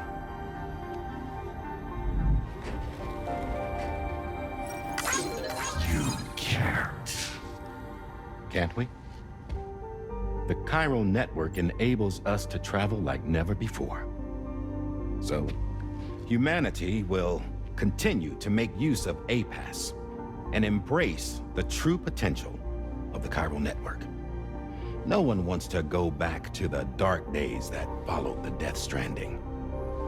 It's true, what you said about travel. There are people with dunes who can use the beach to jump just about anywhere.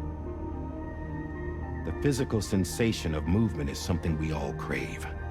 That unity of body and soul.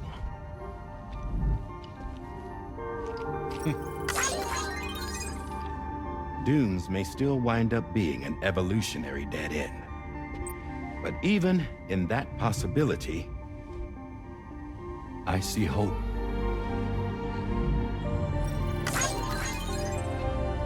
Now I am going to activate the Cupid we used to connect the continents.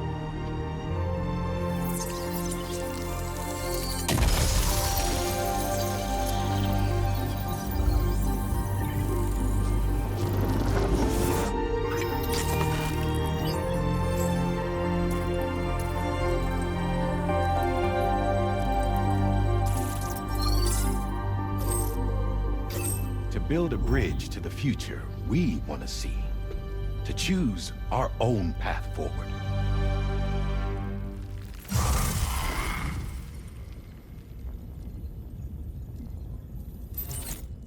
Until moments ago, each of you was trapped in an elaborate illusion created by the President.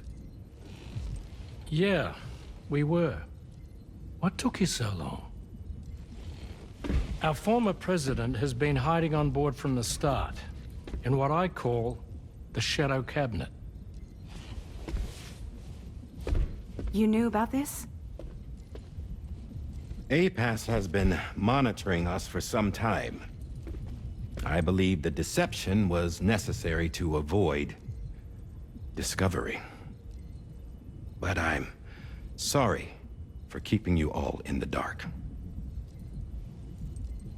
I needed to make sure Drawbridge successfully connected the continents without raising suspicion or attracting APAS's attention. This was the best idea I could come up with.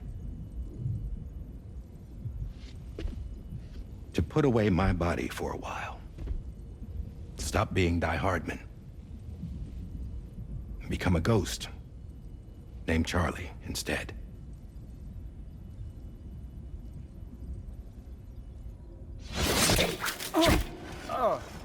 What are you doing?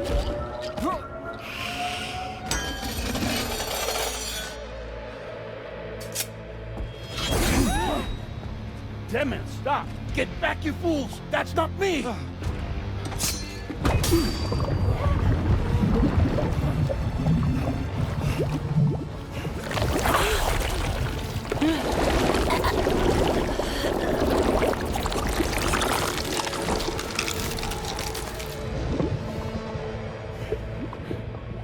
What the fuck?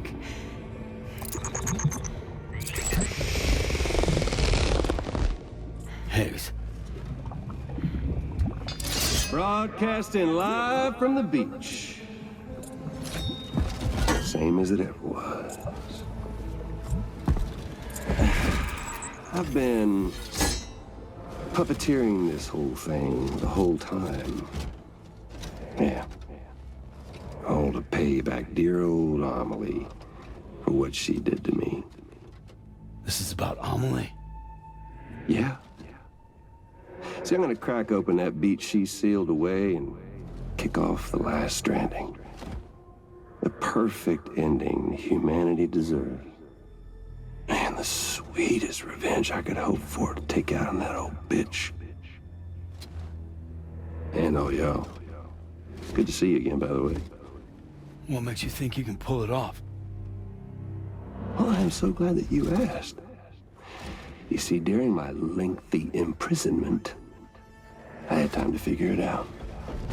All I needed was a catalyst with a connection to Amelie, and I could break through to her beach. That connection is long gone. Oh, Sam. Sweetheart, I'm not talking about you.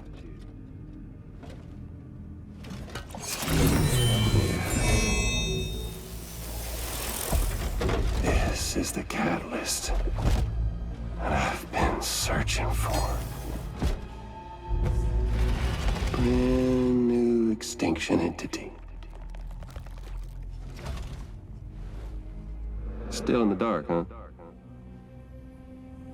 Your genes lined up beautifully.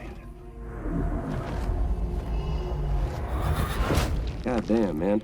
She's your daughter. What?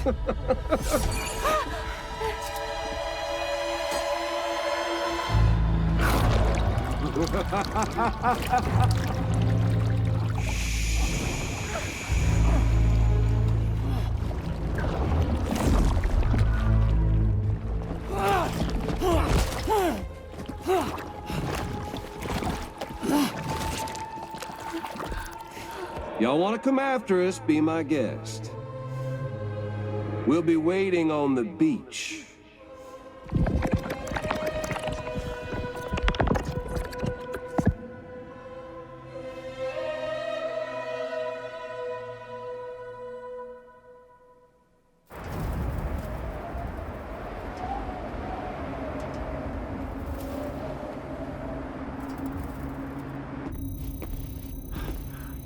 Are we sure that tomorrow is okay? Hartman is searching for her. That chrysalis that formed around her should be enough to keep her safe in even the harshest conditions. Pure cryptobiosis. She'll be right, Rainey. Sam. Tomorrow really is your daughter. I'm sorry, but what in the world is going on? Nothing that makes any sense. Actually, it's not impossible. As a member of Bridges with Dooms, you were obligated to provide sperm samples. Which means tomorrow could be Sam's child, conceived via artificial insemination. If what you say is true, Higgs may well be able to trigger the last stranding. We have to get tomorrow back. Which means we need to go to the beach where Higgs went. And how are we supposed to do that? She can't.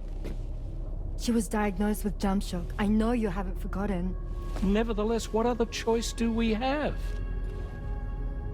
I've got to at least try. Fragile.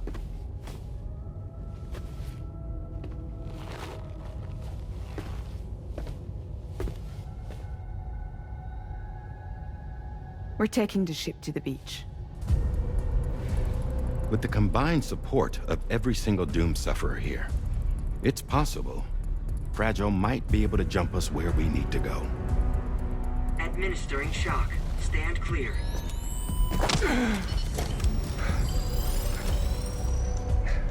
I'm sorry. Wherever Higgs went, I can't follow. He must have been operating out of his own beach, using his car to assume control of vessels in our world, in the same manner that I have. But I know exactly where his beach is. I mapped it already, and there was nobody there. I checked. So how do we find the right beach? No. Doesn't matter where Higgs is. All we have to do is connect to the Dreamcatcher and the Kipu. Amelie. Higgs was wearing her Kipu, wasn't he? If we had something connected to her, we could follow the Kipu and Higgs.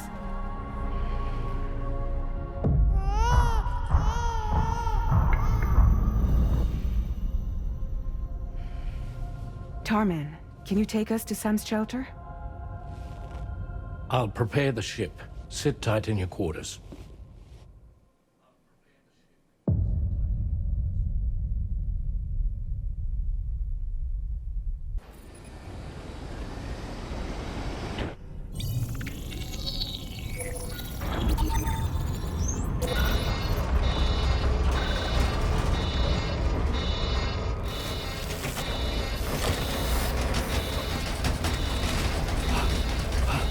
Arrived already?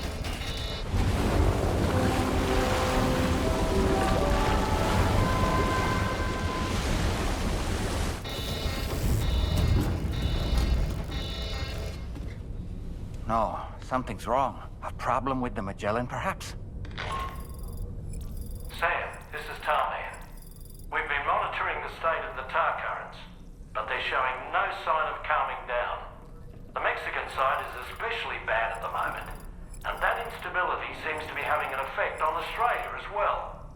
I'm afraid it's much too dangerous to try moving the DHV Magellan. Time is of the essence, however, and we can ill afford to wait until the currents are calm enough for us to travel. So, we're going to need you to go on ahead without us, Sam. Back to Mexico. We have no idea what's waiting for you there, but we've modified Higgs's guitar for your use. If that's any consolation. Practice with it on the ship's range if you like. I don't need to tell you it packs a punch. Just remember to take it with you when you go. You can even bring it to the beach, on account of its rather unique properties. We'll keep you apprised on the tar current situation as soon as we can. We're rooting for you, Sam.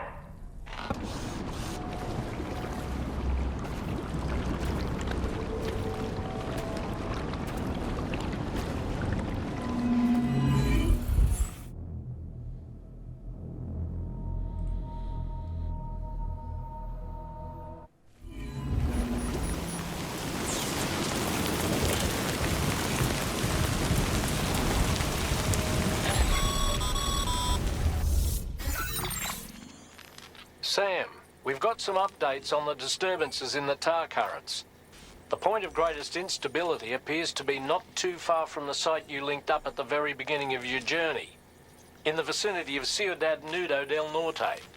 Corallium levels are well outside the normal range, and I'm willing to bet there's something of interest to be found there. For instance, we've also received reports of a giant shadow. I've marked the location on your map. Proceed there as soon as you can. And Sam, be advised that the anomaly is growing larger. Left unchecked, it's unclear what wider impact this might have. We also won't be able to travel to the beach until the issue is resolved. You're the only one we can turn to. Get moving and sort this out.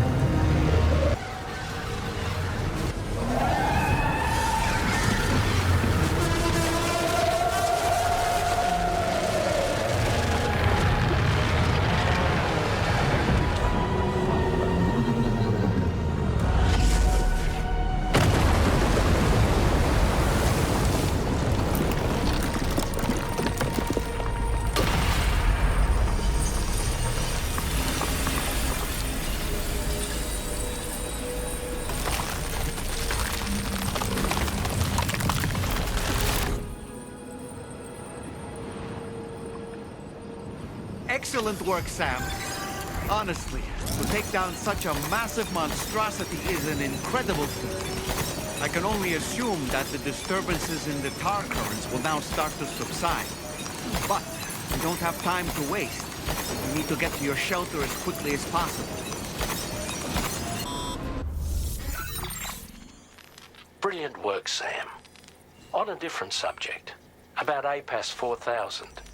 We used the drawbridge Cupid and had a go at digging through the relevant records. Our search yielded an explanation as to how they managed to construct their servers on the beach.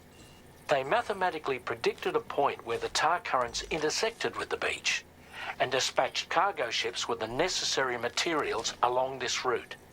We also acquired the data for the special propulsion system needed to make the trip. Now rest assured, we've already begun the work of retrofitting this system to the DHV Magellan's own components. Once we're finished, we'll have the ability to travel to and from any beach we please. Wherever Higgs goes, we should be able to follow. That said, to reach a beach of your choosing, you need an item with a strong connection to the place. Higgs has Amelie's Kipu and Dreamcatcher in his possession, as I recall. Either would have served as a sufficient connection to both you and her.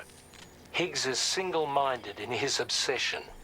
He only cares about you and Amelie. That's not enough, though. As you know only too well, emotions alone don't amount to a powerful connection. Just like how communicating with someone via hologram is no substitute for being able to reach out and touch their actual heart. What I'm trying to say is, you need something physical, a tangible object that binds you to Amelie.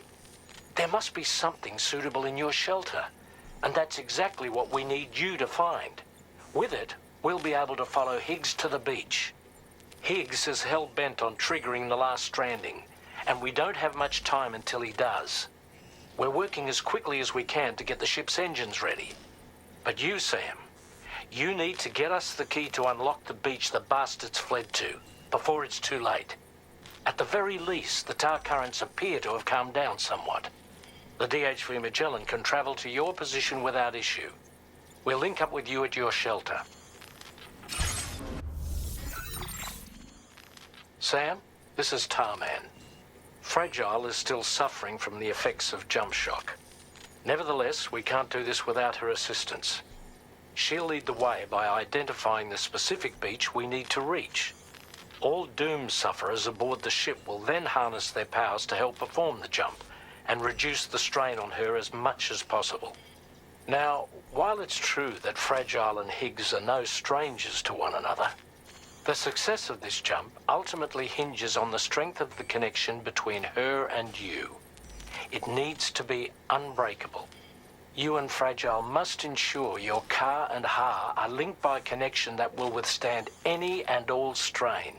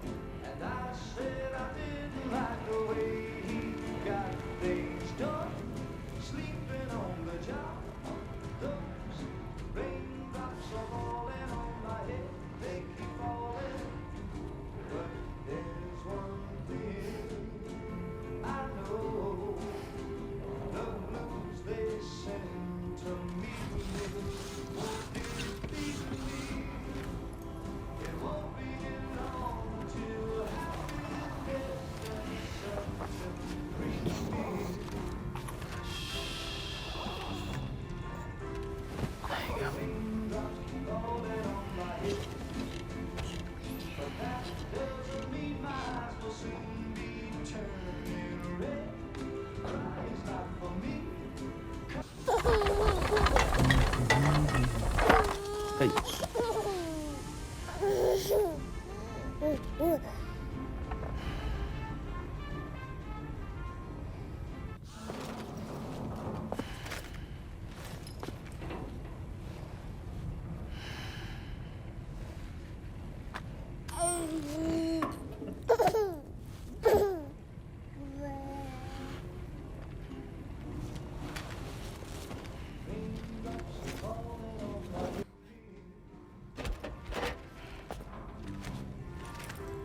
That belongs to you, doesn't it? I doubt that it held any meaning for Amelie.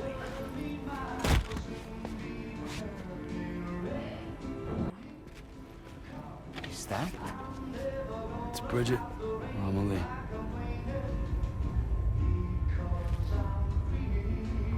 Yes, this photo of Amelie, or Bridget, should serve as a tie to the quipu she wore, meaning we should be able to use it to connect to the quipu in Higgs's possession as well. Yes, this is exactly what we need, Sam.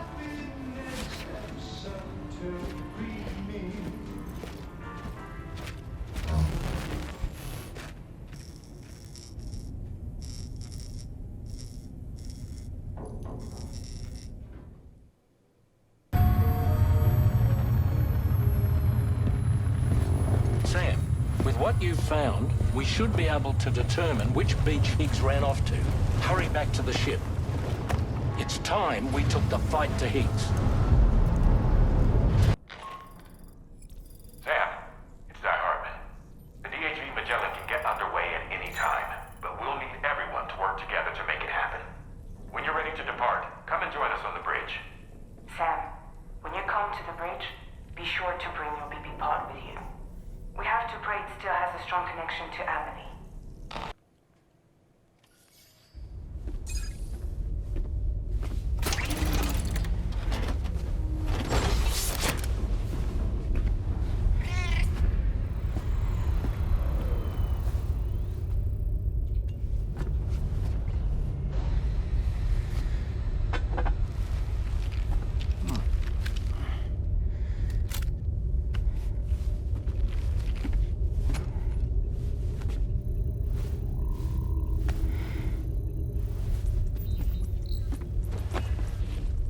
Everybody ready?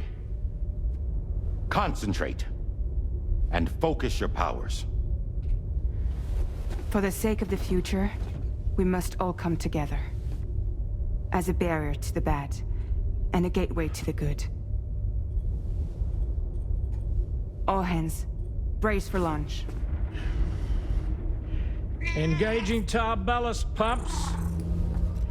DHV Magellan, ready to dive.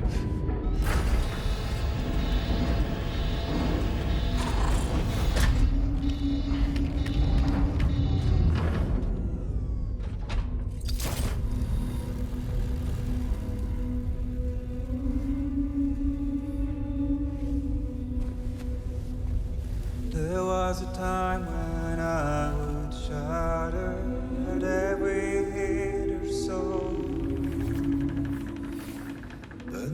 barely feel the pain when I fall. This violence is turning madness, forgetting what was sold. I tell you all that men are breaking, but you don't know. Don't waste your life observing the slaughter. There is no time to grieve the sun. Take every chance of joy you can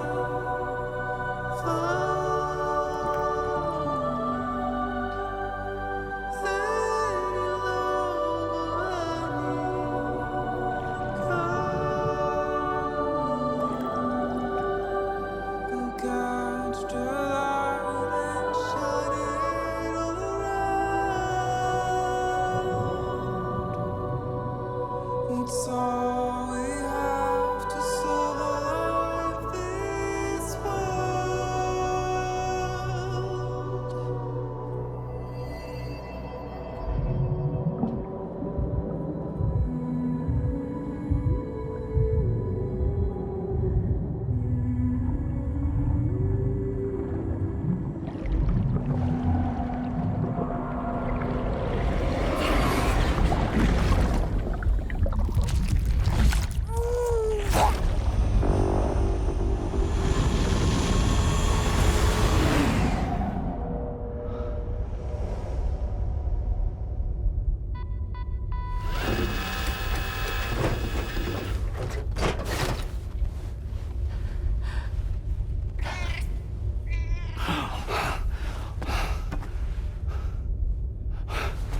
Fragile!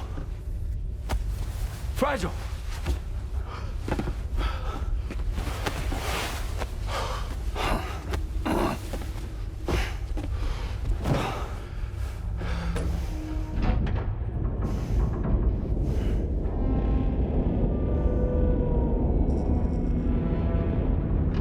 Discharging tar ballast tanks. DHV Magellan surfacing.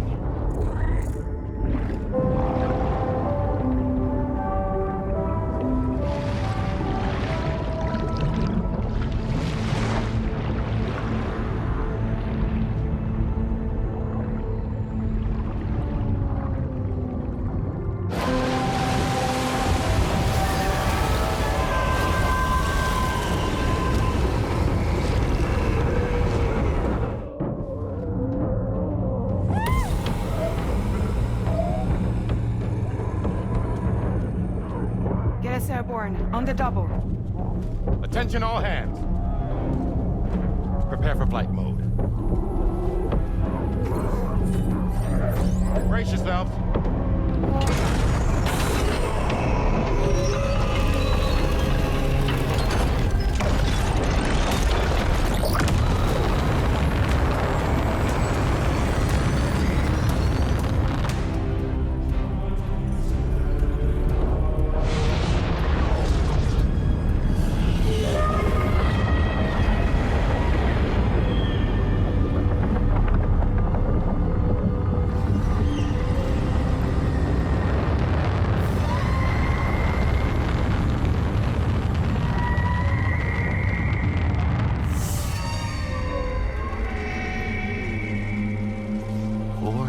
Souls stranded in this place, bound to A paths to create this singular beach.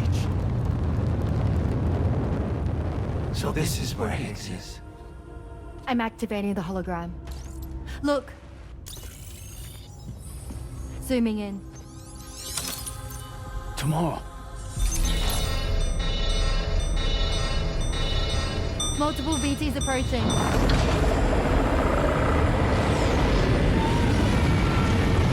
By and prepare for battle. Please, Sam. It has to be you. You have to be the one to finish it. Take the guitar with you. It's the perfect weapon for a place like this. It draws in chiralium from the surrounding air and converts it into energy. Here on the beach, it should pretty much work indefinitely.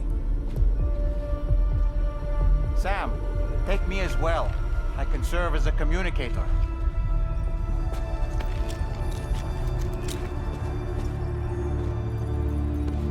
We'll take care of things here. Get to it, Sam.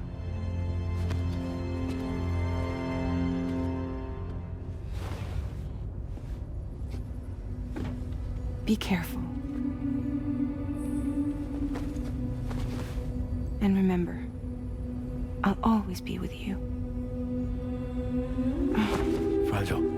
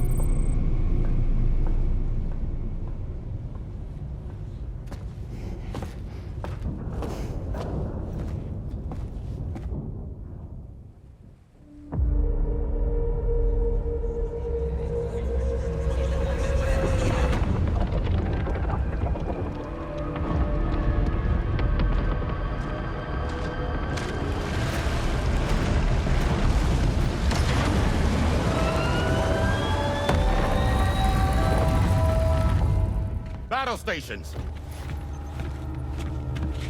Charlie, activate battle mode. Release strand cords.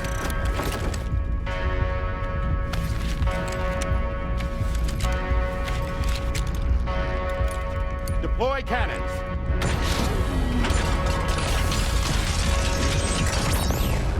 Screens, activate.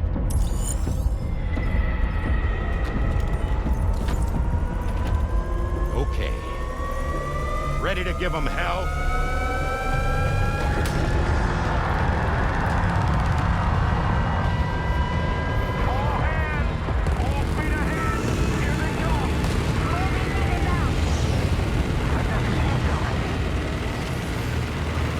Okay, Sam. The DHV Magellan is going to act as bait for all the BTs. We'll take advantage of that to head to the beach, where we'll hopefully find tomorrow waiting for us. Higgs too, of course. This will be a golden opportunity for you two to settle your differences.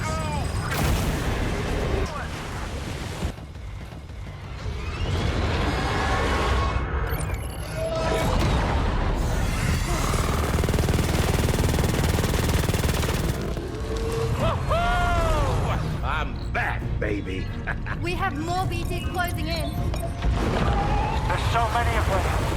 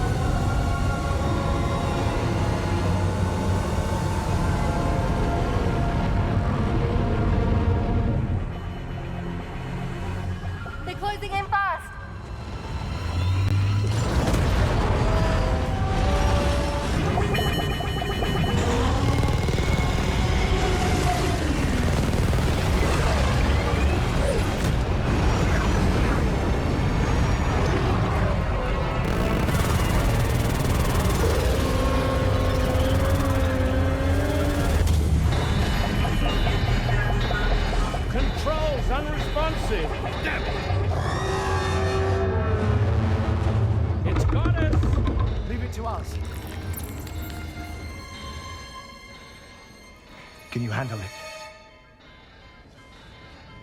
Quickly, you need to take out its head.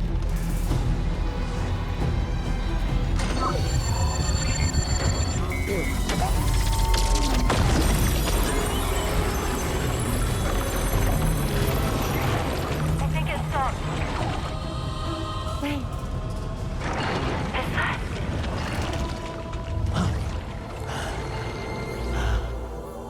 Dead man.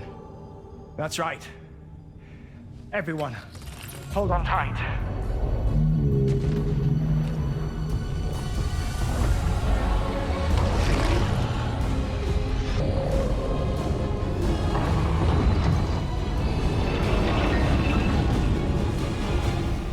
DHB Magellan, integrate!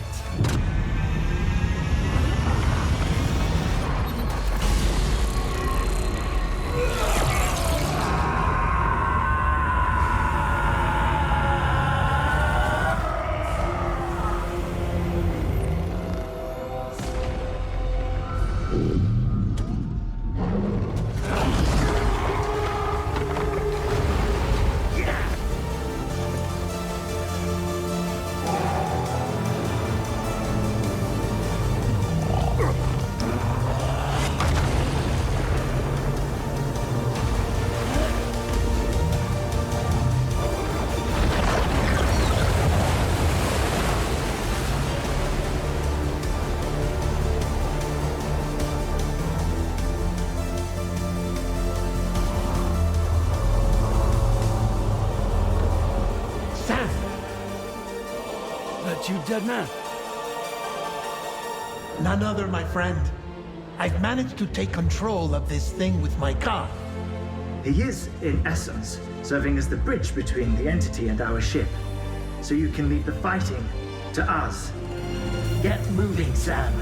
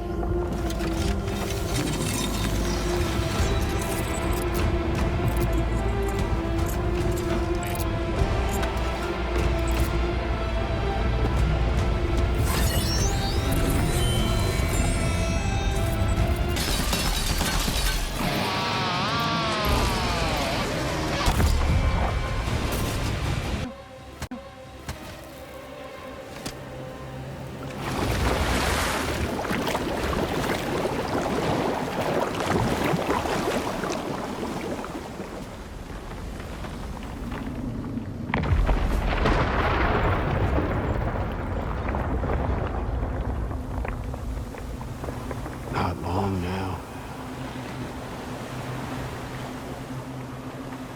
You're too late, Sam.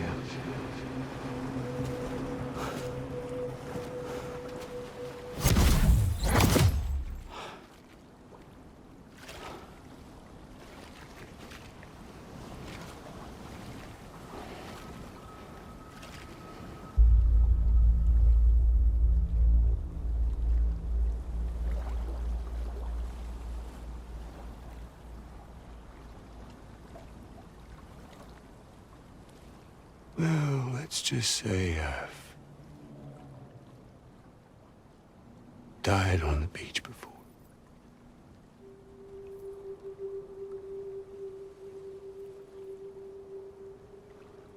You of all people should understand.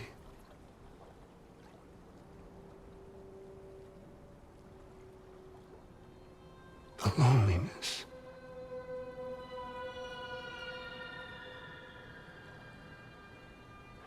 Tens of thousands of years just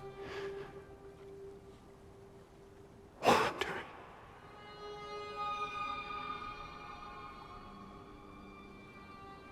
Without you, fragile, Amelie, anyone.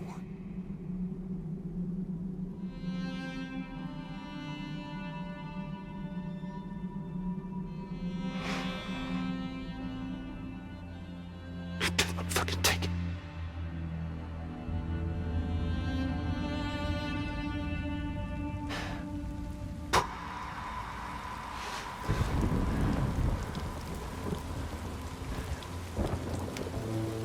Just when I finally had embraced oblivion,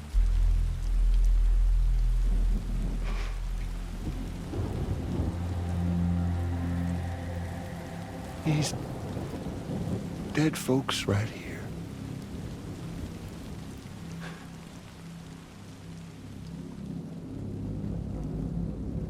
Up and called me back.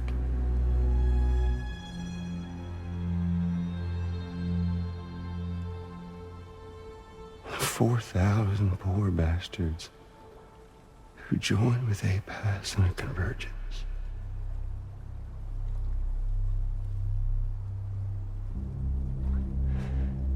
To them, I was another ghost.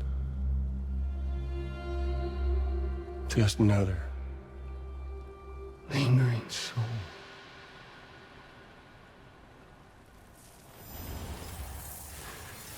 Well, with so much in common, they thought I should team up with their little company.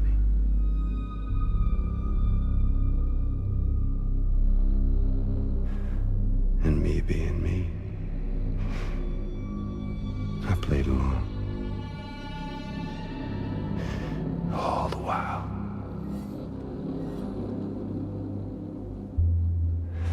I was working towards my own personal goal.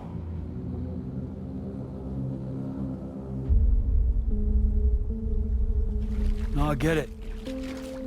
Is that really what you want? Oh, yeah.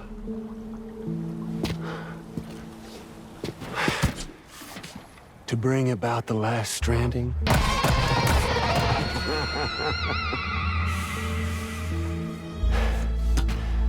But for real this time.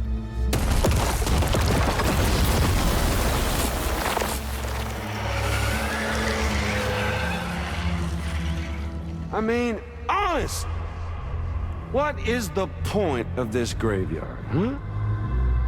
Humans deserve to go extinct. To be forgotten. What do you say? One last dance on top of their old bones?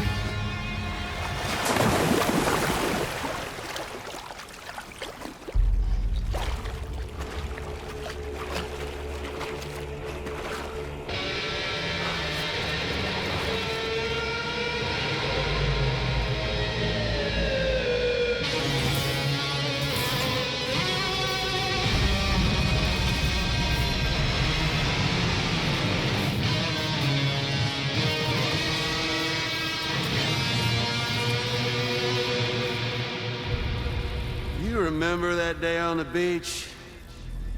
When my guiding light betrayed me?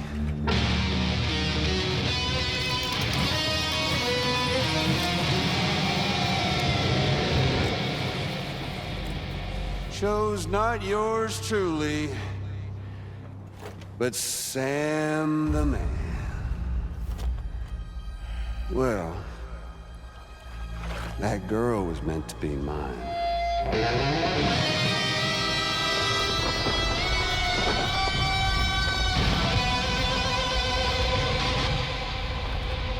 Luckily, I found someone new. Your very own baby girl, the Extinction Entity. I am truly grateful. I got to savor this revenge against you twice over.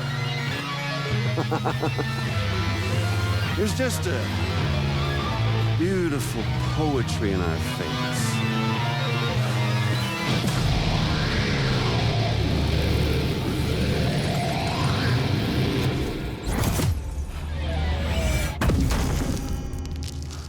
See that? The last stranding is finally upon us. Victory is mine. That girl ain't got no choice but to accept what's happening. Up close and personal. That old familiar feeling. Kept you waiting, huh? You and me. It ain't over yet.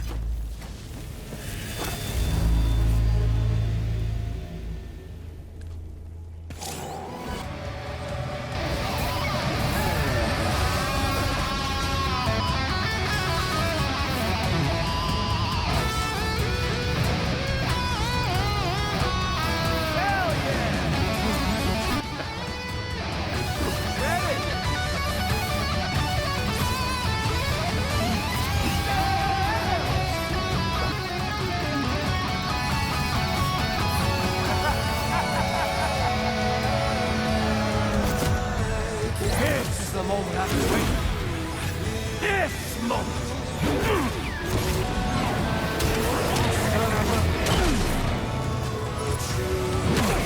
Without a stick in the end. Even you got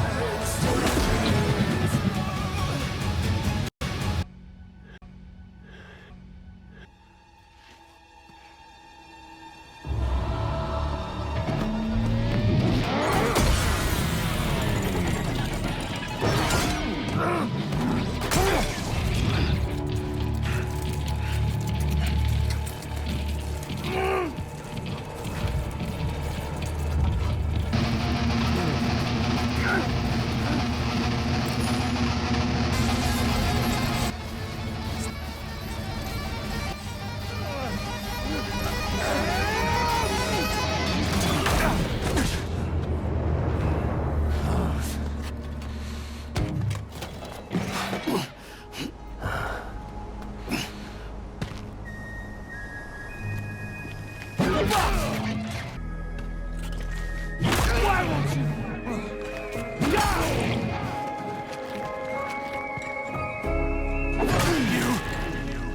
Fuck you!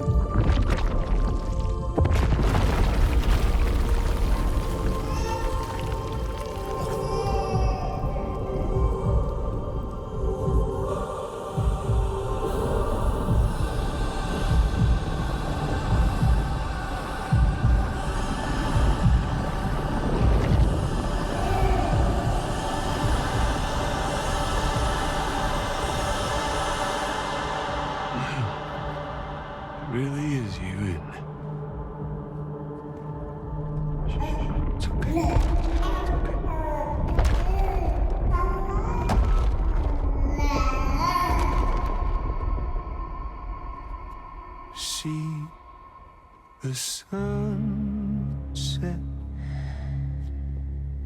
The day is ending. Let that yawn out. There's no pretending. I will hold you and protect you. So let love warm you till the morning.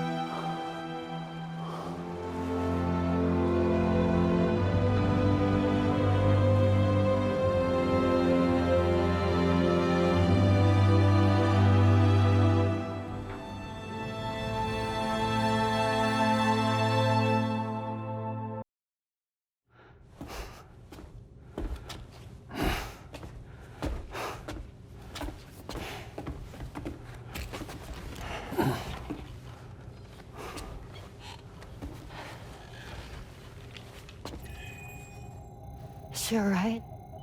Unconscious, but unharmed. Sam.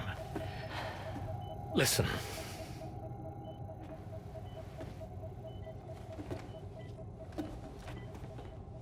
Fragile?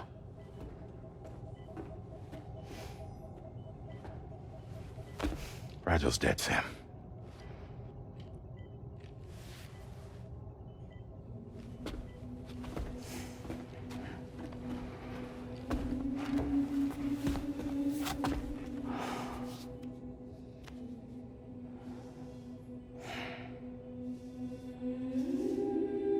Truth is, she's been dead for some time.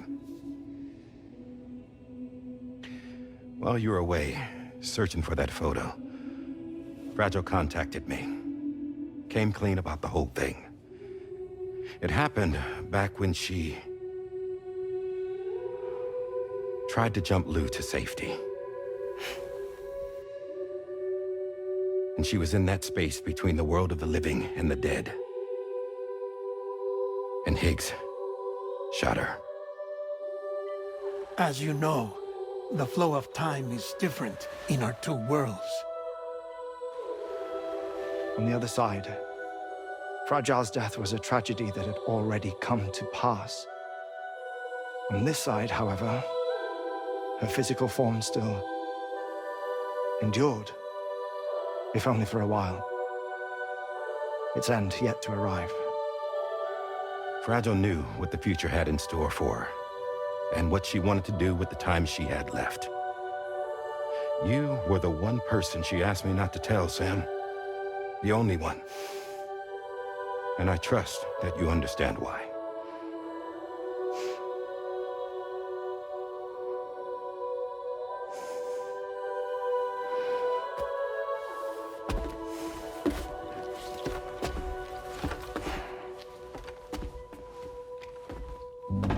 I'm sorry, Sam.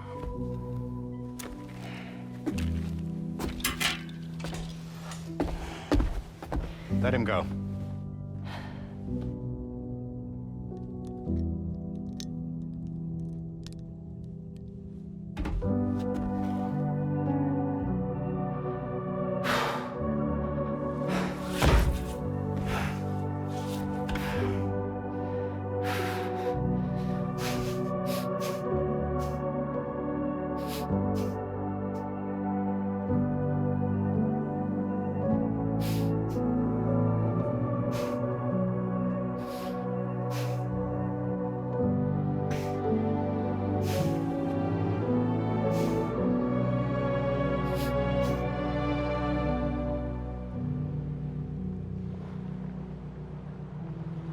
Sam, there's something I haven't told you.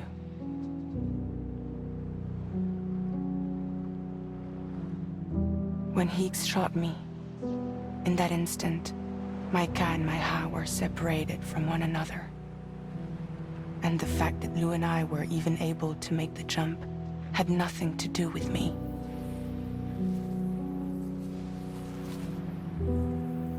It was Lou. Lou connected us to those poor lost souls.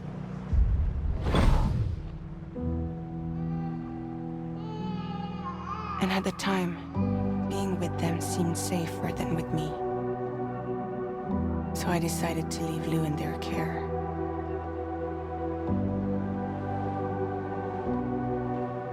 But afterwards, Sam, when you came and found me, I'd lost all memory of what I'd done. The only thing I knew for certain was that I was already dead.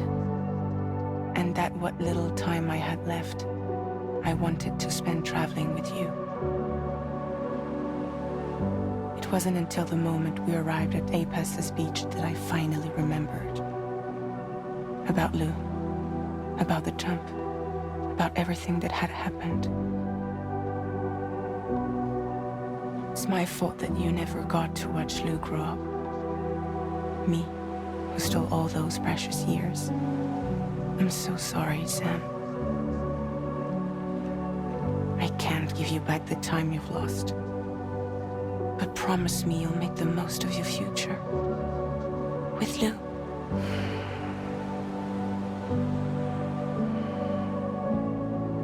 will never be alone.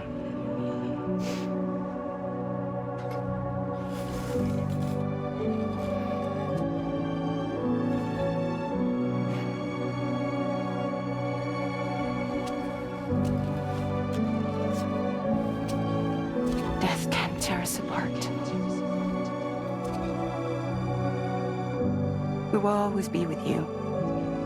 Now go on. The others are waiting.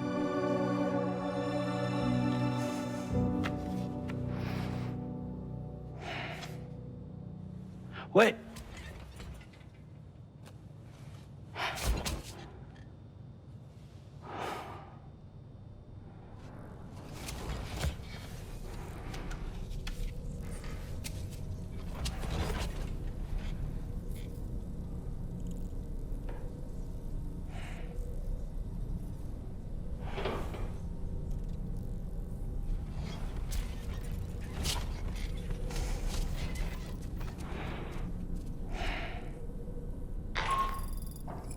Sam, we've completed preparations for our return trip.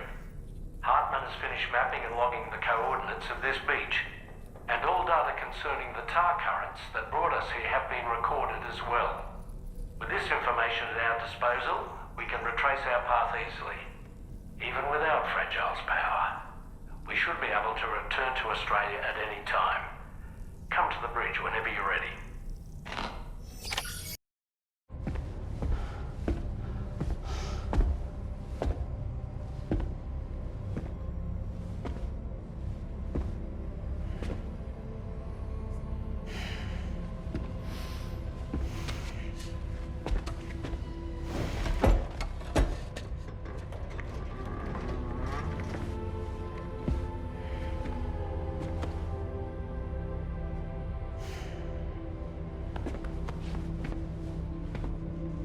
All squared away? We're gonna need everyone's power to make this work. Attention all hands. It's time for us to go home.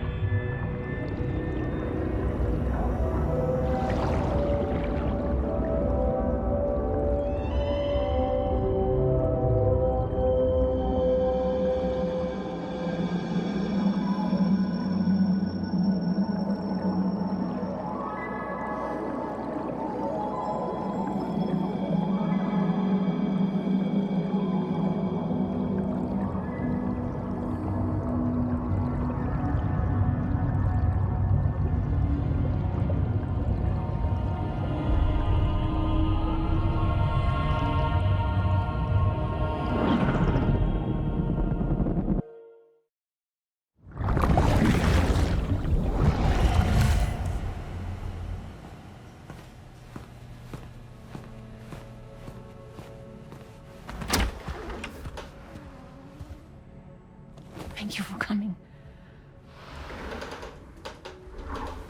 You said it's urgent, so tell me. I don't have much time.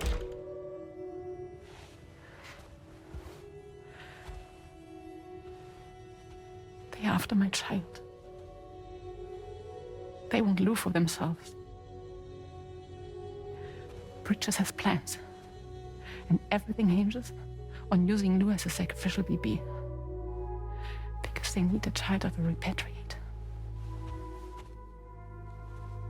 But I won't let them have my baby.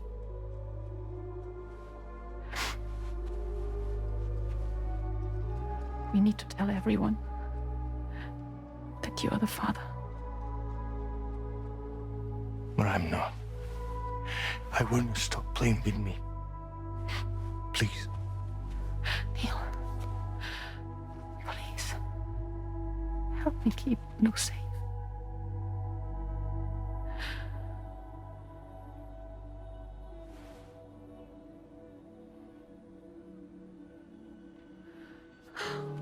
Thank you.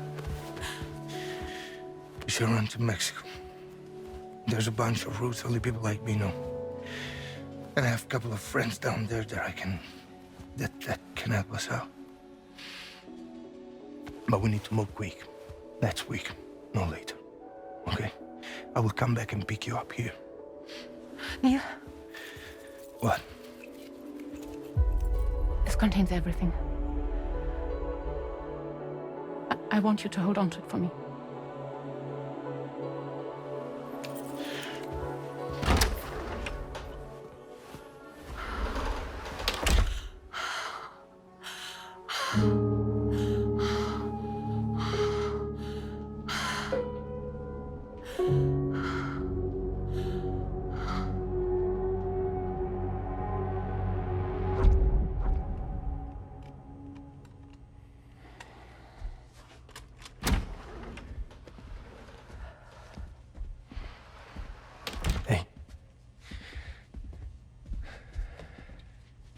Let's go.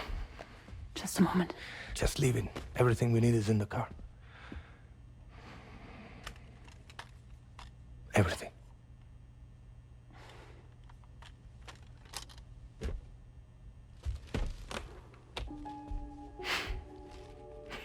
Just to make it more romantic.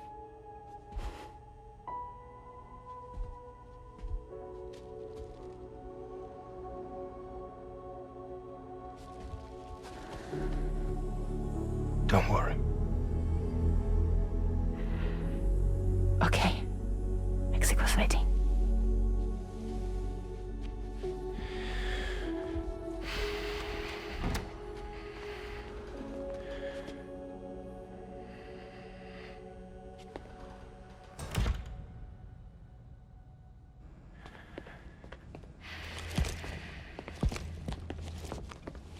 He's a patient of mine.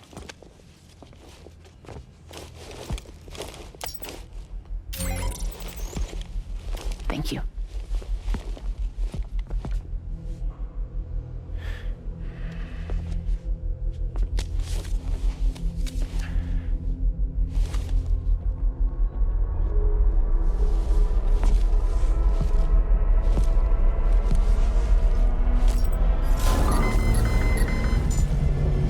Let me double check.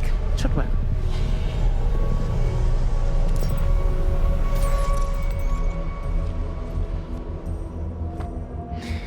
Thank you, guys.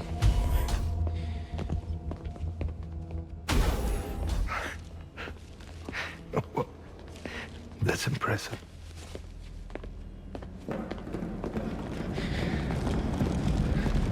Hold it! Don't move! Don't move!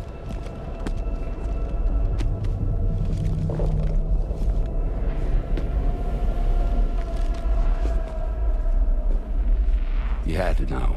We'd never let you leave. You're carrying the child of a repatriate, after all.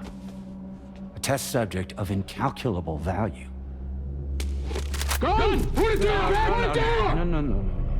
You're wrong, because that's my child. So back the fuck off. Back off! Neil. No! Check fire! Check fire! Don't shoot! Don't shoot!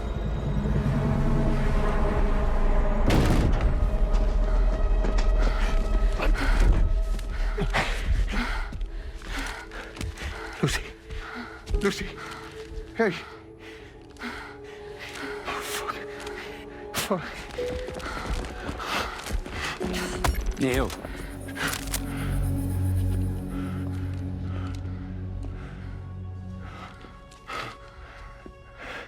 You have to save her. Please. Please.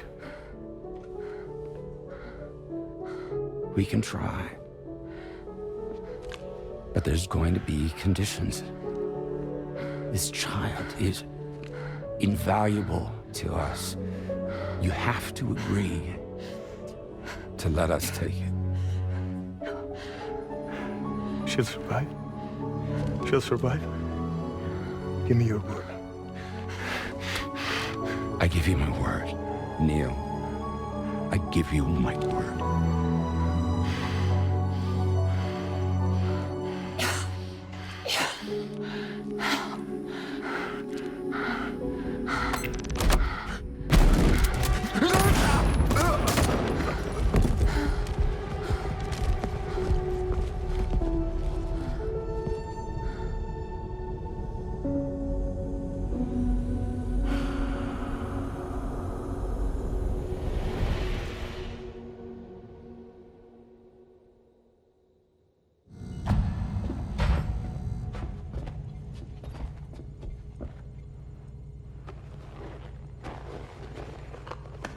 The extraction was successful. BB-00 was transferred to a sterilized pod and sent to a separate facility. Ready to proceed with corpse disposal? 1 male, 1 female. Impossible. What the hell? How long has it been like this? He's already succumbed to necrosis. What the hell? This doesn't make any sense. Call the PD team. Now go, get out of here!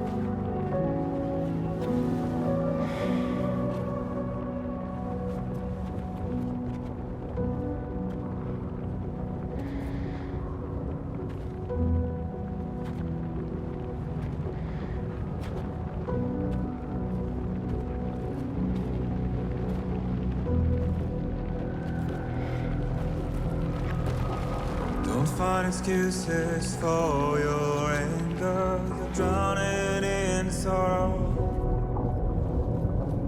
When all the reasons how selfish you must go.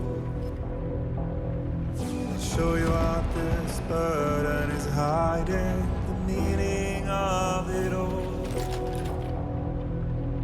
How beautiful this life can be. You don't have to grow. Don't waste your life respecting the rulers. There is no time you need the road. Take every chance and try that you can find. Any love or any kind. Go catch the light and shine it all around. It's all we have to survive this world. Don't think of all you have to leave behind. You're all I have to survive this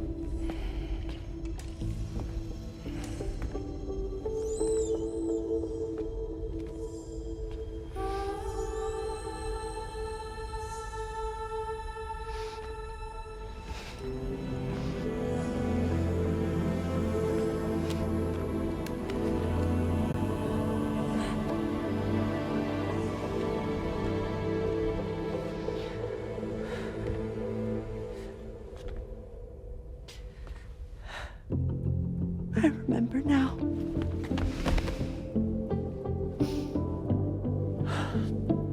The journey the two of us went on together. You and me, Sam. Well.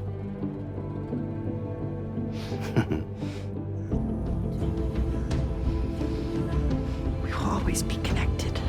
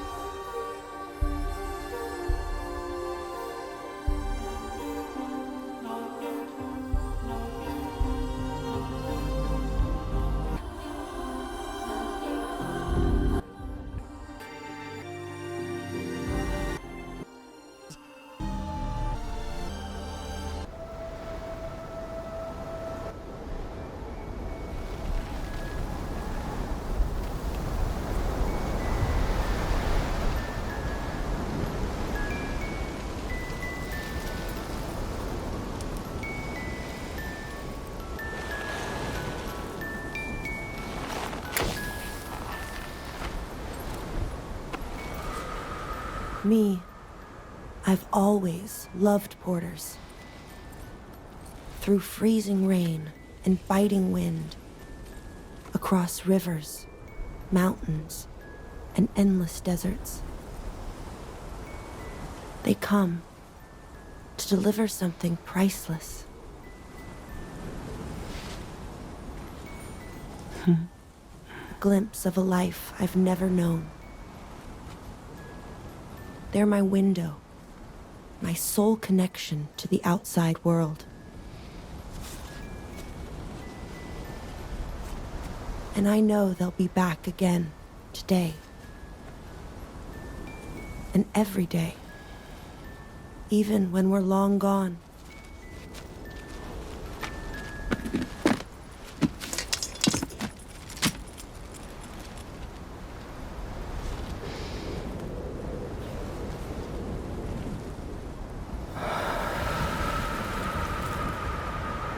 Death can't tear us apart.